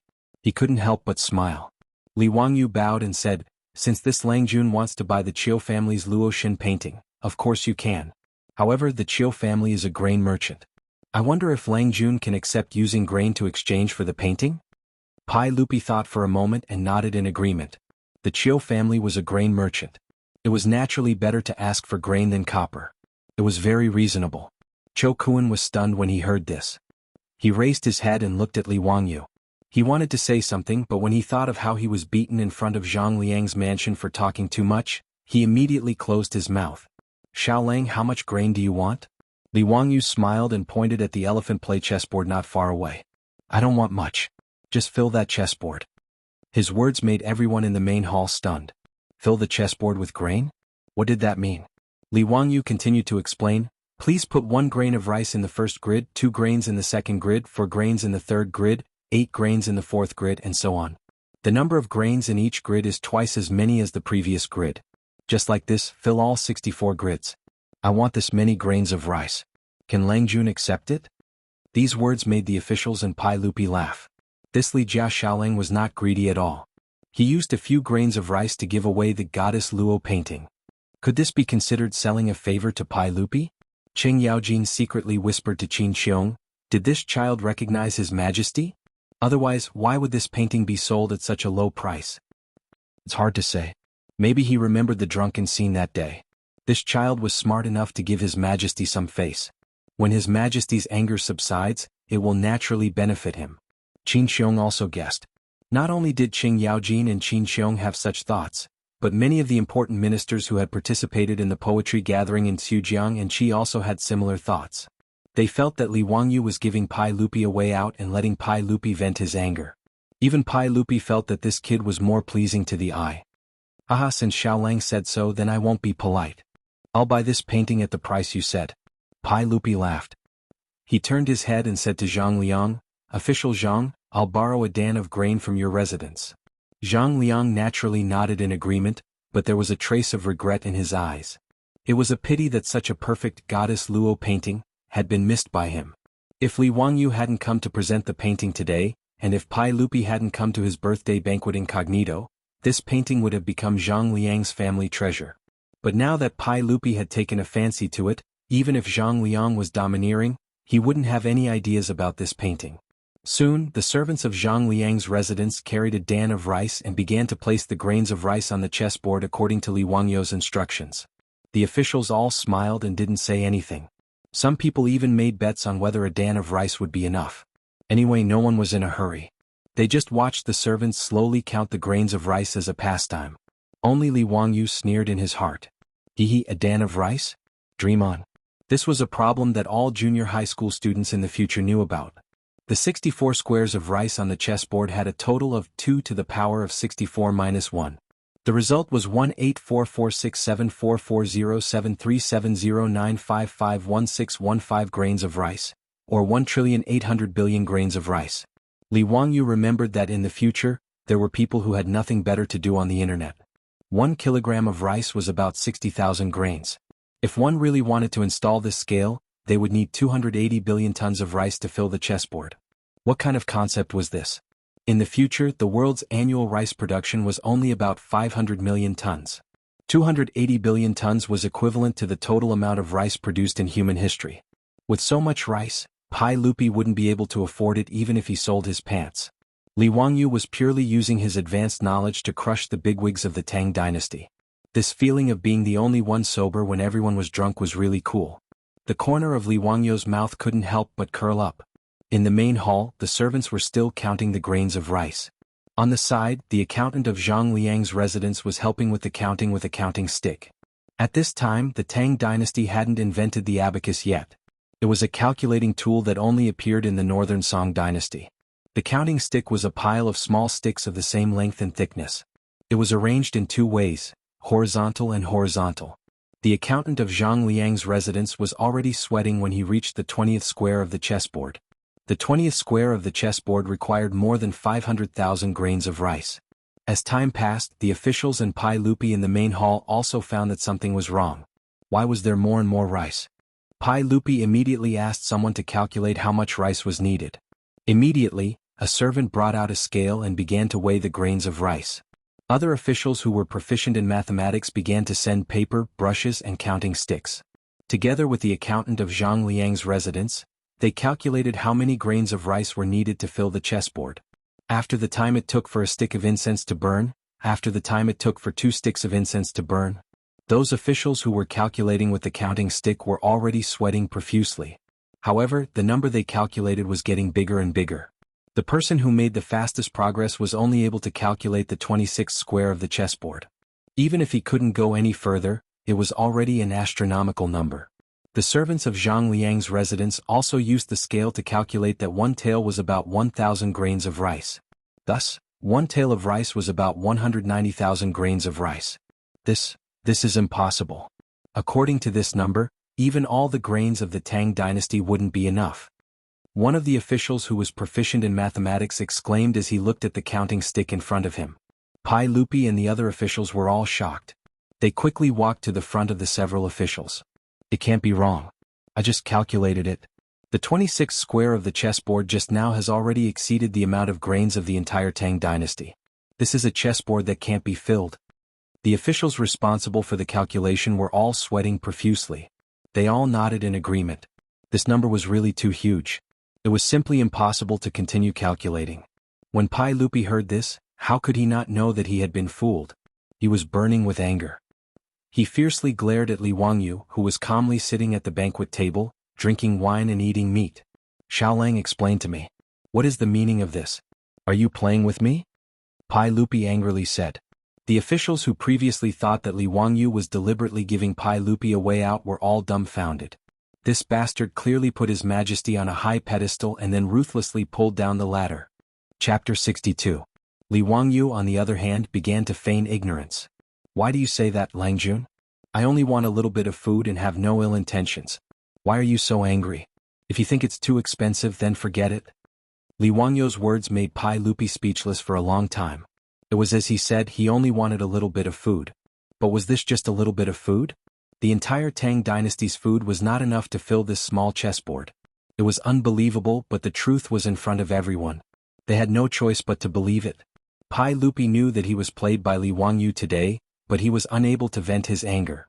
After all, the conditions were proposed by Li Wangyu, but none of the officials, including him, objected. This made Pai Lupi, who always boasted of his intelligence and wisdom, feel his face burning. Zhang Sun Wuji, Fang Xianling, and the other officials also felt ashamed. This bastard. He actually played all of them in the palm of his hand. They were so angry that they wanted to beat him up. Li Wangyu was still proud of himself, but he did not expect a tall and sturdy figure to rush out from the side and directly clamp him up. This familiar smell, this familiar formula, this damn Qing Yaojin actually reached out and grabbed Li Wangyu again, clamping him under his armpit. Then his large hand slapped Li Wangyu's but heavily. The huge pain stimulated Li Wangyu to scream. He felt that his butt was about to split into pieces. What made him feel even more humiliated was that ever since his grandfather passed away, he had never been hit on his butt again. He did not expect that after transmigrating to the Tang dynasty, he would receive such treatment again. It was really humiliating. As Qing Yaojin slapped his butt, he also scolded, "I'll beat you to death, you bastard. You dare to tease your uncles? Today I'll take care of you on behalf of your father." The loud slapping sounds and Li Wangyu's wailing and howling made the main hall of Zhang Liang's mansion very lively. However, this scene caused all the officials to heave a sigh of relief. Zhang Liang waved his hand to have the servants take away the food and ordered for water and wine to be sent over. The officials, including Pai Lupi, acted as if they did not see the scene of Li Wangyu being beaten up by Qing Yaojin. They all raised their cups and drank, chatting and laughing with each other as if nothing had happened. Fang Xiang, today's wine has a unique taste. Haha, brother Wuji is right. Come, let's drink.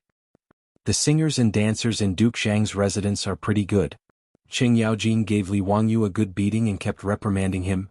Bastard, do you still dare to cause trouble in the future? I don't dare anymore. Duke, please stop. What did you call me? Uncle Qing? Stop it now. Li Wangyu was completely terrified. Who the F***ck were these people? You can't reason with them and you just beat them up. Barbaric, too barbaric. Li Wangyu had just used his intelligence to crush the officials of the Tang dynasty, but he was immediately crushed back by Qing Yaojin's force. It was really retribution. Cho Kuan the fatty was already stunned. He was born in a merchant's family. Although he was simple and straightforward, he was very good at arithmetic, which was essential for merchants. When Li Wangyu proposed to fill the chessboard with rice, he was the only one who faintly felt that something was wrong. Cho Kuan naturally did not say anything. He just sat on the side and watched with cold eyes. The final result also surprised him. It turned out to be such an unimaginably huge number. The fatty looked at Li Wangyu seriously with his small eyes full of admiration. But before he could express his admiration, he saw Li Wangyu being beaten up by Lu Guogong. Even Cho Kuan couldn't help but sneak a few steps away from the scene, afraid that he would be dragged into it. However, although Li Wangyu was being beaten, Cho Kuan's eyes were full of envy. Li Wangyu did not understand, but Cho Kuan saw it very clearly. The reason why Qing Yaojin rushed out to beat him up was not because he wanted to abuse him, but because he wanted to protect Li Wangyu. This bastard kid used the chessboard to play with all the officials. Even if they did not say anything, they might not hate Li Wangyu in their hearts. But when Qing Yaojin rushed out and beat him up, the nature of the matter completely changed. It was just the younger generation being mischievous. Now that he was being disciplined by the elders, the others would not have any grudges. Chou Kuan naturally did not know that Qing Yaojin beat Li Wangyu for the reason he said, and also to beat up Pai Lupi, the emperor of the Tang dynasty. Qing Yaojin was thought to be a rough martial artist. In fact, Qing Yaojin was born in a Shandong family and received a good education. He was also very shrewd and was trusted by Li Shimin all his life. He was Pai Lupi's most trusted general. Although Qing Yaojin was known as the devil incarnate, in fact, most of the time Qing Yaojin was deliberately given this title by him. His image as a hob was the same as pretending to be a pig to eat a tiger. The more Qing Yaojin looked at Li Wangyu, the more pleasing he was to the eye. Especially after Li Wangyu played with all the officials, it made him very happy. He felt that Li Wangyu was to his liking. Therefore, Qing Yaojin jumped out when everyone was embarrassed and beat up Li Wangyu to resolve this farce. Say, are you still selling this map? Qing Yaojin stared at Li Wangyu fiercely with his bell-like eyes. Li Wangyu covered his butt with both hands and said with a painful expression, I'm not selling it, I'm definitely not selling it. It's free, it must be free. That's more like it. Qing Yaojin nodded in satisfaction, feeling that his efforts had not been in vain. Li Wangyu grimaced and walked towards Pai Lupi with both hands holding the goddess of Luo's painting. All the officials were happy to see this, and Pai Lupi was secretly delighted. He felt that Qing Yaojin's beating had not been in vain. This bastard finally understood how to conduct himself. Li Er was even calculating in his heart whether he should console this kid with kind words, or reprimand him with a stern face, and ask him not to act so recklessly in the future. Under the watchful eyes of Pai Lupi and all the officials, Li Wangyu walked step by step towards Pai Lupi, and then, turned a corner, Li Wangyu walked directly in front of Zhang Liang and bowed. Today is Chongping County Duke's birthday. I was entrusted by Chang An's Zhou family to come and present a congratulatory gift, the goddess of Luo's painting. I hope County Duke Zhang will kindly accept it. With these words, everyone was thunderstruck. Zhang Liang's face was filled with fear. Li Jia Xiaolang, don't make a scene. Speak properly. I have no enmity with you in the past, so why do you want to harm this old man? Pai Lupi wants the goddess of Luo's painting, but you don't give it to him. What is the meaning of giving it to this old man? Zhang Liang looked as if he had stepped in dog shit. His face was incomparably ugly. He stole a glance at Pai Lupi, who was frozen to the side. His face was as black as a Kunlun slave's. Pai Lupi only had one thing on his mind. After he called people in to drag Li Wangyu out, should he chop him into minced meat or slice him to eat? You've played with me twice and thrice. How dare you? Chapter 63. In fact, Pai Lupi had completely wronged Li Wangyu. As the saying goes, those who do not know are not guilty. How could Li Wangyu know that he was the current emperor of the Tang dynasty, the wise and powerful Li Shimin? Otherwise, even if Li Wangyu ate a bear's heart and leopard's guts, he would not provoke Pai Lupi. That would be asking for trouble. Li Wangyu just did not like Pai Lupi. In addition, he was beaten up by Qing Yaojin, so he hated Pai Lupi even more. Therefore, even if Qing Yaojin's hint was very obvious, Li Wangyu could only pretend that he did not understand. He pretended to be crazy and gave the goddess of Luo's painting to Zhang Liang. Li Wangyu's words made it difficult for Zhang Liang to accept or not accept. He was completely in a predicament. After a long time, Zhang Liang took the goddess of Luo's painting, with a complicated expression. Many thanks for Xiaolang's kindness. This old man will accept this painting. Zhang Liang's smile was uglier than crying. After he finished speaking, he turned around and walked towards Pai Lupi with the painting in his hands. This old man is a crude person. I cannot appreciate this goddess of Luo's painting. I ask Li Gong to accept this painting so as to avoid a pearl being covered in dust. Because Pai Lupi came here in plain clothes and told him not to make it public, Zhang Liang did not address Pai Lupi as Your Majesty. Pai Lupi did not refuse Zhang Liang's action of offering the painting. He reached out and took the goddess of Luo's painting, but his eyes looked at Li Wangyu. The arrogant emperor let out a cold snort from his nostrils to show his dissatisfaction with Li Wangyu. In fact, Pai Lupi could be considered a very magnanimous emperor. Just by looking at his attitude of tolerating Wei Zheng, one could tell. Even when Wei Zheng had once pointed at his nose and scolded him as a fatuous ruler, he was so angry that he blew his beard and glared at Wei Zheng, but he didn't do anything to Wei Zheng. Moreover, Pai Lupi did not kill any of the civil and military officials who had followed Pai Lupi to fight for the country, nor did he give up his military power. Except for a few muddle-headed fellows who had plotted a rebellion, the rest of them had basically enjoyed all the glory and wealth they could muster.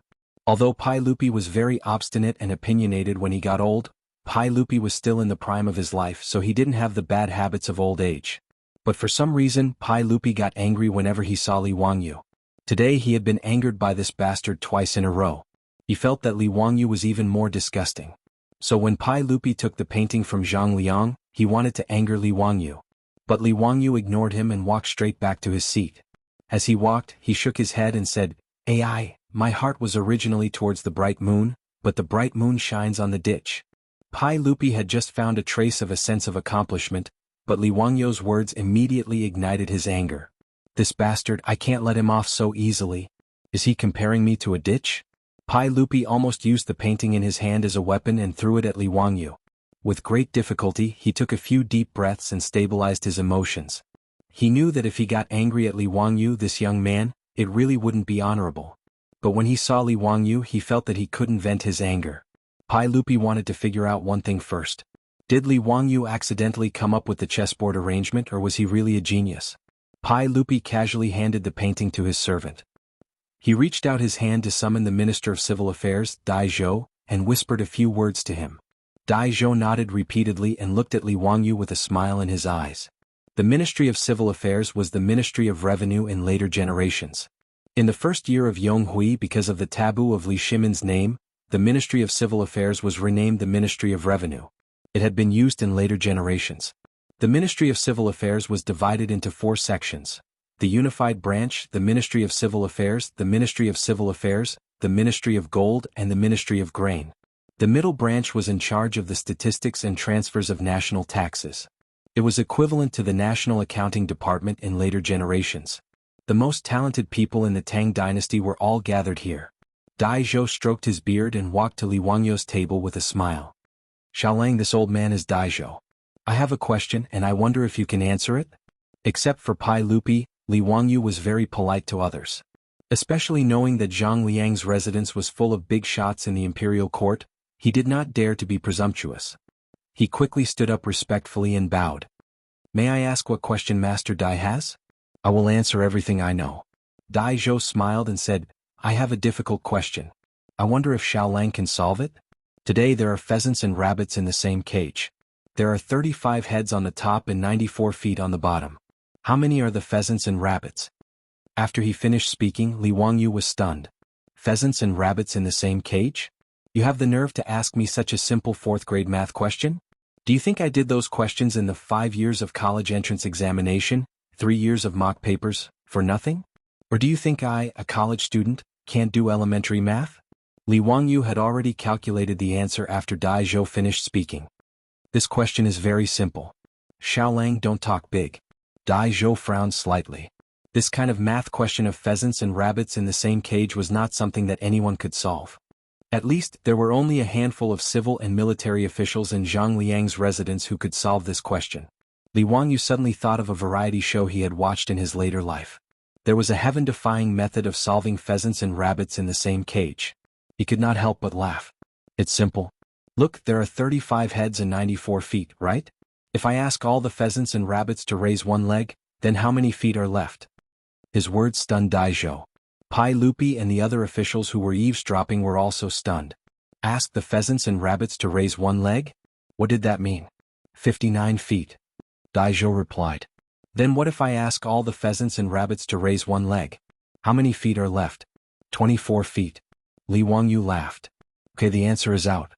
His words made everyone confused. They didn't understand how the answer came out. Dai Zhou looked at Li Wangyu in confusion, waiting for his explanation. "The pheasants only have 2 legs. If they raise 2 legs, then all the pheasants are sitting on the ground. The remaining 24 legs are all rabbit legs. Hee, so there are 12 rabbits and 23 pheasants. Pheasants, sitting, on the ground." Everyone, including Pai Lupi, was dumbfounded. It could be calculated like this? After thinking about it carefully, it was indeed so. How could the problem of pheasants and rabbits in the same cage be solved so easily? Dai Zhou thought for a moment and clapped his hands. "Good. Xiaolang is indeed smart. I have another question. Han Xian is training soldiers. 3 people in a row, 1 person left. 5 people in a row, 2 people left. 7 people in a row, 4 people left. 13 people in a row, 6 people left. How many soldiers are there?" Han Xian counted the soldiers. The difficulty level increased. It was an elementary level 6 math question. Do you dare to do a middle school math question? Li Wangyu calculated in his mind and gave the answer.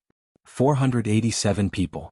Dai Zhou gave several math questions in succession, which were all easily answered by Li Wangyu. In the end, Dai Zhou could only sigh in admiration. He felt that Li Wangyu was indeed a young hero. He could be called a genius in mathematics. Li Wangyu was a little unhappy. He had done elementary level math for no reason. If he did not retaliate, how could he live up to his two-faced personality? Grandpa Dai, I also have a question to ask. Xiaolang, please speak. There was a theft in Chang'an City. The patrolling marquis caught 4 thieves, A, B, C, and D. Thief A said, B did it. Thief B said, D did it. Thief C said, I didn't do it. Thief D said, B is lying. The facts proved that only one of the 4 was telling the truth. May I ask who was the culprit of this theft? When this question was asked, the officials were in an uproar. Chapter 64. Pai Lupi also frowned, seriously thinking about Li Wangyu's question. B, C, and D, all of them said different things and only one of them was telling the truth. But how could they be distinguished? The officials were also discussing. It should be Thief B, right? Both of his accomplices said he did it. No, only one person was telling the truth. Someone immediately refuted. Then it was a who did it? This question is really strange. For people said different things, how can we know who is telling the truth? There is actually such a strange question? How can we know who is telling the truth? Under the 3 trees, do you think they won't tell the truth? Li Wangyu's question was not a math question, but a logical deduction question. According to the hypothetical exclusion method, it could be inferred that the criminal was Thief C. There was a contradiction between the words of A and B. If A was telling the truth, then Thief B was telling the truth. If Thief B was telling the truth, then Thief A was telling the truth. It could be seen that one of A and B was telling the truth, and the other was telling the truth. Therefore, Thief C was the thief who committed the theft. A group of nobles and officials were thinking hard about which of the 4 thieves was telling the truth, but Cho Kuan's small eyes blinked, as if he had discovered something. Cho Kuan looked left and right, then carefully moved to Li Wangyu's ear and whispered. Xiaolang, Thief C is the thief, right? His words made Li Wangyu slightly startled, and he looked at the fatty Cho Kuan in surprise. Li Wangyu had always thought of Cho Kuan as a straightforward person, so that was why he looked for him to sell his paintings at Pingkangfang. He did not expect that this fatty was not stupid at all, and he was more shrewd than a group of nobles and officials who attended the birthday banquet in Li Wangyu's mansion. He could not help but look at Cho Kuan in a new light. Li Wangyu did not expect that someone in the Tang dynasty could solve this kind of logical deduction question. He secretly gave Cho Kuan a thumbs up, and then nodded slightly, indicating that he had answered correctly. Seeing Li Wangyu's affirmation, Cho Kuan revealed a bright smile. Right now he was full of admiration for this young man, Li Wangyu. Not to mention Li Wangyu's amazing painting skills, just coming to celebrate Li Wangyu's birthday today was enough to stun him. Duke of Lu, Duke of Yi, and the other founding dukes had him intimately call them uncle. Especially when Duke of Lu beat him up just now, it was even more intimate. This made Cho Kuan really unable to figure out the background of this wretched young man who sold his erotic paintings at Pingkangfang. As for Li Wangyu's mathematical knowledge, it amazed Cho Kuan even more. As a disciple of the Shang clan, mathematics was one of the things they had to learn. Cho Kuan also felt that mathematics was his strength. But when he was still thinking hard about the few questions that Dai Zhou gave him, Li Wangyu gave him the answer. He could not help but feel frustrated. So when Cho Kuan got Li Wangyu's affirmation, he smiled so much that his eyes could not be seen. The fatty almost forgot that he was older than Li Wangyu by a few years, but he was as excited as a youth who was praised by his elders. In the main hall of Zhang Liang's mansion, the officials were racking their brains and the fatty Cho Kuan was beaming with joy, forming a sharp contrast. Many people also noticed the only fatty wearing black. Li Wangyu's question, Qing Yaojin also could not figure out which of the 4 people was telling the truth. He was confused. He was too lazy to think about it, and directly grabbed Cho Kuan to force an answer. Brat, do you know about it? Hurry up and explain to me just who is that damned bandit. Damn thief, these 4 thieves should be caught and beheaded. Qing Yaojin was not polite and grabbed Cho Kuan and asked. This. Cho Kuan was shocked by Qing Yaojin, and quickly looked at Li Wangyu for help. Uncle Qing, don't bully people, this nephew will tell you. Li Wangyu whispered a few words into Qing Yaojin's ear, and told him the key point of the question. After knowing the answer, Qing Yaojin was stunned for a while, and then heavily slapped Li Wangyu's shoulder. Son of a bitch, you are really, really too bad. Li Wangyu was slapped until half of his body went numb, and he was speechless and smiled bitterly. Today he inexplicably met this Qing Yaojin and he was really unlucky. Being slapped in the butt in front of everyone, he did not have any face, and it was better to stay away from this bird in the future. After Qing Yaojin knew the answer, he began to wander around the main hall with a wine cup. Fang Xiang, are you thinking about the question? Haha, this question is very simple and not worth mentioning. Duke of Qi, are you still thinking about which thief is telling the truth? I, old Qing, have thought of it. It is really simple. Brother Yuqi, what are you thinking about? Qing Yaojin was such a pain in the neck and many people wanted to roll up their sleeves and beat him up. His skin was really too thick and he ran over to extort the answer and then came back to show off in front of everyone he was simply not a son. Your Majesty, after all, this question is still a bit difficult. Wah. Qing Yaojin was not careful and walked over to Pai Lupi's side. His words made Pai Lupi so angry that he fiercely kicked him. Pai Lupi really could not figure out Li Wangyu's question, and no matter how he thought about it, he still could not figure out which of the four thieves stole the item. After being disturbed by Qing Yaojin, Pai Lupi simply flung his sleeves, coldly snorted, and turned around to leave, preparing to return to the palace. As the host, Zhang Liang hurriedly chased after Pai Lupi to see him off, but the civil and military officials in the main hall were stunned by the scene of Pai Lupi leaving in anger, and they looked at Li Wangyu even more strangely. Li Wangyu was speechless and thought, why are you all looking at me? It was obviously that old bastard Qing Yaojin who made the bearded man leave in anger. What does it have to do with me? Many people secretly speculated in their hearts. This Li Wangyu might not be Li Zhou's son, right? Could it be that he is His Majesty's illegitimate son? He actually made His Majesty so angry, but it was fine. Li Wangyu did not know this, and when Zhang Liang came back from seeing Pai Lupi off, he hurriedly took Chou Kuan and said goodbye to Zhang Liang. Today his main purpose was to help Chou Kuan deliver the map, and since the map was delivered, he did not care who Zhang Liang would transfer the map to in the end, and his mission was completed. Under the strange gazes of the civil and military officials of the Tang dynasty, Li Wangyu leisurely left Zhang Liang's mansion. But he did not know that what happened at Zhang Liang's birthday banquet today had quickly spread to the ears of all the influential officials in Chang'an, and almost became a legend. Whether it was the magical Luo god's map, the chessboard arrangement, or the unfathomable arithmetic, they were all talked about enthusiastically. At the same time, the question of the thief disgusted the officials in the imperial court. Not to mention that the old bastard Qing Yaojin especially liked to visit people recently, and whenever he caught someone he would grin and ask questions about the thief. Recently in Chang, and many people had been tortured by the thief, and they hated that they could not catch the four thieves and beat them 100 times to vent their anger. The name Li Wangyu was firmly remembered by the influential officials in Chang, and after the poetry contest in Jianghu. Meanwhile, Li Wangyu's poems gradually spread among the Confucian scholars in Chang'an. Many scholars recited the famous lines of the poems over and over again. It was a good story for a while. These were all later stories and Li Wangyu did not know. After he and Chou Kuan returned to the Chou mansion, he told Chou Yuanliang, who had been anxiously waiting, and finally let his heart rest. The dark clouds that had been hanging over the Chou family for many days finally dispersed. Chou Yuanliang was also very generous, and directly gave Li Wangyu 100 dan of grain as a reward. Together with the previous 200 dan of grain, he gave a total of 300 dan of grain to Li Wangyu. Now for Li Wangyu, the more grain the better. He was not pretentious, and after repeatedly thanking Chou Yuanliang, he accepted it without hesitation.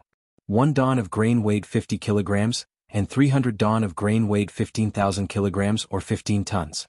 How to transport so much grain back to Dingzhou village? But Li Wangyu was troubled. Chapter 65. If they used bullock carts to transport the grain, one bullock cart could carry 500 kilograms of grain at most. 15 tons of grain would require more than 30 bullock carts to transport. However, the bullock carts in the Tang dynasty were too expensive. They had to carry 100 kilograms, and for every 100 miles, they had to pay 100 copper coins. Hiring 30 bullock carts to transport the 15 tons of grain back to Dingzhou village would cost at least 30 strings of copper coins. Li Wangyu could declare bankruptcy. Actually, he was already bankrupt a long time ago. This child still had a huge debt of more than 1 million strings of copper coins. Although he still had 10 taels of gold, Li Wangyu could not bear to spend half of it just to transport the grain. In the end, it was the Niu brothers who came up with a solution for him. Water transportation. Outside Dingzhou village was the Gan River, and the Gan River was directly connected to the Wei River. In this way they could use ships to transport the grain directly to Dingzhou village. Although the distance by water was longer, about 180 miles, and they had to sail against the current, the transportation cost was much cheaper than using bullock carts. When Zhou Yuanliang heard that Li Wangyou's Dingzhou village could use water transportation, he waved his hand and said that he could use the Zhou family's ship to transport the grain for free. Originally, most of the Zhou family's grain was transported to Chang and city by water transportation. This was more convenient. They could directly send a ship from the East Wei Bridge outside Chang and city to transport the grain directly. In the Tang dynasty, the East Wei Bridge north of Chang and city was the end of the Wei River's grain transport. There were many sails here and it was a large cargo port. In the poem, Looking at the East Wei Bridge in the Evening, it was written, Qin has Wu Zhou, 1,000 boats Wei Chu head. It could be seen that the water transportation was developed. After solving the problem of transporting the grain, Li Wangyu was naturally overjoyed. He asked Niu Wu to ride first and return the 3 horses that he borrowed from the Huxing County government. Then he returned to Dingzhou village and told the village chief to arrange labor in the village to help him transport the grain. After Niu Wu rode back, Li Wangyu and Niu Yong said goodbye to Zhou Yuanliang and Zhou Kuan. Under the lead of the Zhou family's housekeeper, they went to the East Wei Bridge and boarded the Zhou family's ship to escort the grain ship back. The grain transport boats in the Wei River were all Xiexua River boats. This kind of river boat was short and wide, with a flat bottom and shallow cabin. It had a large load capacity, and each boat could carry more than 1,000 stones. Moreover, it was convenient to load and unload. It was suitable for navigation in an open river with stable water flow. Because the journey from Dongwei Bridge to Dingzhou village was a boat going against the current, it was completely dependent on the wind and a few boatmen using long poles to push the boat. The speed was very slow. It was roughly the same speed as a person walking. It would take about 2 days to sail from Chang and to Dingzhou village. Li Wangyu and Niu Yong counted the grain on the boat, thanked the Qiu mansion's housekeeper again, and prepared to call the boatman to set sail. However, he heard a familiar voice coming from the dock. Xiaolang, wait for me. Li Wangyu looked up and saw that it was Zhou Kuan, that fatty who was riding over. Brother Zhou, is there anything else? Li Wangyu asked curiously. Zhou Kuan rolled down from the horse's back and stepped onto the boat with a smile. Xiaolang, I want to go to your Dingzhou village to stay for a few days. I wonder if it's convenient? Zhou Kuan's words made Li Wangyu slightly surprised, but he immediately smiled. Brother Zhou is willing to come to my house as a guest. Of course you are welcome. Li Wangyu did not know that after he and Niu Yong left the Qiu mansion, Zhou Kuan immediately told his father everything that he saw at Zhang Liang's mansion today. Zhou Yuanliang was also shocked by his son's story.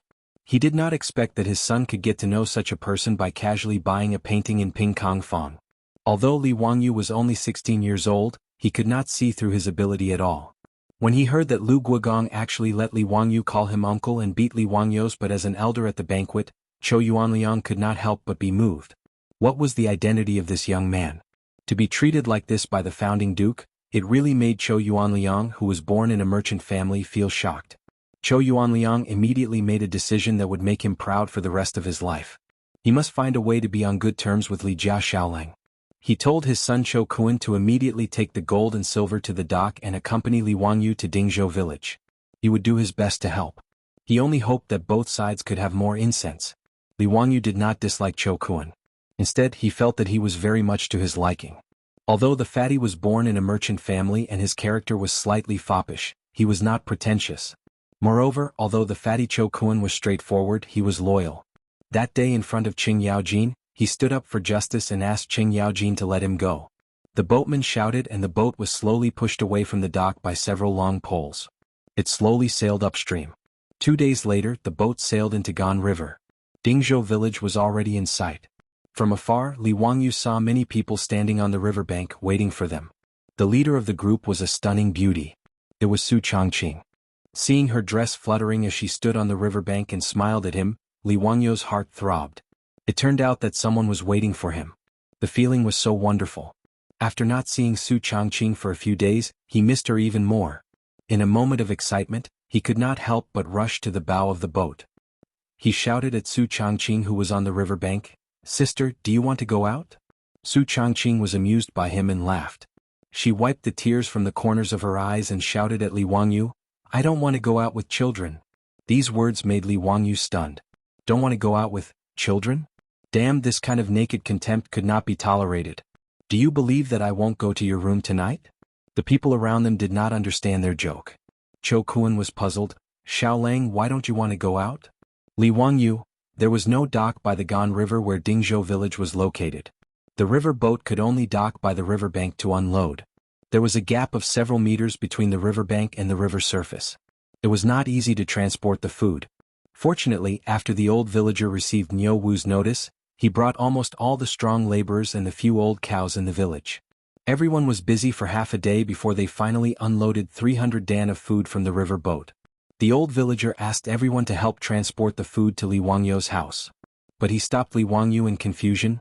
Why did Xiaolang bring so much food back? In March there was a locust plague in Guangzhou. This matter was only known to Li Wangyu and Su Changqing. In the eyes of outsiders, it was unreasonable to transport so much food to the village at one time. How long would it take to eat all this food? Li Wangyu naturally would not tell the old villager that this was the life-saving food he prepared for the whole village. With these 15 tons of food, some wild vegetables, and the food stored in the villagers' houses, it should not be a problem to cope with this locust plague.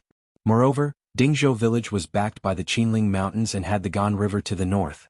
Whether it was fishing or hunting, Li Wangyu felt that the villagers should not suffer from famine. It's nothing. I don't feel anxious when I have food in my hands. But this is too much. Not much, not much. I think it's too little. Li Wangyu smiled. Old villager, in a while, the villagers who are invited to help will each bring back a dough of food as a reward. We are all villagers. What reward do we want for helping to transport some food? You little child, don't learn bad things from the people in the city. The old villager was unhappy when he heard this. He did not call Li Wangyu and Xiaolang and directly lectured them. After being lectured by the old villager, Li Wangyu was stunned. Chapter 66. The surrounding farmers who were helping to transport grain heard this and nodded in agreement with the old village chief. That's right, we need to be paid for helping a little child transport some grain. If this gets out, does our Dingzhou village still have any face? Yes, Uniquely took such good care of us in the past, not to mention that your family now has you, Xiaolang, and your family's women and children. If we do something for you and ask for a reward, if this gets out, our Dingzhou village will be scolded to death. Haha, everyone work harder, help Li Jia Xiaolang quickly transport the grain home. The words of the Dingzhou village villagers made Li Wangyu sweat. He really had not expected these Guangzhou men to be so loyal. If he gave them a reward, it would make him seem stingy. Fine, if they did not want to give, then so be it. In any case, the grain was being stored for the villagers. When the locust plague came in a month, these would be life-saving grain. However, Li Wangyu knew the Guangzhou men. Even if they were about to starve to death, they would not reach out to beg. If he gave them grain, then it would hurt the pride of these Guangzhou men. In disaster years, when rich families or the main family gave out grain, these Guangzhou men would stiffen their necks and say it was a loan. When the harvest was good, they would return it. If they dared to say it was a gift, they would throw down the grain and rather starve to death. Also, they would do as they said. After the disaster years, they would carry the grain and return it with interest. When Li Wangyu thought of this, he felt a headache. When the time came, if he wanted to give grain to these Guangzhou men, he would have to spend a lot of effort. If that's the case, then why don't I treat the entire village to a meal tomorrow? This way no one will refuse, right? Just treat it as my Li family moving to Dingzhou village as a housewarming banquet? Li Wangyu thought and decided to treat the entire village to a good meal. Everyone would have a good time. In the future, he would have to rely on the help of the villagers for many of his properties. Treating the entire village to a meal was a way to express his gratitude and also to get closer to everyone. Ah, Xiaolang, are you joking? There are more than 500 people in the village, how can you treat them? I'm not kidding. Tomorrow, I'll treat everyone to pig slaughtered rice. Li Wangyu recalled the pig slaughtered rice that he would cook every year in his hometown. It was not a big deal for 500 to 600 people to eat together. What is pig slaughter rice? The old villager was puzzled. Li Wangyu smiles and doesn't explain. Old Muramesa, can I trouble you to buy me 2 pigs tomorrow? Are you really going to treat the entire village to a meal? 2 pigs? That's a lot of money. Don't worry about it. It's settled then. Tomorrow at noon, I'll treat the whole village to pig slaughter rice. Old village chief, I'll have to trouble you to help inform them. Seeing that Li Wangyu was so certain, the old villager nodded and agreed. After talking about the meal, Li Wangyu was in a very good mood. He stood on the embankment and looked around at the scenery of the Gan River. but he noticed that there was a large piece of abandoned land by the riverbank. There were at least a few hundred acres of land next to the riverbank, and there were only a few plants growing sparsely on it, making it look exceptionally desolate. Old village chief, why hasn't this wasteland been developed? The old villager looked at the land behind him and sighed, it's all saline alkali soil. Nothing can grow here. Who would want to develop it? Saline alkali soil? Li Wangyu carefully looked at the land. The color of the soil was mostly white, yellow, and other light colors. There were a few weeping willows growing on the large piece of land. If he was not wrong, this wasteland should be alkaline soil. Weeping willows were also called strange willows. They could not survive in acidic soil.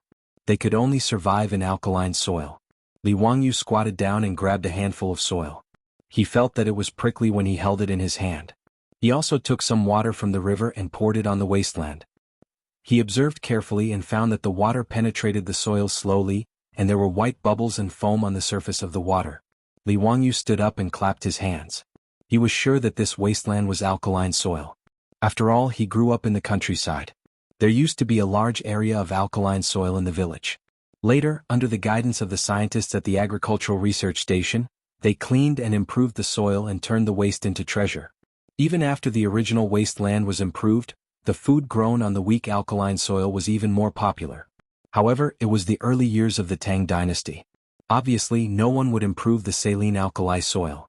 Li Wangyu suddenly felt that he seemed to have found a way to make money. Moreover, he could give out the food legitimately. If he could improve these hundreds of acres of land, wouldn't it be a huge fortune?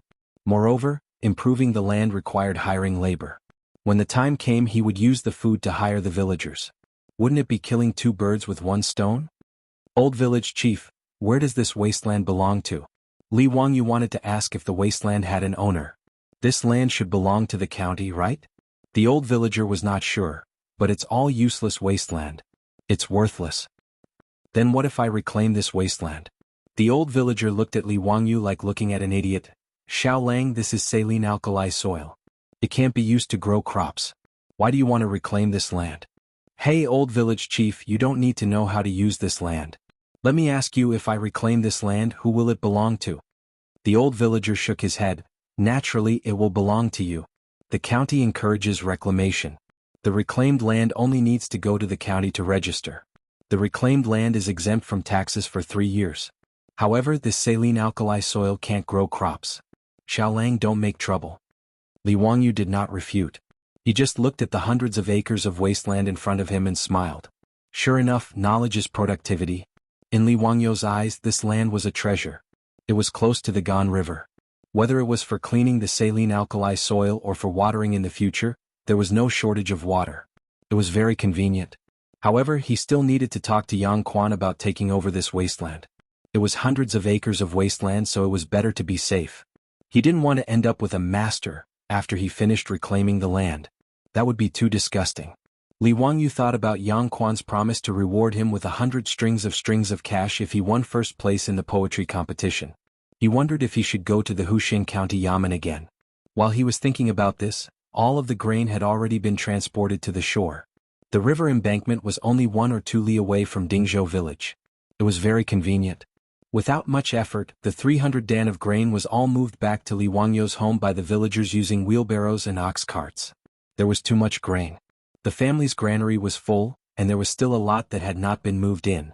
Fortunately, there were few people in his home, so there were still many empty rooms. Even so, the 300 dan of grain filled the granary and the 2 rooms in the front yard. When Li Heng saw that Xiaolang had brought back so much grain after leaving home for only a few days, his old face was full of smiles. Perrin was also excitedly busying herself without stopping for a moment. For the people of the Tang dynasty, having grain was the happiest thing.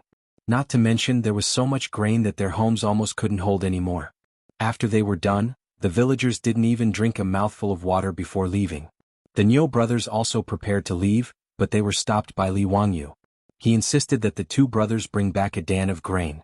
A dan of grain was worth more than 3 strings of cash. How could the Niu brothers be willing to take it? Xiaolang, we brothers didn't help you much. How can we take so much grain? If this gets out, we will be criticized behind our backs. Niu Yong insisted. Niu Wu also rubbed his big hands. Hee, we have enjoyed riding horses these days with Xiaolang's help. We also ate and drank well in Chang'an. How can we take any more grain back? Xiaolang, don't say any more. Li Wangyu pulled the two brothers and persuaded them sincerely. Brothers of the Niu family, you must take the grain back. Have you forgotten about your 9 fellow soldiers? Take it as a token of my sincerity. His words actually made the Niu brothers somewhat hesitant. The two brothers indeed didn't need food, but those 9 disabled comrades who had lost the ability to work did need it. After refusing for a long time, they finally couldn't resist Li Wangyu's insistence. They had to thank him again and again and carried the grain back. Chapter 67. After sending off the Niu brothers, Li Wangyu finally had the time to introduce Chou Kuan to Su Changqing and the others. Chou Kuan, the fat man, didn't regard himself as an outsider at all. He greeted Su Changqing and the others one by one. The fat man also saw that the relationship between Li Wangyu and Su Changqing was not ordinary, but he was very puzzled. In his opinion, Su Changqing was too old. She was 24 or 25 years old. In the Tang dynasty, she was at the level of an aunt, but Li Wangyu was only 16 years old. Why did they seem to have feelings for each other? What's more, in the eyes of the fat man, although Su Changqing was very beautiful, she was too thin. She didn't have a round and smooth body at all. He really couldn't figure out why Li Wangyu liked such a woman. He didn't know that women in later generations were crazy to lose weight. Many people admired Su Changqing's devilish body. The lyrics of the divine song Calories, in later generations sang, "Burn my calories, buy donuts, pearl milk tea, instant noodles, hot pot rice, big plate chicken, take it away, don't be polite." These were the thoughts of women. Fortunately, although the fat man Chou Kuan was simple and straightforward, he was not a fool. He would not stupidly say these thoughts out loud. Otherwise he was afraid that he would inevitably be beaten up. After instructing Li Heng to arrange a room for Chou Kuan, Li Wangyu sent the little girl parent away. Finally he had a chance to whisper to Su Changqing. He confessed to Su Changqing about his trip to Chang, and this time, the only thing he neglected to mention was the erotic painting. He only said that he helped Chou Kuan's family to draw a sketch of Goddess Luo's painting, and solved his family's crisis in exchange for the food. Su Changqing knew that he must have a little secret, but he was very smart and didn't expose it. He just smiled and watched the little man in front of him talk about all kinds of things in Chang, and, by the way, Changqing, our bathroom renovation plan can be carried out. Li Wangyu took out the 10 taels of gold from the package as if he was presenting a treasure. These 10 taels of gold can be exchanged for 60 strings of copper coins. It's more than enough to build a bathroom and toilet.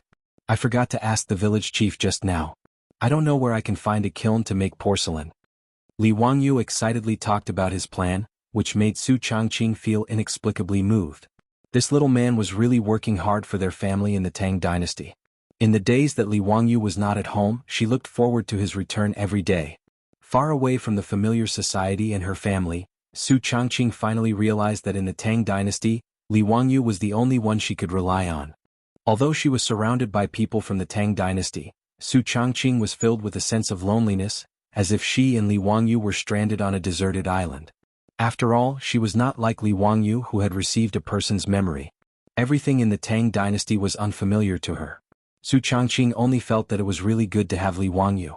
Li Wangyu was still talking about something when he felt a warm and moist touch on his cheek. Su Changqing suddenly leaned over and gave him a gentle kiss on the cheek. A certain someone was stunned as if he was struck by lightning. Although Li Wangyu was not a pure little virgin, it was the first time a girl took the initiative to kiss him. Moreover, it was a goddess. Just when Li Wangyu was about to turn into a wolf, Su Changqing ran away with a smile. Hee, don't think too much. This is Big Sister's reward for you getting the food. I'll cook for you. Today we'll eat noodles, braised meat noodles. Demon. You dare to run away after doing something bad. Eat this old Li stick. Li Wangyu giggled. The dinner of the Li family was an eye-opener for Chou Kuan and also a surprise for Li Wangyu. At the beginning of the Tang dynasty, sitting with one's feet down was not popular. However, sitting on the ground was really not ergonomic. Su Changqing was not used to it. Therefore, in the few days that Li Wangyu was not home, Su Changqing actually asked the village's carpenter to help make some furniture for the family. These furniture were very simple. There were no exquisite carvings or complicated decorations. They were not even painted and maintained their natural wood color. A large long dining table with high stools on both sides of the table made Li Wangyu very excited, but also made Chou Kuan confused. How should one sit on such a high table and stools? Chou Kuan wondered if he should take off his shoes and kneel on the stools to eat. Li Jia Xiaolong's furniture was very strange. Li Wangyu's eyes lit up. Without saying anything, he ran to the head of the table and sat down. Comfortable. Changqing, did you ask someone to make this? Su Changqing's beautiful eyes were smiling. He nodded and sat down next to Li Wangyu. In the past few days when you were not home, I wanted to do something. I just learned that there were carpenters in the village, so I drew some drawings and asked them to make a lot of furniture. I also asked someone to make a desk for you in your study. In addition, I also asked a carpenter to make 2 beds for your bedroom. If it were not for the fact that everyone was here, Li Wangyu would have hugged Su Changqing and kissed him to express his gratitude. Of course, whether Su Changqing would accept his gratitude was another matter. Let's eat. Li Wangyu shouted excitedly, Brother Cho, please sit down. Don't be polite. Perrin and Li Heng quickly served the noodles. Su Changqing's cooking was absolutely excellent, especially the braised meat. There was no such cooking in the Tang dynasty now. Cho Kuan, who ate the braised meat noodles for the first time, almost swallowed his own tongue. Although Chow's family had no power, they were rich. He had been hanging around Ping Kong Square for a long time. What delicious food had he not eaten? However, Li Wangyu's simple bowl of noodles made Cho Kuan feel that what he had eaten for the past 20 years was as vulgar as pig food. After the bowl of noodles went down his stomach, Cho Kuan was embarrassed and asked Perrin to make him another bowl. Such delicious noodles made Cho Kuan forget about being a guest. Under the astonished gazes of Li Wangyu, Su Changqing, and the others, Cho Kuan, the fatty, finished 3 to 4 bowls of noodles by himself. Only then did he feel satisfied and put down his bowl and chopsticks while stroking his stomach. The bowl of noodles was a big bowl from Guangzhou. The size was similar to the soup bowl of later generations, but the fatty ate 3 or 4 bowls in one breath. Li Wangyu finally understood how Cho Kuan's round body shape came about. This guy was simply the top foodie in the Tang dynasty. His appetite was comparable to that of their family of 4. Li Wangyu's face darkened. Could it be that Cho Yuanliang felt heartache for giving him so much food and specially asked Cho Kuan to come to his house to eat until he became poor? Cho Kuan looked at everyone embarrassedly. Xiaolang, the food in your house is really delicious. I couldn't help but order it. Li Wangyu rolled his eyes. Brother Cho, if I didn't know your situation, I would think that you were a refugee. If you do this, I will charge you for your food. Cho Kuan was not angry. He took out a gold ingot from his arms and put it on the table. That's good. Xiaolang, my food. Such a nouveau riche behavior confused Li Wangyu. What the hell was this situation? You damn fatty, do you really think I am a restaurant owner? Forget it, I won't lower myself to your level. Li Wangyu put away the 5 taels of gold ingot without the slightest anger. Well, the things that fall in my Li family belong to my Li family. Chapter 68. On the morning of the second day, Li Wangyu led his family to prepare pig rice. The old villager was leading a young girl from the village with 2 fat pigs. They were here to sell the pigs to Li Wangyu. The girl was obviously malnourished. Her hair was dry and yellow and she was pitifully thin. But the 2 pigs that she rushed over were very fat. It was obvious that they were well fed and taken care of. Xiaolang, this is Zhao family's little Mississippi. These 2 pigs were raised by her. If you think they're suitable, you can buy her pigs. The old villager pulled Li Wangyu to the side and whispered, Little Miss Zhao's father was also a government soldier in his early years. He was unlucky and didn't come back alive. She and her widowed mother depend on each other for survival. Xiaolang, if it's convenient, you can take care of them. Buying her 2 pigs can also increase her family's income. When Li Wangyu heard this, he felt sad. This widow and her child had suffered a lot of grievances.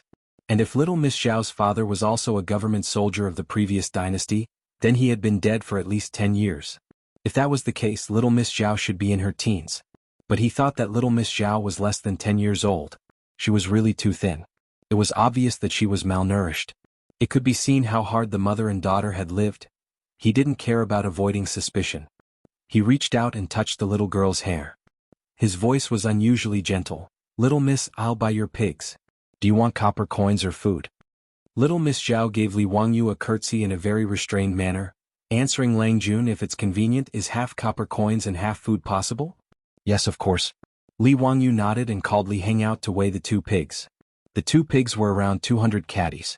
Little Miss Zhao looked at the tall scale and smiled until her face was red. She went to cut pigweed and carefully fed these 2 pigs every day in order to sell them for a good price to supplement the family. Her family only had the 2 of them. They couldn't do heavy labor. Although everyone in the village took care of them and the Nyo brothers often brought them food, little Miss Zhao didn't want to rely on others to survive. Li Wangyu laughed and said, 400 catties, that's really fat. 40 copper coins per caddy, that's a total of 16,000 copper coins. Little Miss Xiao, I'll give you 8 copper coins and 2 dan of grain. What do you think? Who knew that little Miss Xiao would shake her head? Langjun, your calculation is wrong. This was a pig made of wool, so the price could not be calculated according to the price of slaughtered pork in the county town. The price of a pig is less than 20 copper coins at most. I can't accept so many. Her words made Li Wangyu stunned. He did deliberately calculate the price according to the price of meat in the county town, but he didn't expect that the little girl wouldn't accept it at all. Miss Xiao, isn't it good to earn more money? Li Wangyu asked. Little Miss Xiao's head shook like a rattledrum. My mother always taught me to be an honest person and not take money that I shouldn't take. What's more, you're willing to buy my pig. I'm very grateful to you. Li Wangyu could only be in awe of her. Although she was poor, she was able to stick to her original heart and was neither greedy nor humble. It was really rare. Was the quality of the people of the Tang dynasty so high? Li Wangyu could only comply with little Miss Xiao. Then let's calculate it at 20 copper coins. I'll give you 4 copper coins and 1 dan of grain and 5 dan of grain. Little Miss Xiao still wanted to say something. She felt that the grain was too much, and the pig couldn't be sold for 20 copper coins. However, Li Wangyu didn't wait for her to speak. He glared at her. Do as I say or I won't buy this pig. Little Miss Xiao bit her lips. Her eyes were filled with gratitude as she bowed to Li Wangyu and agreed. He found someone to help little Miss Xiao transport the copper coins and grain home. The people who slaughtered the pig came, but they were none other than the Niu brothers. Niu Dalong Erlang, you're also cameo as butchers? Li Wangyu asked curiously. What do you mean by cameo? The slaughtering in this village is done by us brothers, ha. Xiaolang, I heard that today you're going to treat the whole village to some pig slaughtered rice? Yes, I'll have to trouble the 2 brothers to help. Li Wangyu pointed outside the courtyard, where a large pot and stove were already boiling water. Li Wangyu decided yesterday that he was going to treat the whole village to pig slaughtered rice, so he started preparing early in the morning.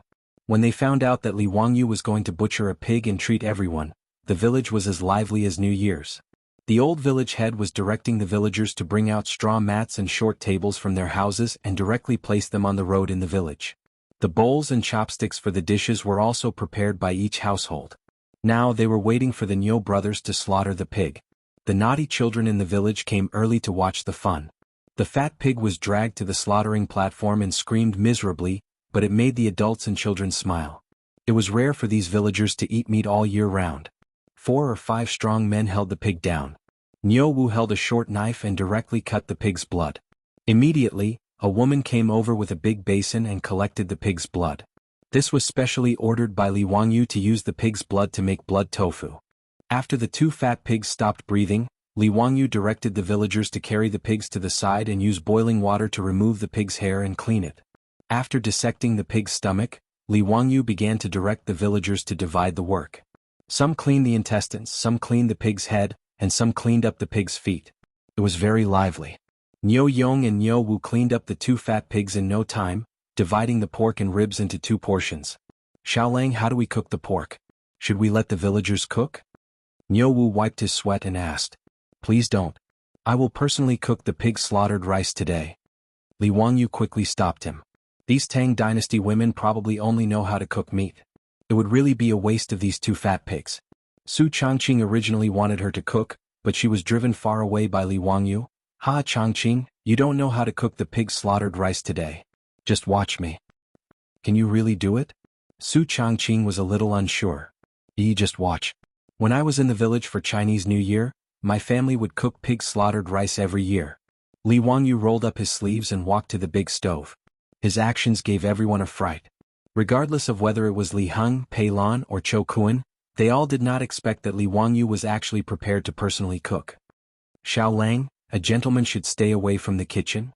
Chou Kuan did not expect Li Wangyu to cook for a group of farmers. He was a little shocked. Li Wangyu glanced at him and spat. Bah, that sentence clearly says that a gentleman is a beast. Seeing it alive, he can't bear to see it dead. Hearing it, he can't bear to eat it. Therefore, a gentleman should stay away from the kitchen. You eat meat every meal, and you have the nerve to say that a gentleman should stay away from the kitchen? If you have the ability, don't eat it later. Chou Kuan smiled embarrassedly and hid to the side. He wanted to see what Li Wangyu could cook and whether it was as delicious as the braised meat noodles last night.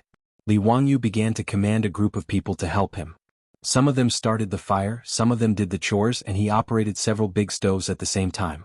Pig intestines and blood curd, braised pork, dongpa pig knuckle, stir-fried pork, twice-cooked pork, garlic paste, braised pork ribs, stir-fried liver and kidney. Li Wangyu used all his skills, and he was so busy that his forehead was covered with sweat. Delicacies that had never been seen before by the people of the Tang dynasty were constantly served and filled the seats in the village. The aroma of the pork stimulated the adults and children in the village and made them drool. They all looked at Li Wangyu, who was busy at the stove, and waited for the banquet to start. When Li Wangyu finished the last dish and ordered the women to bring it to the table, the pig-slaughtered rice could finally be served. Just when everyone was ready to eat, the sound of horse hooves came from outside the village. Chapter 69. Li Wangyu looked at the people riding into the village in surprise. They were familiar faces. As the saying goes, better to come early than to come at the right time. The people riding into the village were the magistrate of Hu County, Yang Quan, and the registrar, Lu Xiao. Behind them were a few yamen runners. Li Wangyu quickly got up to greet them. Greetings to Ming House and Registrar Lu. Is there anything I can help you with? Zio, what's the good news in the village today? Yang Quan asked instead of answering the question. On the road in the village, a long banquet was set up in the open air. It was a spectacular sight. It was the first time he saw a village having a banquet like this. Li Wangyu smiled and said, "Hee, today I'm going to treat all of you to pig slaughter rice. Ming House and Registrar Lu, please take a seat. Let's have fun together." Pig slaughter rice? Yang Quan was a little unhappy when he heard that it was cheap meat. However, he still nodded and got off the horse with Lu Xiao. When the old village chief saw that the magistrate and registrar had arrived, he quickly came forward to greet them. He politely invited Yang Quan and Lu Xiao to take a seat. Zio, why did you think of making pig slaughter rice? I had a small harvest in Chang and a few days ago. Plus, I just moved back to Dingzhou village. It's only right that I treat the villagers to a banquet. Yang Quan nodded and did not refuse. He took off his boots and sat down with Lu Xiao. The yamen runners were also called to other seats by the old village chief. Let's start. The old village chief shouted. More than 500 people in the village couldn't wait to reach out their chopsticks. Although they had never seen the dishes on the table and didn't know how good Li Wangyu's cooking was, it was still meat. Even if it was cheap meat, few people in the village could eat it. Only the Niu brothers who often went hunting in the Qinling Mountains could taste meat occasionally. Moreover, most of the Niu brothers' harvests would be exchanged for food at the county town, so there weren't many opportunities for them to eat heartily. Many women in the village were still murmuring that such good meat should not be ruined by Li Jia Xiaolang. What kind of cooking was this? Shouldn't meat be cooked in a big pot and then eaten with sauce? But when the first bite of meat was put into his mouth, the unspoken criticism in his heart disappeared. The originally noisy banquet suddenly became silent except for the sound of chewing. Meat. Fragrant. The color was rosy, the fragrance of the meat overflowed, and it was soft and tender. One bite was filled with bliss. These villagers who rarely had the chance to eat meat, couldn't help but cry at this moment. As for the children, their cheeks were stuffed to the brim, and a few of them almost choked because they ate too quickly. Chat. Who would have the time to do that? Whether it was the adults, the children, or the toothless old man, there was only meat in their eyes at this moment. Everyone in the village, including the old village chief, looked like a reincarnated hungry ghost. Yang Quan and Lu Xiao looked at each other and silently shook their heads. In their opinion, it was because these villagers were too poor that they rarely ate meat throughout the year, so they were so unbearable. Yang Quan even blamed himself. These were the people under his rule, but they lived in poverty. It was a shame to talk about it. After Pai Lupi ascended the throne, he purged a large number of old officials from the Sui dynasty. At the same time, he rectified the governance of the officials and severely punished corruption. Yang Quan's master was Yu Shernan, and he took away 70 to 80% of the old man's righteousness. However, no matter how much Yang Quan loved the people and was close to them, he was not the god of wealth, and he did not have the ability to make the people of the Tang dynasty rich. Zhenguan was prosperous, but the people were still poor. Reaching out his chopsticks and picking up a piece of dongpa pig knuckle, Yang Quan actually felt a little nauseous. The nobles of the Tang dynasty almost never ate cheap meat like pork, let alone such greasy fatty meat. However, out of the mentality of sharing happiness with the people, and out of respect for the young man Li Wangyu, Yang Quan forced himself to put the meat into his mouth. In the next moment, Yang Quan's eyes widened in disbelief. The aroma of the meat instantly occupied his entire mouth. The fatty meat was not greasy, the lean meat was a little chewy, and the fatty meat between them melted instantly, bringing with it a hint of sweetness. The pig skin of the pig knuckle melted in his mouth, and there was a bit of the gelatinous texture of the meat skin. Fatty but not greasy, sticky but not mushy, it was really the best. This is really pork? Yang Quan still could not believe that what he just ate was cheap meat. Even the beef and mutton he usually ate did not taste like this. Li Wangyu chuckled and said, "Yes. What kind of dish is this?" "Dongpa pig knuckle." Li Wangyu did not think much and answered casually. Yang Quan looked puzzled. "What is Dongpa pig knuckle?" Li Wangyu was stunned and then realized that Su Dongpa would not come out of his mother's womb for hundreds of years. Dongpa pig knuckle was a special delicacy in Sichuan cuisine. It was said that it was a traditional dish made by Wang Fu, Su Dongpa's wife, and it was named after Su Dongpa's great love. But he could not explain it to Yang Quan, so he rolled his eyes and answered, "I came up with it by accident on the hillside in the east, so it was named Dongpa pig knuckle." Yang Quan shook his head. No. Since it was created by Zio, why not call it Wang Yu's elbow? It can show that it was created by Wang Yu, and it can also describe the delicacy of this dish, which makes people want to eat it. Ah! His words shocked Li Wangyu. Dongpa pig knuckle became Wang Yu's elbow? Was it really okay? Lu Xiao at the side also nodded repeatedly. Minghouse is right. Wang Yu's elbow is much more elegant than Dongpa pig knuckle. Li Wangyu was speechless. Forget it. Wang Yu's elbow is Wang Yu's elbow. Anyway, I am getting more and more shameless. It doesn't matter if I plagiarize more and more. On the other hand, Su Changqing, who was at the side, heard their conversation. In order to not laugh out loud, he held back his laughter until his face turned red and his body trembled. Li Wangyu was speechless. Looking at Su Changqing, who was trying hard to hold back his laughter, Li Wangyu rolled his eyes silently. A shame. After Yang Quan removed Dongpa pig knuckle from history, he no longer talked nonsense. His chopsticks began to fly around the table. Almost every dish made him full of praise. Lu Xiao wasn't any better than Yang Zhua. In fact, he was even worse. After swallowing the pork, he didn't even bother to talk to Yang Zhua. Instead, he only cared about himself as he ate heartily. In fact, strictly speaking, Li Wangyu's cooking skills were average. Compared with Su Changqing's cooking skills, his cooking skills were far worse. However, the big pot dishes like pig slaughter dishes did not necessarily require too fine craftsmanship. Su Changqing was not good at it, let alone cooking with such a big pot. But even so, in the Tang dynasty where cooking was not popular and pork was just a cheap meat, which was usually eaten after being boiled in plain water, Li Wangyu's cooking skills could be said to be amazing. Cho Kuan, the fat man, ate so much that he almost swallowed his own tongue. He did not care about the field anymore and snatched the meat with a table of farmers happily. After a long time, he finally patted his belly with satisfaction and put down his bowl and chopsticks. Xiaolang, your pig slaughter rice is so delicious. I finally understand what it means to not know the taste of meat in March. How can I eat the food in those restaurants in Chang, and in the future? As soon as he finished speaking, Yang Quan glared at him angrily. Ignorant and incompetent. When I heard Xiao and Qi, I didn't know the taste of meat in March. Is that what you mean? Cho Kuan did not understand. He blinked and looked puzzled. Li Wangyu explained with a smile, the phrase, I don't know the taste of meat in March, means that one is completely focused on one's goal. Cho Kuan realized that he had misunderstood. He was thick-skinned. He just smiled and did not feel ashamed.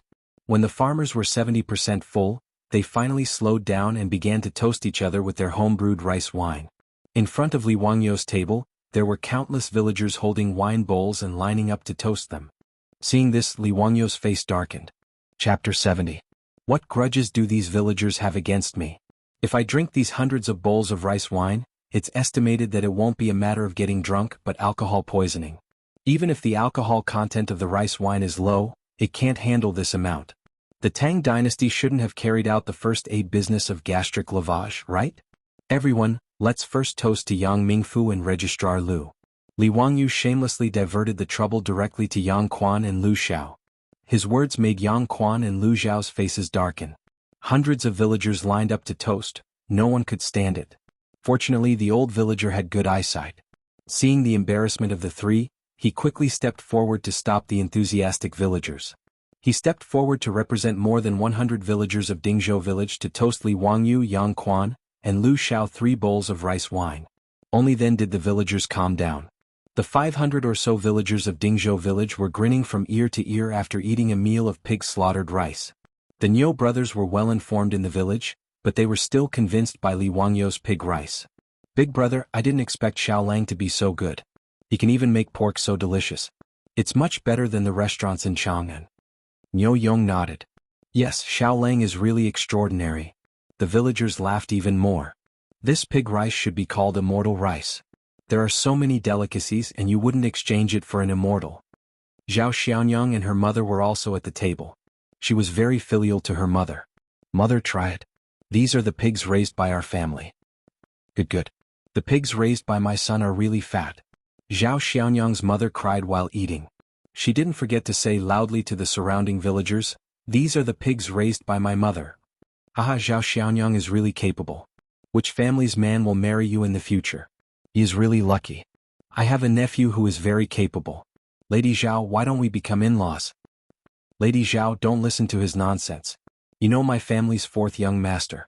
He's honest and dutiful. He hasn't talked about marriage. Little Miss Zhao was already 13 or 14 years old, but because of her thin and weak appearance, no matchmaker came to visit. After a meal of slaughtered pig rice, even Miss Zhao, who raised pigs, became the focus of the villagers. Many people ran to find Miss Zhao to propose marriage, which became the surprise of this meal. Li Jia Xiaolang is worthy of being the son of Master Li.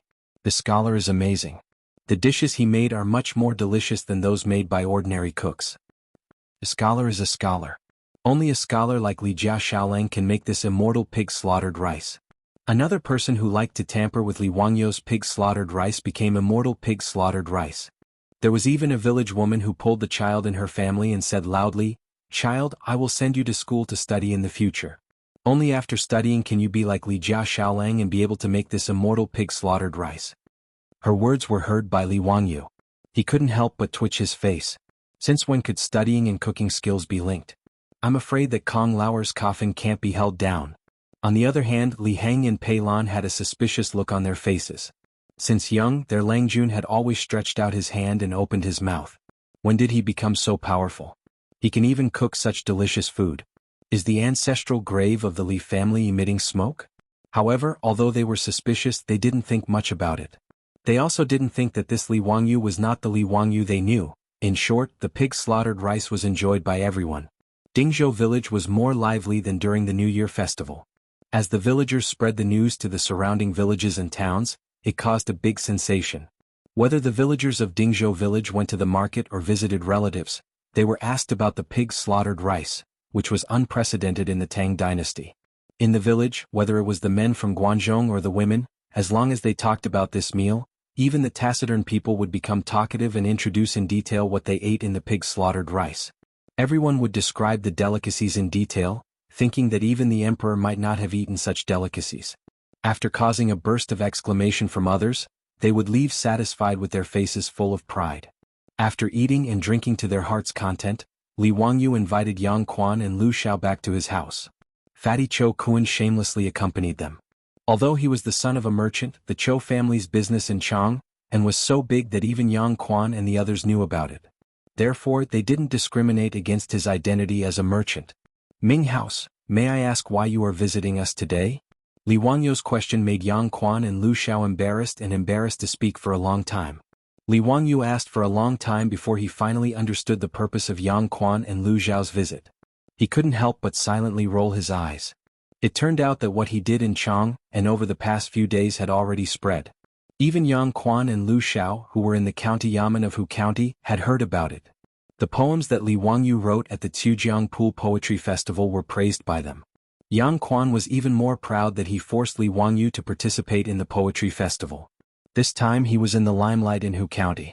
However, the two of them didn't expect that not only was Li Wangyou's literary talent outstanding, but he was also proficient in arithmetic. The arrangement of the chess board and the rice was amazing. As for the question about the thieves, Yang Quan and Lu Xiao pondered for 2 days but still couldn't figure out how to solve it. How did the 4 thieves tell who was telling the truth and who was lying? After being tortured for a few days, the two of them knew that Li Wangyou had returned to the village. They directly rushed to Dingzhou village, intending to personally ask the thieves what was going on. Li Wangyou was speechless when he found out that the dignified county magistrate and registrar had come to Dingzhou village for such a trivial matter. However, he didn't immediately answer Yang Quan's question. Instead, he smiled and said, "Ming House, do you feel that you have forgotten something? What is it? The reward for winning the poetry festival. It would have been better if Li Wangyu didn't mention it. Once he did, Yang Quan was so angry that his beard blew and his eyes widened. You tired kid, you still have the nerve to mention it? The teacher sent someone to deliver a letter to me. You bastard, why did you drink that day? You drank yourself to death and in the end, in front of the teacher you spoke nonsense. Yang Quan almost said that Li Wangyu had randomly recited poems in front of Pai Lupi. However, when he remembered Yu Shernan's letter instructing him to keep this matter a secret from Li Wangyu, he quickly changed his words. What did I say at that time? Li Wangyu was also a little nervous. Did he recite the sentence, "How can I lower my eyebrows and bend my waist to serve the rich and powerful, making me unhappy?" Yang Quan ignored him and said, "What did you say? Think about it yourself." Then are you still going to give the reward of 100 strings of coins to Ming House? Li Wangyu looked at Yang Quan anxiously and asked. Yang Quan had the urge to beat this kid with the sole of his boot, but he restrained himself from hitting him. He coldly snorted and unhappily ordered the Yamen runners to bring in 2 rattan chests. The copper coins of the Tang dynasty were of excellent workmanship. A copper coin weighed 5 kilograms, so 100 strings of coins was 500 kilograms. 2 rattan chests were filled to the brim with copper coins. This made Li Wangyu overjoyed. This Yang Quan was not bad, he was a good person. Li Wangyu gave Yang Quan a good person card in his heart. At the same time, he hurriedly summoned Li Heng to bring the copper coins to the storeroom. Xiaolang, now can you clearly explain the matter of the thief crossing the river? Lu Xiao said with a smile. Since Yang Quan had already given him the copper coins, Li Wangyu naturally would not hide anything. He explained the question in detail to the 2 of them, causing them to be stunned for a long time. After pondering over the key points, they suddenly realized that the 2 of them had been tortured by the question for a long time. It was really difficult for them to speak. Yang Quan and Lu Xiao both glared at Li Wangyu. They felt that this kid was really too hateful. Chapter 71. After Li Wangyu finished explaining the robber's problem, he suddenly remembered the barren land by the river yesterday. It just so happened that Yang Zhua had come to the village today, which saved him the trouble of making another trip to the county Yamen. He hurriedly asked, "Dare I ask the Ming family, does the wasteland by the riverbank north of Dingzhou village belong to the county?" "That's right. Kid, can you buy that land?" Yang Quan was stunned. He didn't understand why Li Wangyu wanted to buy that saline alkali soil. "Why do you want to buy that barren land?" Li Wangyu hesitated for a moment and decided to tell the truth, to develop it. "Nonsense, that saline alkali soil. How can you develop it?" Hee, of course I have a way. Otherwise I wouldn't have wasted money to buy that land. I'm thinking of turning trash into treasure so that I can make money to repay the county. Li Wangyu didn't expect that his words would make Yang Quan suddenly stand up. His hand trembled as he pointed at himself. His face was full of excitement. "Zio, you can't joke about this. Can you really make saline alkali soil grow food?" Even Lu Xiao was excited. His hand that was stroking his beard trembled. He pulled out a few strands of his beard but didn't feel the pain. Instead he grabbed Li Wangyu's arm and said, "Xiaolang, tell us quickly. What do you mean?" It's what I said just now. I'm going to improve the saline alkali soil and develop it to grow food." Li Wangyu didn't understand why the 2 were so excited. "Is there any way to turn saline alkali soil into treasure?" Yang Quan asked. Li Wangyu didn't want to say. He could see that Yang Quan and Lu Xiao were very nervous about this. Could it be that there were a lot of saline alkali soil in the Tang dynasty? Why are the Ming house and the registrar so nervous? "Zio, do you know that our Guanzhong Dao is densely populated? We have always had less land but more people." Yang Quan let out a long sigh and sat down again. Li Wangyu naturally knew about this. According to the rules, each household in the Tang dynasty should be granted 100 mu of land, but in Guanzhong circuit, each household could only be granted 20 mu of land. Guanzhong Daoist has more people than land, but the saline alkali soil alone is tens of thousands of acres. It will be a waste to just leave it there. If Guiyu really knew how to manage saline alkali soil, then it would be a great achievement. This county will definitely submit a memorial to the imperial court for you to be conferred an official title. Yang Quan's explanation enlightened Li Wangyu. He hadn't thought that Guanzhong Dao would have so much saline alkali land. However, Xie Jing wasn't interested in being promoted to an official. He couldn't wait to avoid it. Why would he be in a hurry to become an official? "Ming House, I do know a little about managing saline alkali soil and I can teach you. However, if it was submitted to the imperial court, there would be no competition." How about some debt reduction? Look at the 10,000 mu of saline alkali soil. If you can reclaim it, it will be 10,000 mu of good farmland. A consultation fee of 100 copper coins per mu isn't much, right? Yang Quan and Lu Xiao didn't understand what Li Wangyu was talking about. However, they understood Li Wangyu's meaning. Yang Quan glared at him again. Nonsense. How can this county privately give you a reduction in public funds? If your method is feasible, this county will naturally report it to the imperial court and fight for you to be rewarded. His words made Li Wangyu curl his lips. Wanting to steal his secret without paying, wasn't that too disrespectful of intellectual property rights? Before Li Wangyu could speak, he heard Yang Quan say, however, this county can make the decision to put the 300 mu of uncultivated land in Dingzhou village under your name. This is a big matter that will benefit the country and the people. Zio, you must not act recklessly. Fine. Yang Quan's big hat was on Li Wangyu's head. Moreover, getting the 300 mu of land for free wasn't considered a loss. He was about to nod his head in agreement, but swallowed the words that were about to come out of his mouth. It was best to ask his beautiful superior's opinion on this matter. He didn't want to be muddle-headed and make a loss. He couldn't waste a top student from the University of Pennsylvania who majored in business administration. Li Wangyu used the excuse of going to the toilet and ran out to find Su Changqing. He told Su Changqing about his conversation with Yang Quan and the others. Then he eagerly waited for Su Changqing's opinion. Sure enough, after his beautiful superior heard his words, she immediately whispered a few words into his ear. Li Wangyu fiercely slapped his thigh. He almost made a loss again. Su Changqing told him to ask the county for cattle. In the Tang dynasty, cattle were quite precious. The price of a strong cattle was very high. It was about 20 strings of coins. In order to protect cattle, the Tang dynasty didn't allow cattle to be killed. Even the accidental death of a cattle had to be reported to the government. In the huge Dingzhou village there were less than 10 cattle. One cattle could only cultivate 2 to 3 mu of land a day. After cultivating for 2 days they needed to rest for a day to recover their strength. Dingzhou village's 2,000 mu of land depended on manpower to cultivate. This was one of the reasons why Dingzhou village was so barren. Su Changqing felt that the method of managing the saline alkali soil could be handed over to the imperial court. However, just giving them the 300 mu of uncultivated land in Dingzhou village wasn't enough.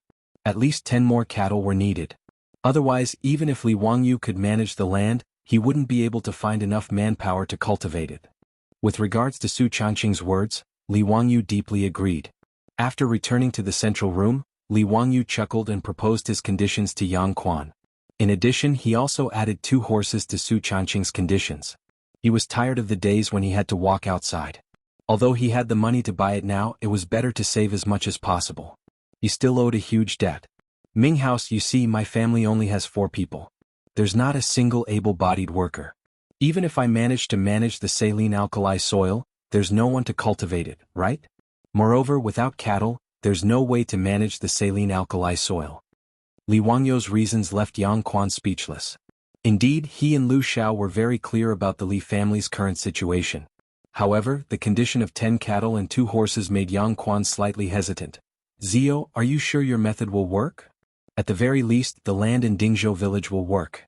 I can't guarantee the saline alkali soil in other places. As you know, Ming House, not every piece of land is the same. Li Wangyu didn't say anything definite.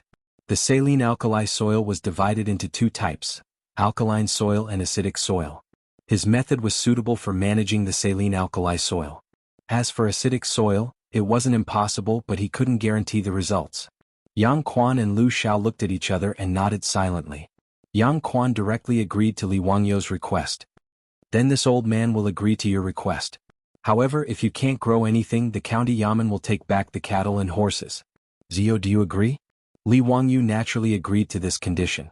If the saline alkali soil really failed, he would be too embarrassed to take back the cattle. The 2 sides agreed on the conditions. The county yamen would send officials to record how Li Wangyu improved the soil.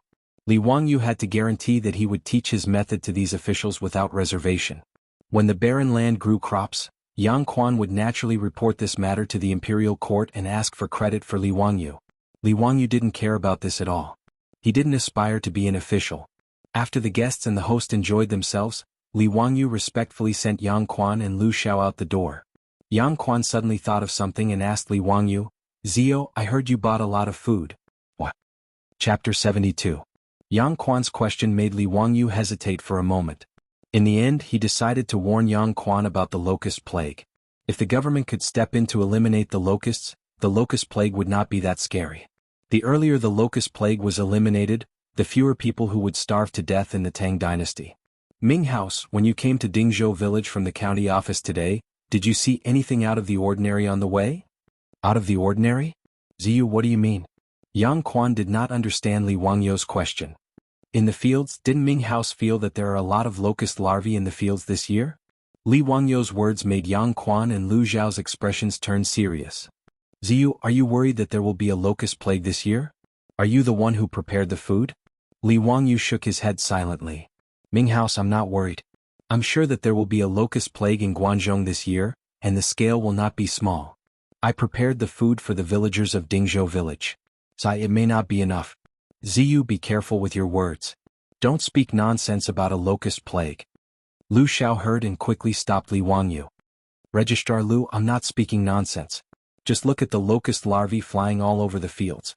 Many farmers are already burning incense in the fields to worship that bullshit locust god. Don't Ming House and Registrar Lu know about this? Li Wangyu's voice grew louder as he spoke. Ming House, if we don't do anything, I'm afraid there will be no harvest this year, and then, he could not continue. He did not dare to imagine the terrifying scene of a locust plague in Guangzhou in March. The crops that had just been planted in the fields would be eaten up. Guangzhou was a region that only planted crops once a year. If all the crops in the spring were eaten up by the locusts, it would be a disaster. Although there was a record in the Aid for Governance Comprehensive Mirror, in the first year Guangzhou was famished and there was only one rice dipper and straight silk. In the second year there were locusts all over the world. In the third year there was a flood. Although the people eat the food, they have never tasted any complaints. Yes, the world is big, the scattered people return home salty, the rice is no more than 3 or 4 chen. However, Li Wangyu didn't really believe the records in the history books. It was now the second year of Xinguan, and the price of grain was 360 copper coins per bushel. After natural disasters like the plague of locusts and floods, the price of grain in the autumn of the third year of Xinguan actually fell to 3 or 4 copper coins per bushel. This was simply a fantasy. Could it be that Pai Lupi borrowed the rice from the sky? But no matter what, the March locust plague was a real threat. Li Wangyu could save Zhou village, but he could not save the world. He might not be able to save him, but the government could. That was why he took the risk of misleading the public, and directly told Yang Quan about the plague of locusts. Yang Quan stared seriously at Li Wangyu for a few seconds before sighing. How could I not understand what Ziyu is saying? When the larvae of the locusts first appeared, I had already sent a letter to the court, but... He shook his head. But how could it be so simple to kill the locusts? Li Wangyu did not understand. He asked, since the Ming House knows, what is so difficult about it? This is a matter of life and death. If there is no way to kill the locusts, I have a few ideas. Yang Quan shook his head again. It is not difficult to kill the locusts. The Book of Songs has a saying, punish the thief, punish the flame. It can be seen that using fire at night can attract the locusts to the fire just like moths. But this is not a problem of the method, it is that you cannot do it. Why not? Li Wangyu was confused.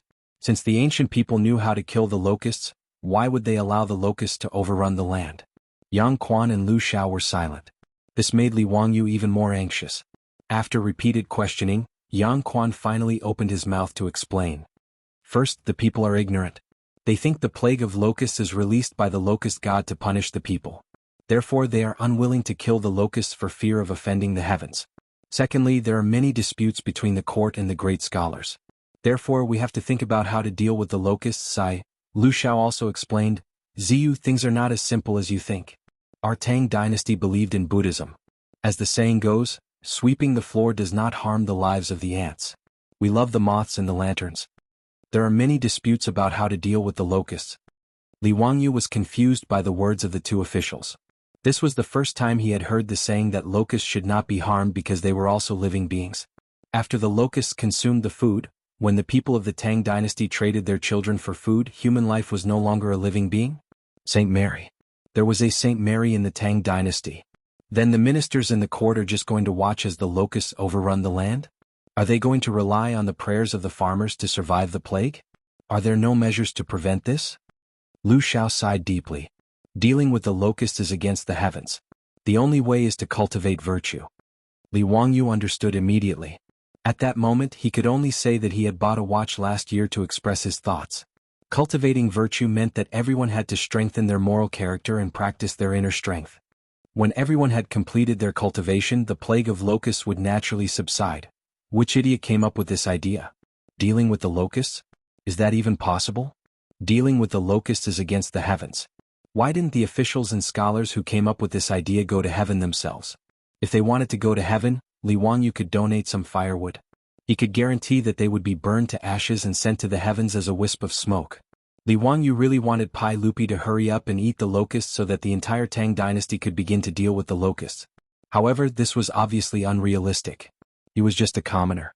How could he possibly meet the emperor?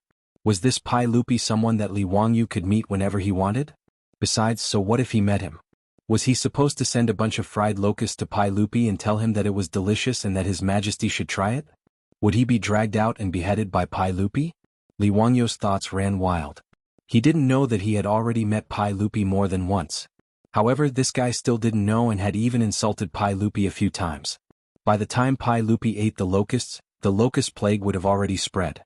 Eliminating the locusts would only be doing their best and leaving the rest to fate. They wouldn't be able to take much food from the locusts. After understanding all this, Li Wangyu had nothing else to say.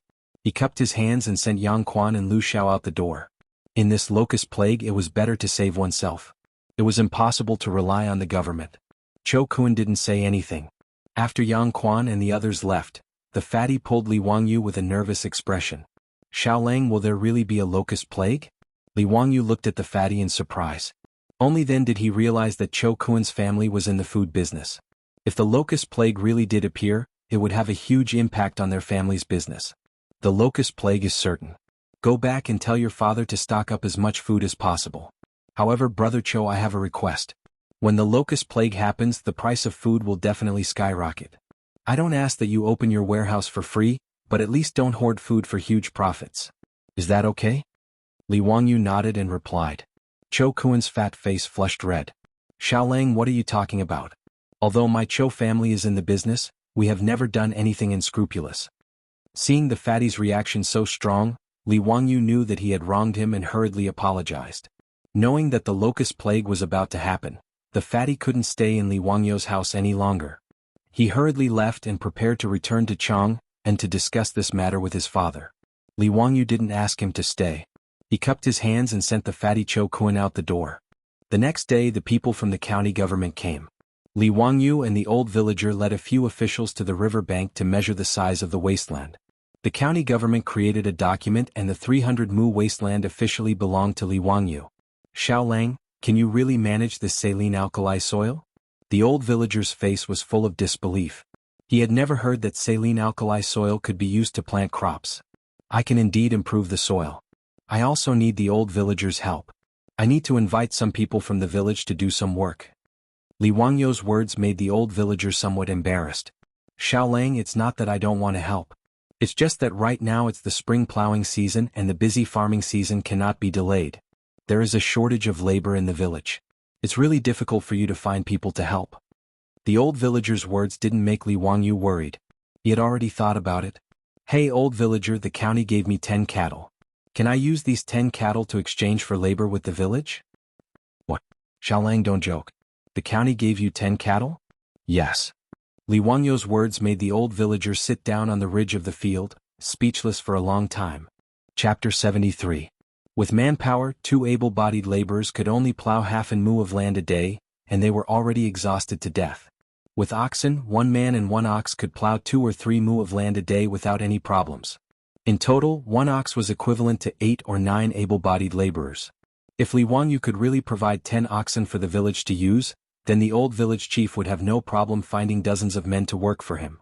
Dingzhou village had 127 families and a total of 563 people, among which there were about 200 able-bodied laborers. However, because of the lack of oxen, every year during the farming season, the entire village had to work together. Not only was the speed slow, but the quality of the land could not be compared to that of oxen. If Li Wangyu could really provide 10 oxen to help the village with the spring plowing, then it would really be a great help to the village. Not only would they be able to spare some manpower to help Li Wangyu, but they would also be able to take a breather during the most important spring plowing of the year. The Tang dynasty was an agricultural society, and the spring plowing was the most important day of the year. Including the royal family would hold a ceremony on an auspicious day in February or March. On that day, Pai Lupi would wear ceremonial robes and go to the altar to worship the heavens and the ancestors. After that, he would go to the royal family's farm to plow the land. Pai Lupi would personally plow the land, and the leaders of the 3 provinces and 6 departments would lead oxen to plow the land. Even Empress Xianxia would bring a group of imperial concubines to sow the land. Under the guidance and escort of the officials from the Ministry of Rites, Taichung Temple and Jianghu guards, amidst the sounds of drums and hymns, they went back and forth 3 times, completing the 3 rejections and 3 rejections ceremony. Although Pai Lupi's ceremony was just a formality, it also showed the importance of the spring plowing in an agricultural society. Now that the spring plowing was imminent, it was not surprising that Li Wangyu was able to get 10 oxen. It was not surprising that he was able to scare the old villager like this. The old village chief grumbled as he got up and grabbed Li Wangyu's arm. "Xiaolang, you can't joke about this matter. When will the oxen be sent?" "The county government will send the oxen tomorrow. However, old village chief, if I want to keep this ox, the prerequisite is that I must first manage this saline alkali soil. Therefore, I have to trouble the old villager to find someone to help me. Otherwise, if the saline alkali soil is not improved, the county will take back the cattle, and I won't have any cattle to lend to the village." As soon as the old villager heard his words, his eyes immediately glared. "Xiaolang, just say the word. I'll call for as many people as you need. If anyone dares to not come, I'll beat him to death." The old man's calculation was very clear. Although the 10 oxen were given to Li Wangyu by the county government, the old man's calculation was very clear. But since Li Wangyu was willing to lend the cattle, it was the cattle that belonged to the village. If more than 100 farmers in Dingzhou village could own 20 oxen, they would be the envy of the surrounding villages. Such a precious cattle, since it had entered Dingzhou village, there was absolutely no reason for it to be taken away. "Xiaolang, is your method really feasible? This old man has never heard of growing food on saline alkali soil in my life." The old villager was now only worried about whether Li Wangyu's method of managing saline alkali soil was feasible. "Old village chief, don't worry. There is absolutely no problem with my method. Can you tell me about it first?" The old villager still wanted to hear it first. "First of all, deep plowing, then washing and soaking the soil.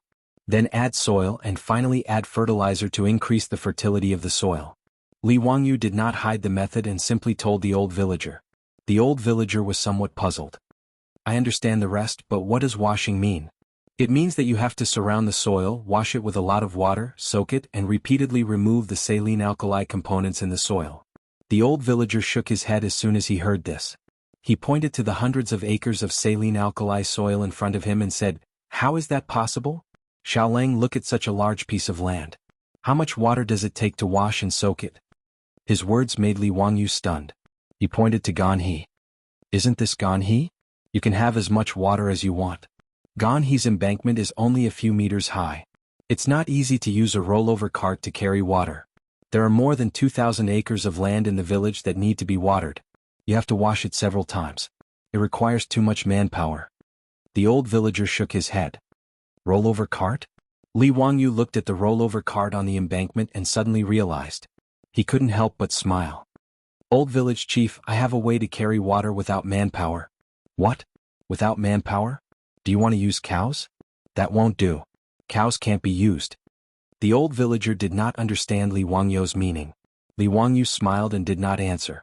There were 3 stages in the development of water wheels in China. The first stage was the rollover cart invented by the Eastern Han Dynasty. It was also called the dragon bone water wheel. It mainly relied on manpower to carry water. The second stage was the rollover cart invented during the Tang and Song dynasties. It was described in the Book of Agriculture, and was a water-carrying machine. It was powered by manpower or animal power and looked like a dragon bone cart. The third stage was the water wheel invented by the Yuan and Ming dynasties. It looked like a water wheel in the future. The earliest record of the rollover cart was in the Tang dynasty. It was gradually popularized after the Song dynasty. But now it was only the beginning of the Tang dynasty. The rollover cart had not appeared yet, let alone the water wheel. The efficiency of the rollover cart to carry water for irrigation was very high. Li Wangyu knew how to make the water wheel in the future. When he was young there were many water pumps in the village. He was very clear about the structure of the water wheel. Old village chief, is there anyone in the village who is good at carpentry? Yes. Didn't your family ask old Lu to help you make a lot of new things a few days ago? Why do you want to make furniture again? When the old villager said this, Li Wangyu remembered that Su Changqing had asked the carpenters in the village to make the furniture. Although the furniture was simple, Li Wangyu could see that the carpenters were very good. I need to ask Carpenter Lu to help me make a few water wheels. Then I can carry water automatically. Old village chief, you wait and see. I guarantee it will be easy to use. Haha, I will take care of the irrigation work in the future. Li Wangyu didn't wait for the old villager to react and ran towards the village, leaving the old villager dumbstruck and confused. Has this kid lost his mind? Carrying water automatically without manpower? Isn't that a god? The old villager sighed. He felt more and more that Li Wangyu was outrageous. Before he could finish lamenting, he saw Li Wangyu running back like a gust of wind. I forgot to ask you where Carpenter Lu lives. The old villager shook his head. Let's go. I will take you there. But Xiaolang stopped fooling around. How can the water be carried automatically without manpower? Haha, you will know in a while. The two returned to the village and went straight to Carpenter Lu's house. Carpenter Lu was in his 50s this year. He had been a carpenter his whole life. His 3 sons were also carpenters with him. It could be considered a family skill. Carpenter Lu was not a craftsman registered by the government. He was a private craftsman. In the Tang dynasty, the status of craftsmen was very low. In the historical records, they were even called official slaves. Moreover, their job was lifelong. Their status was similar to that of merchants. However, private craftsmen like Carpenter Lu also needed to farm. His status was similar to that of a farmer. Because of his craftsmanship, he was also respected in the village. His life was also better than that of ordinary villagers.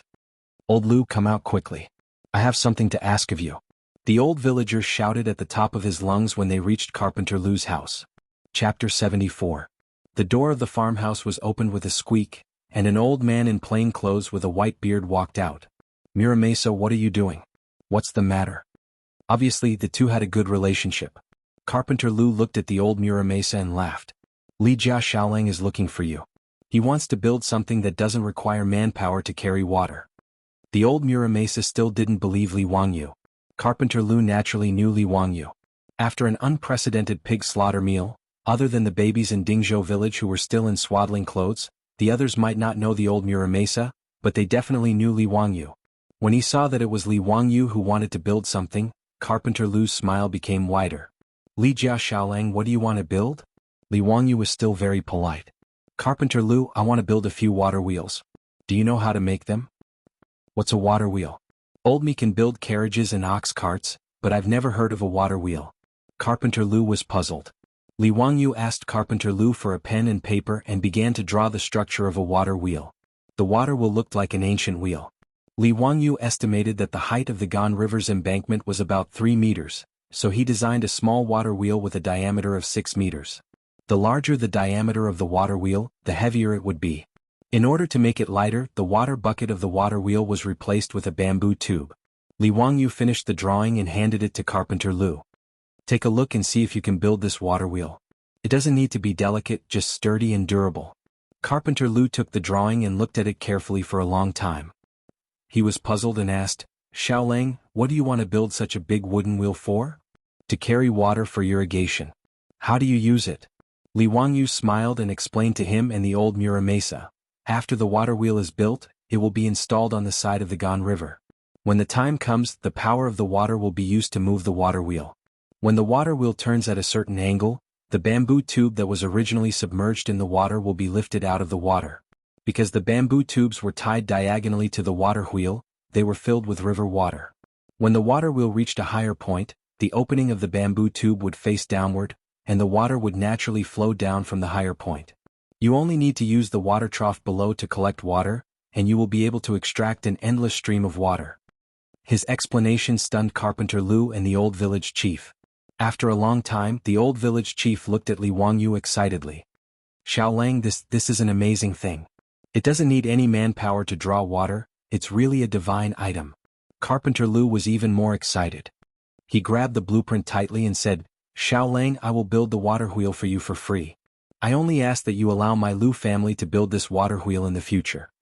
Li Wangyu laughed. Of course I'll leave it to you, Carpenter Lu. As long as something like a water wheel was built, anyone with a discerning eye would know what was going on at a glance. There was no value in keeping it a secret. Since Carpenter Lu was willing to help him build the water wheel for free in exchange for the blueprint, Li Wangyu was naturally happy. Oh yes, Carpenter Lu, the bearings of the water wheel are best made of steel.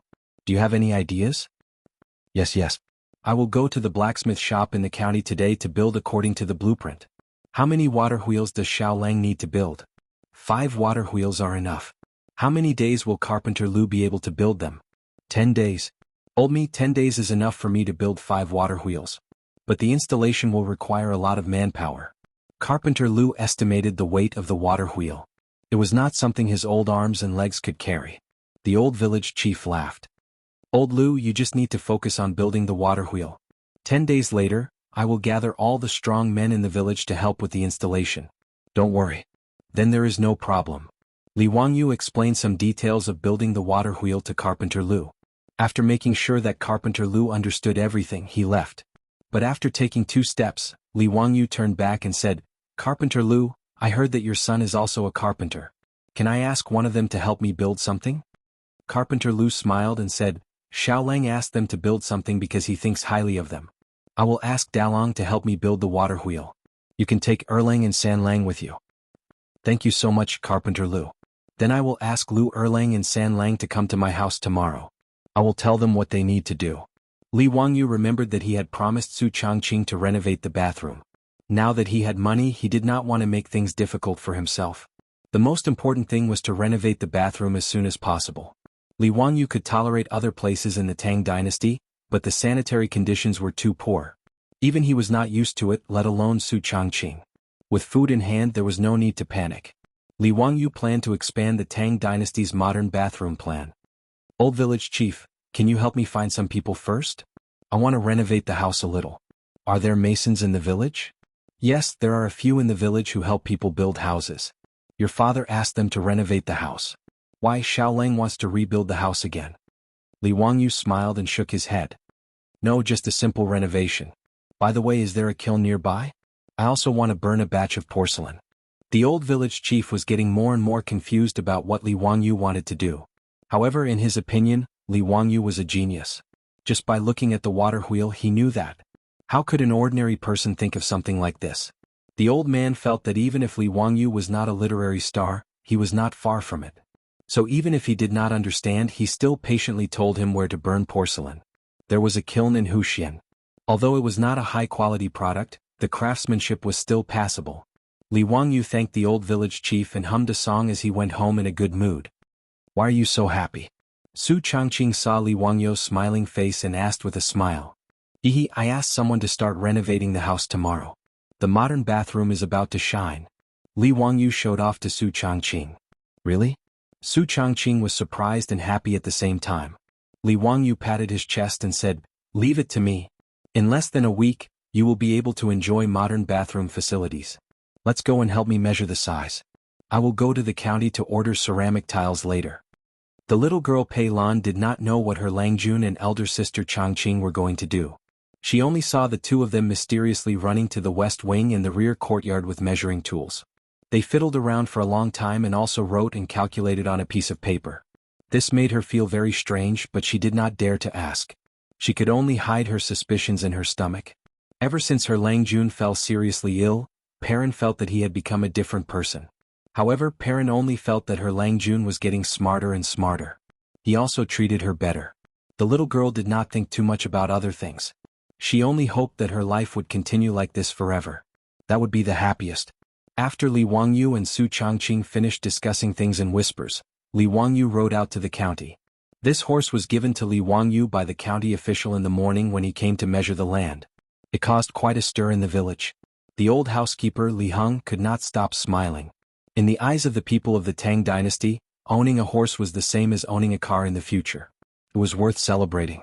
Dingzhou village was only 20 miles away from the county town of Huxian. It only took half an hour to ride a horse. Li Wangyu asked around and found the entrance of a porcelain kiln in the suburbs of the county. Chapter 75. Dear customer, what do you want to buy? As soon as Li Wangyu got off the horse, the shopkeeper of the kiln greeted him warmly. Customers who can ride a horse are big customers, worthy of the shopkeeper's personal reception. Shopkeeper, can you order porcelain in your kiln? Of course, what kind of porcelain do you want? Although our kiln is not big, the craftsmanship of our old masters is very good. Whether it is porcelain bowls, porcelain bottles, porcelain basins, all kinds of shapes, as long as you need, we can order them. Li Wangyu smiled, took out the drawings he drew and handed them over. I need to make a batch of ceramic tiles, can you see if you can do it? How can a modern bathroom not have ceramic tiles? Not only does it look beautiful, but it can also be waterproof. Li Wangyu thought that it was necessary. The shopkeeper looked at the drawing on the drawings and his face was full of pain. Dear customer, what is the use of this thing called ceramic tile?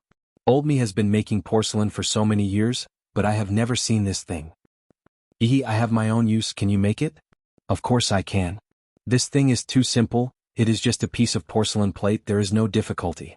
Dear customer, are you sure you want to burn this thing? The shopkeeper still did not believe that someone would want to burn such a thing. Li Wangyu nodded. That's right, the quantity I need is written on it. How long do you think it will take you to burn it? The shopkeeper pondered for a moment. This thing is very simple, 3 days is enough. But you need to pay the deposit first, after all, if you don't want this thing after it is burned, it is not convenient to deal with it.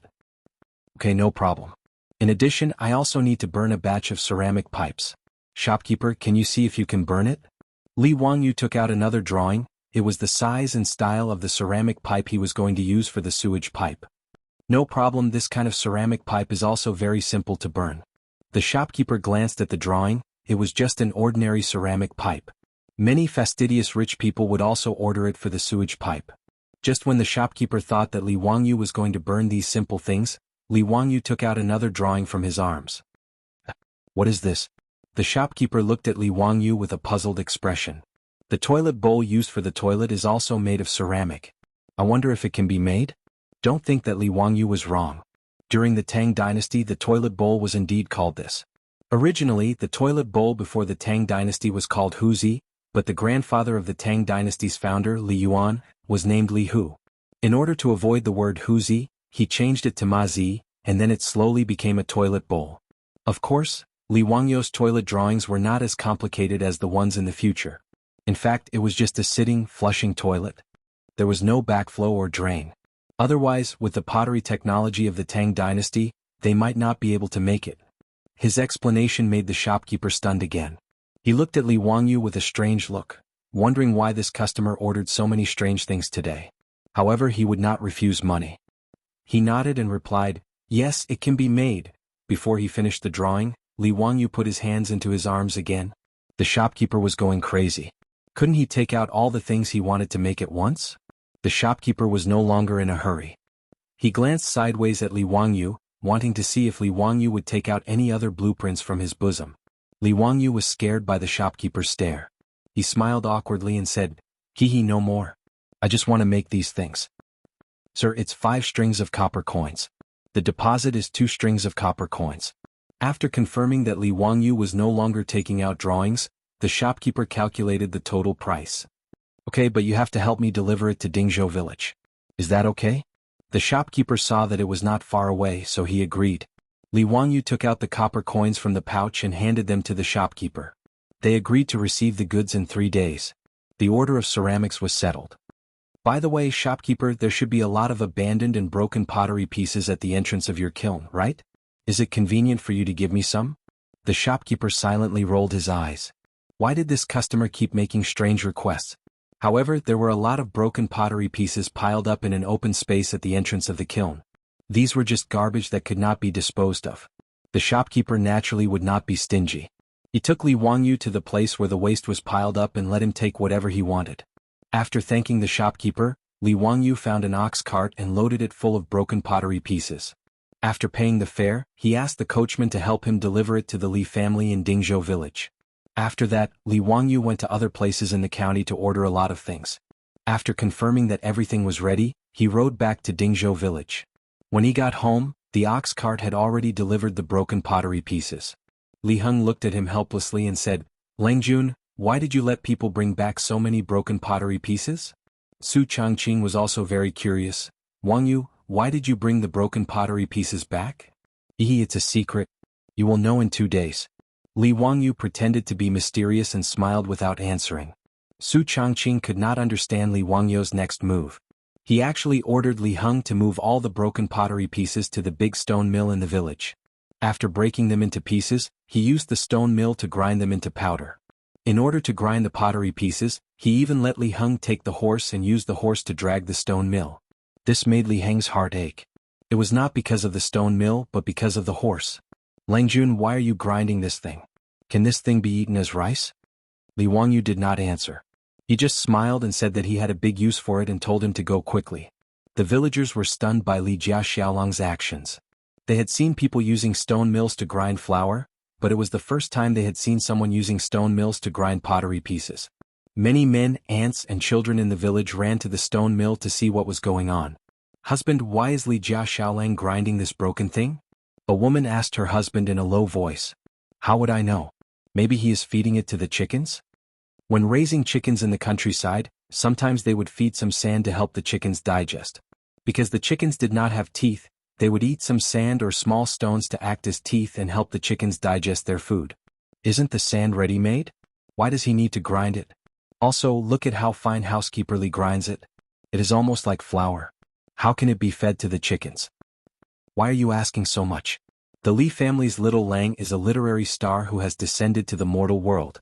He knows more than us farmers. Just watch. There was even a villager who slapped his son's head with his palms that were as big as palm leaf fans. San Lang, I'll send you to school in the future. You can also learn the skills of the Li family's little boy. Many villagers took the initiative to come forward and help. They drove the horses to sweep the dust and all the broken pottery pieces were ground into powder. After moving a few bags of pottery pieces back home, Li Wangyu checked them and only asked Li Heng to pack them up. They would be useful in 2 days. The next day, the county government sent people to drive all the cattle to the village. As soon as they entered the village, they caused a sensation. Men, women, and children in the village all rushed out after hearing the news to see the precious cattle. Chapter 76. The door of Li Wangyu's house was surrounded by a crowd of people. They are really cattle. Tut tut, 10 cattle. Look at their shiny fur, muscles, and teeth.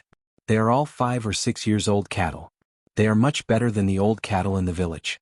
With these cattle, I can plow at least 3 mu of land in a day.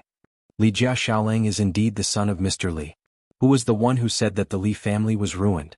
Look at Li Xiaolong's ability to make the county government give him 10 cattle. How can such a family be ruined? That's right. People in the county were spreading rumors that Li Xiaolong was expelled from the Li clan and his life was over. If I hear such words again in the future, I will give them a few slaps. I heard from the old village chief that Li Xiaolong wanted to lend cattle to the village to plow? That's right. The old village chief said it himself. It can't be wrong. Li Heng seemed to be at least 10 years younger. With a proud face, he was ready to lead the cattle into the cowshed under the envious gazes of the crowd. Fortunately, although there were not many rooms in the Li family's house, the front yard and the backyard were quite spacious. When Li Zhou repaired the house, he built a cowshed in the backyard. Notice cowshed could easily raise more than 20 cattle. Li Wangyu looked at the cattle worriedly. Our family is too small. Who will take care of so many cattle? Changqing, I shouldn't have released all the servants in the family back then, right? Su Changqing rolled his eyes at him and didn't bother to answer. Perrin beside him said excitedly, Langjun, there is still me. I will go to the fields every day to cut the grass and herd the cattle. Li Wangyu was amused by Perrin's words. He lovingly reached out and pinched Perrin's little face. That won't do. Won't my Perrin become a cow herder? What if she gets tanned by the sun? Although Perrin was only 12 or 13 years old, in fact, many girls at this age in the Tang dynasty had already been married. In the eyes of future generations, Li Wangyu was just a little girl, so she didn't have any scruples. However, his actions and words made Perrin's little face turn red. She covered her face and couldn't say anything for a long time. Su Changqing, who was standing at the side, saw everything clearly.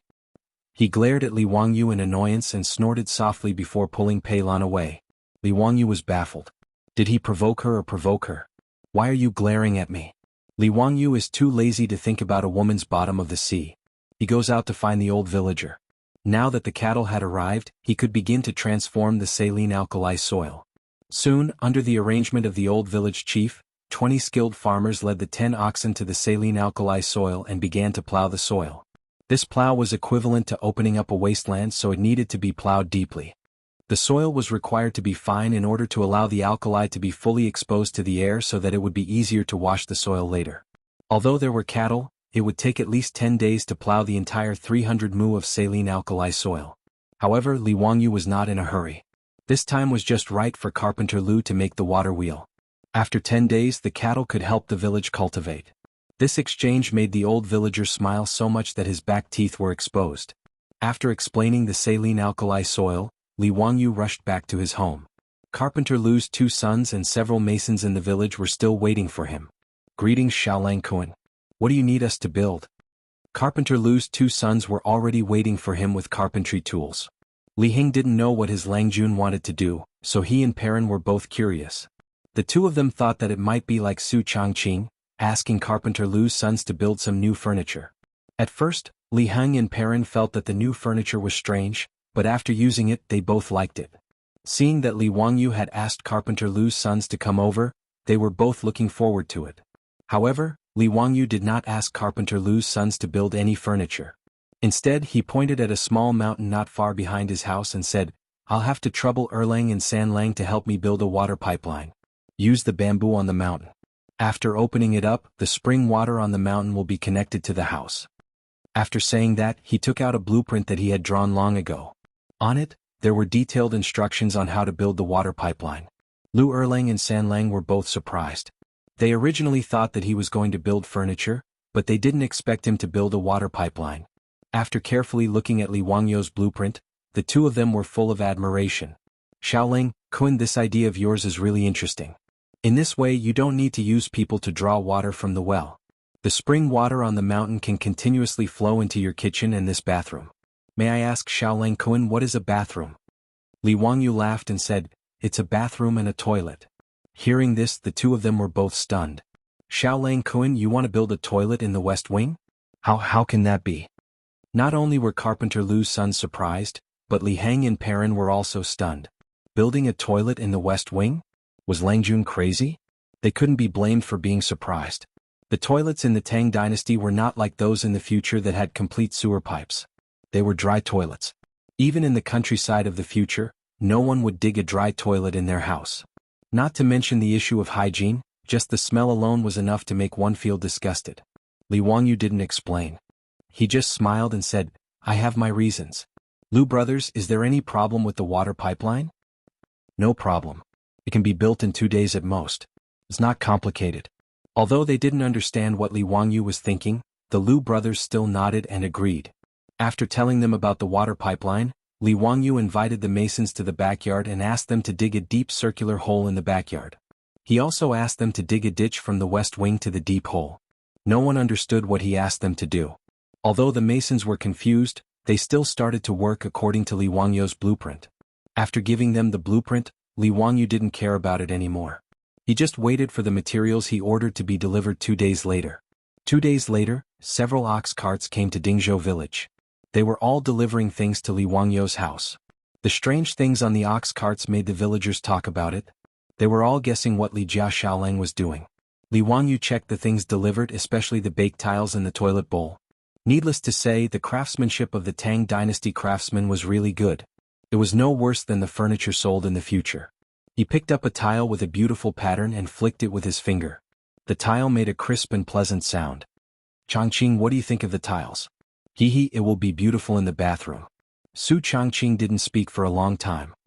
He frowned and thought for a long time before he asked uncertainly, "Wangyu, did we forget something?" What did we forget?" "There was no cement in the Tang dynasty. How can these tiles be pasted on the wall?" Chapter 77. Su Changqing had just thought of this problem. There was no cement in the Tang dynasty, so the tiles could not be pasted on the wall.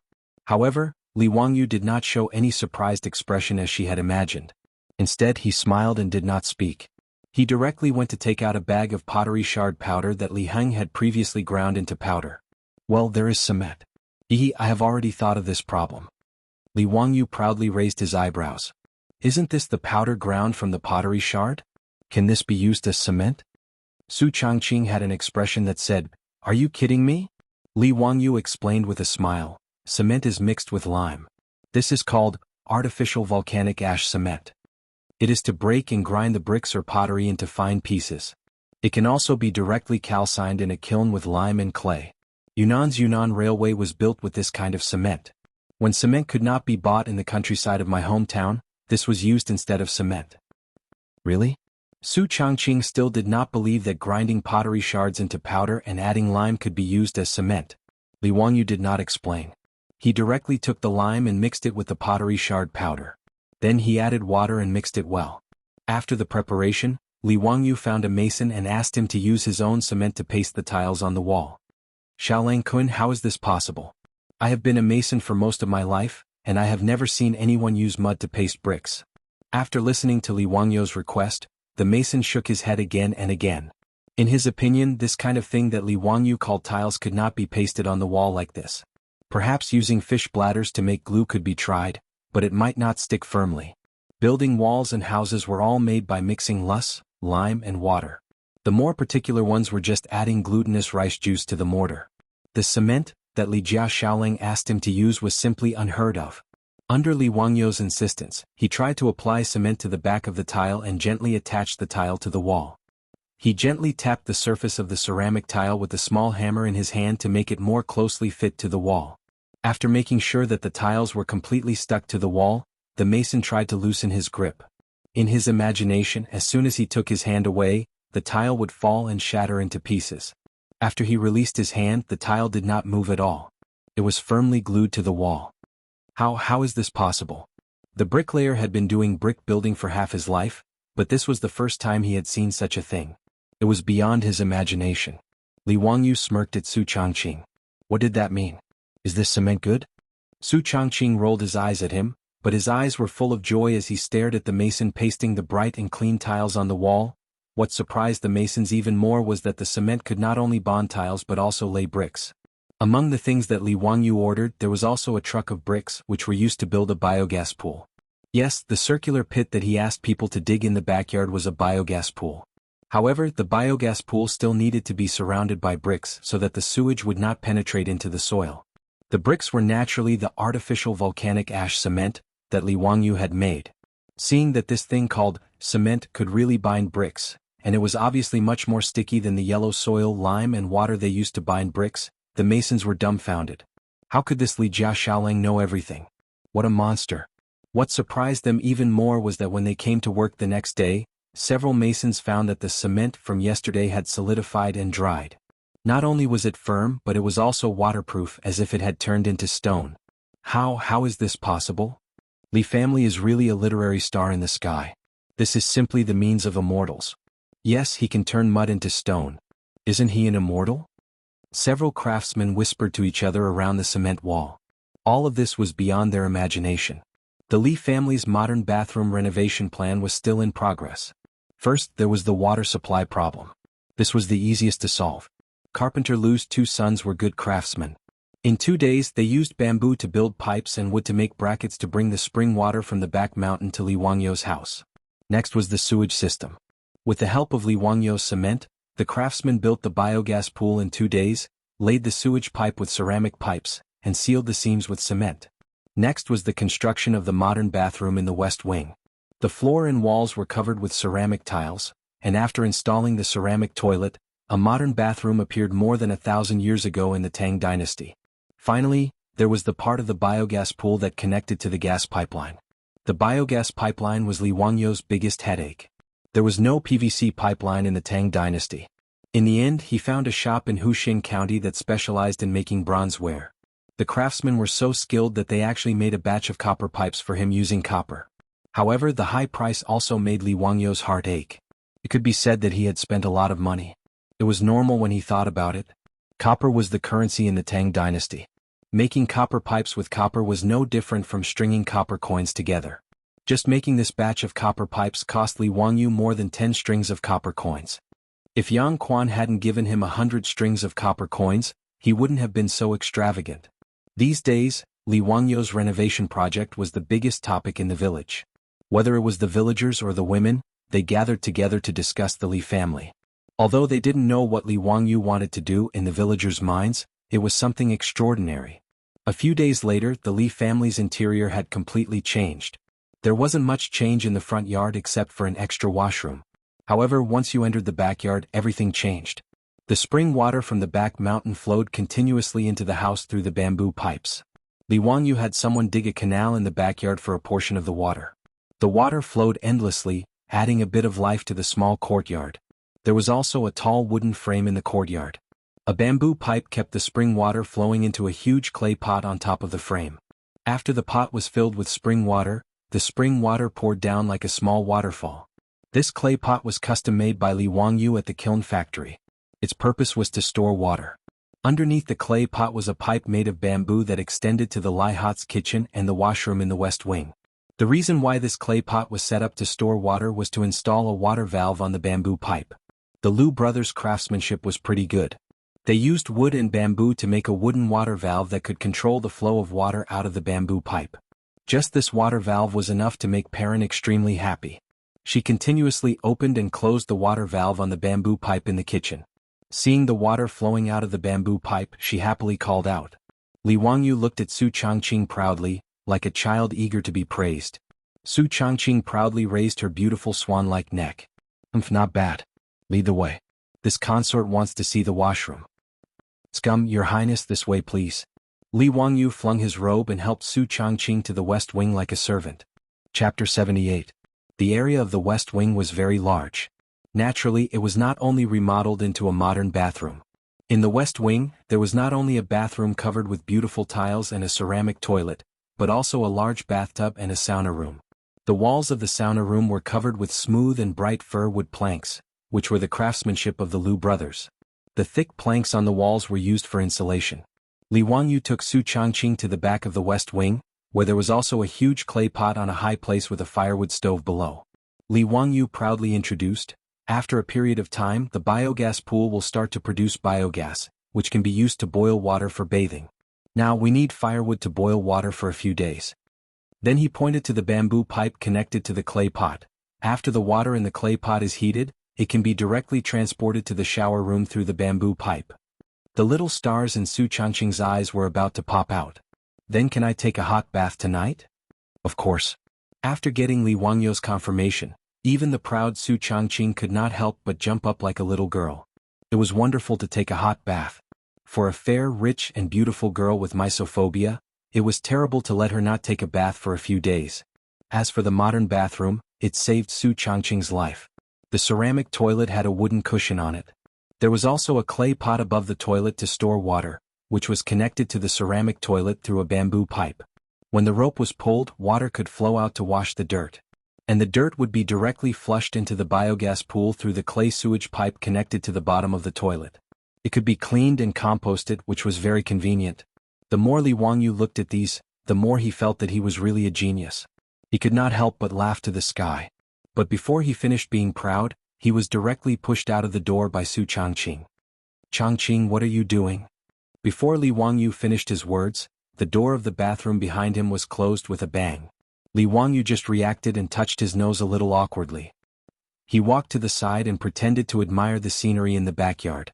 After a long time, the bathroom door creaked open. Li Wangyu hurried over. How is it? How is it? Is the toilet good? However, it was obvious that normal women wouldn't answer this kind of question. Su Changqing blushed and glared at him. She lifted her skirt and ran away. Li Wangyu, on the other hand, didn't feel like he had asked a stupid question. He even foolishly chased after Su Changqing to do a user satisfaction survey. Changqing, don't go. What happened? Say something. Su Changqing. After the modernization of their home was completed, Li Wangyu and Su Changqing both breathed a sigh of relief. Life in the Tang dynasty was finally not so unbearable. However, these items, which were common in the eyes of two modern people, shocked Li Heng and Perrin. Whether it was the ceramic toilet that flushed automatically or the bamboo pipe that let water flow out when it was opened, they all surprised Li Heng and Perrin. That night, Li Wangyu ordered Li Heng and Perrin to boil hot water with firewood. Then the whole family went to enjoy a hot shower. Li Heng didn't mention him. In short, the old man was full of energy after the shower. However, he also kept muttering words like, "Old Master bless. Bodhisattva has appeared," which made Li Wangyu roll his eyes. After Su Changqing pulled the shy little girl Perrin to take a shower together, Li Wangyu was stunned. The warm spring water washed Su Changqing's creamy skin. Her white and flawless skin revealed a faint pink. Her beautiful black hair was still wet with water droplets. She casually tied her hair into a bun and fixed it with a hairpin. Her skin was tender, her expression was relaxed, her beautiful eyes were full of hope, her peach cheeks were smiling, her breath was like an orchid, and she was indescribably gentle and lovely. Even the little girl, Peilon, appeared exceptionally adorable. She was an absolute beauty in the making. As the saying goes, when a beauty comes out of the bath, a woman is like water. When a woman meets water, how will she perform a unique style? After washing away the lead, her beauty is still as beautiful as a flower. These two beauties, one big and one small, made Li Wangyu dazed for a moment. He couldn't help but mutter, "Hibiscus from clear water, a natural carving." Li Wangyu's lecherous appearance only received a light snort from the Tsundra girl. Amidst the charming laughter of the little girl Perrin, the two beauties drifted past Li Wangyu with a burst of fragrant wind. He still wanted to talk to them, but in exchange he heard the sound of the door closing. If it wasn't for Li Wangyu's quick reaction, his face would definitely have had an intimate contact with the wooden door. Burning the bridge after crossing the river. This was definitely the legendary burning the bridge after crossing the river. He had worked so hard to build these modern bathroom facilities, but she didn't even say thank you. Li Wangyu felt as if he could hear the sound of his heart breaking. "Woman, you've successfully angered me." At this moment, Li Wangyu was possessed by a domineering CEO. Just as he was about to push the door open and teach this rude woman a lesson, Su Changqing's voice came from inside the house. "Hey, we're a bit hungry. Can you go make some supper?" Li Wangyu, who was about to explode with his domineering CEO aura, immediately turned into a servant. After answering, he happily ran to the kitchen to help Su Changqing prepare supper. Things like face didn't exist in front of beautiful women. 10 days passed quickly. The 20 villagers had already completely dug up the alkali soil by the riverbank. They also obeyed Li Wangyu's instructions and used the plow to break up the soil. Now they only had to wait for the soil to be washed with water. Carpenter Lu didn't go back on his word. The 5 water wheels were completed and they were ready to start installing them by the riverbank today. When they found out that Li Jia Xiaolang was going to install things that didn't require manpower to carry water by the Gan River, the entire village came out and gathered by the Gan River to watch the fun. Of course, the people who were watching the fun were the elderly, aunts and children in the village. The able-bodied men were the main force in installing the water wheels. By the Gan River, Carpenter Lu had already led the villagers to build a wooden base every 100 meters in the water. The base made of logs as thick as a bowl was firmly hammered into the riverbank and fixed. Now they just had to wait for the large wheels of the 5 water wheels to be installed. 30 people in a group slowly walked out of the village, carrying the heavy wheel of the water wheel. Children were cheering and jumping around, running around with the adults. The wheels of the water wheels each weighed close to 2 tons. A few days ago, when Li Wangyu went to Carpenter Lu's house to check on the progress of the water wheels, he thought of an important problem. How could such a heavy wheel be installed on a wooden base in the river? Damn, there were no cranes in the Tang dynasty. It didn't seem realistic to rely on manpower. There was also no place in the Gan River for people to stand on. Wouldn't it be a joke if the water wheels couldn't be installed after they were built? Li Wangyu threw this question to Carpenter Lu with a pained expression. Unexpectedly, Carpenter Lu laughed and said, "Xiaolang, there's finally something you don't understand.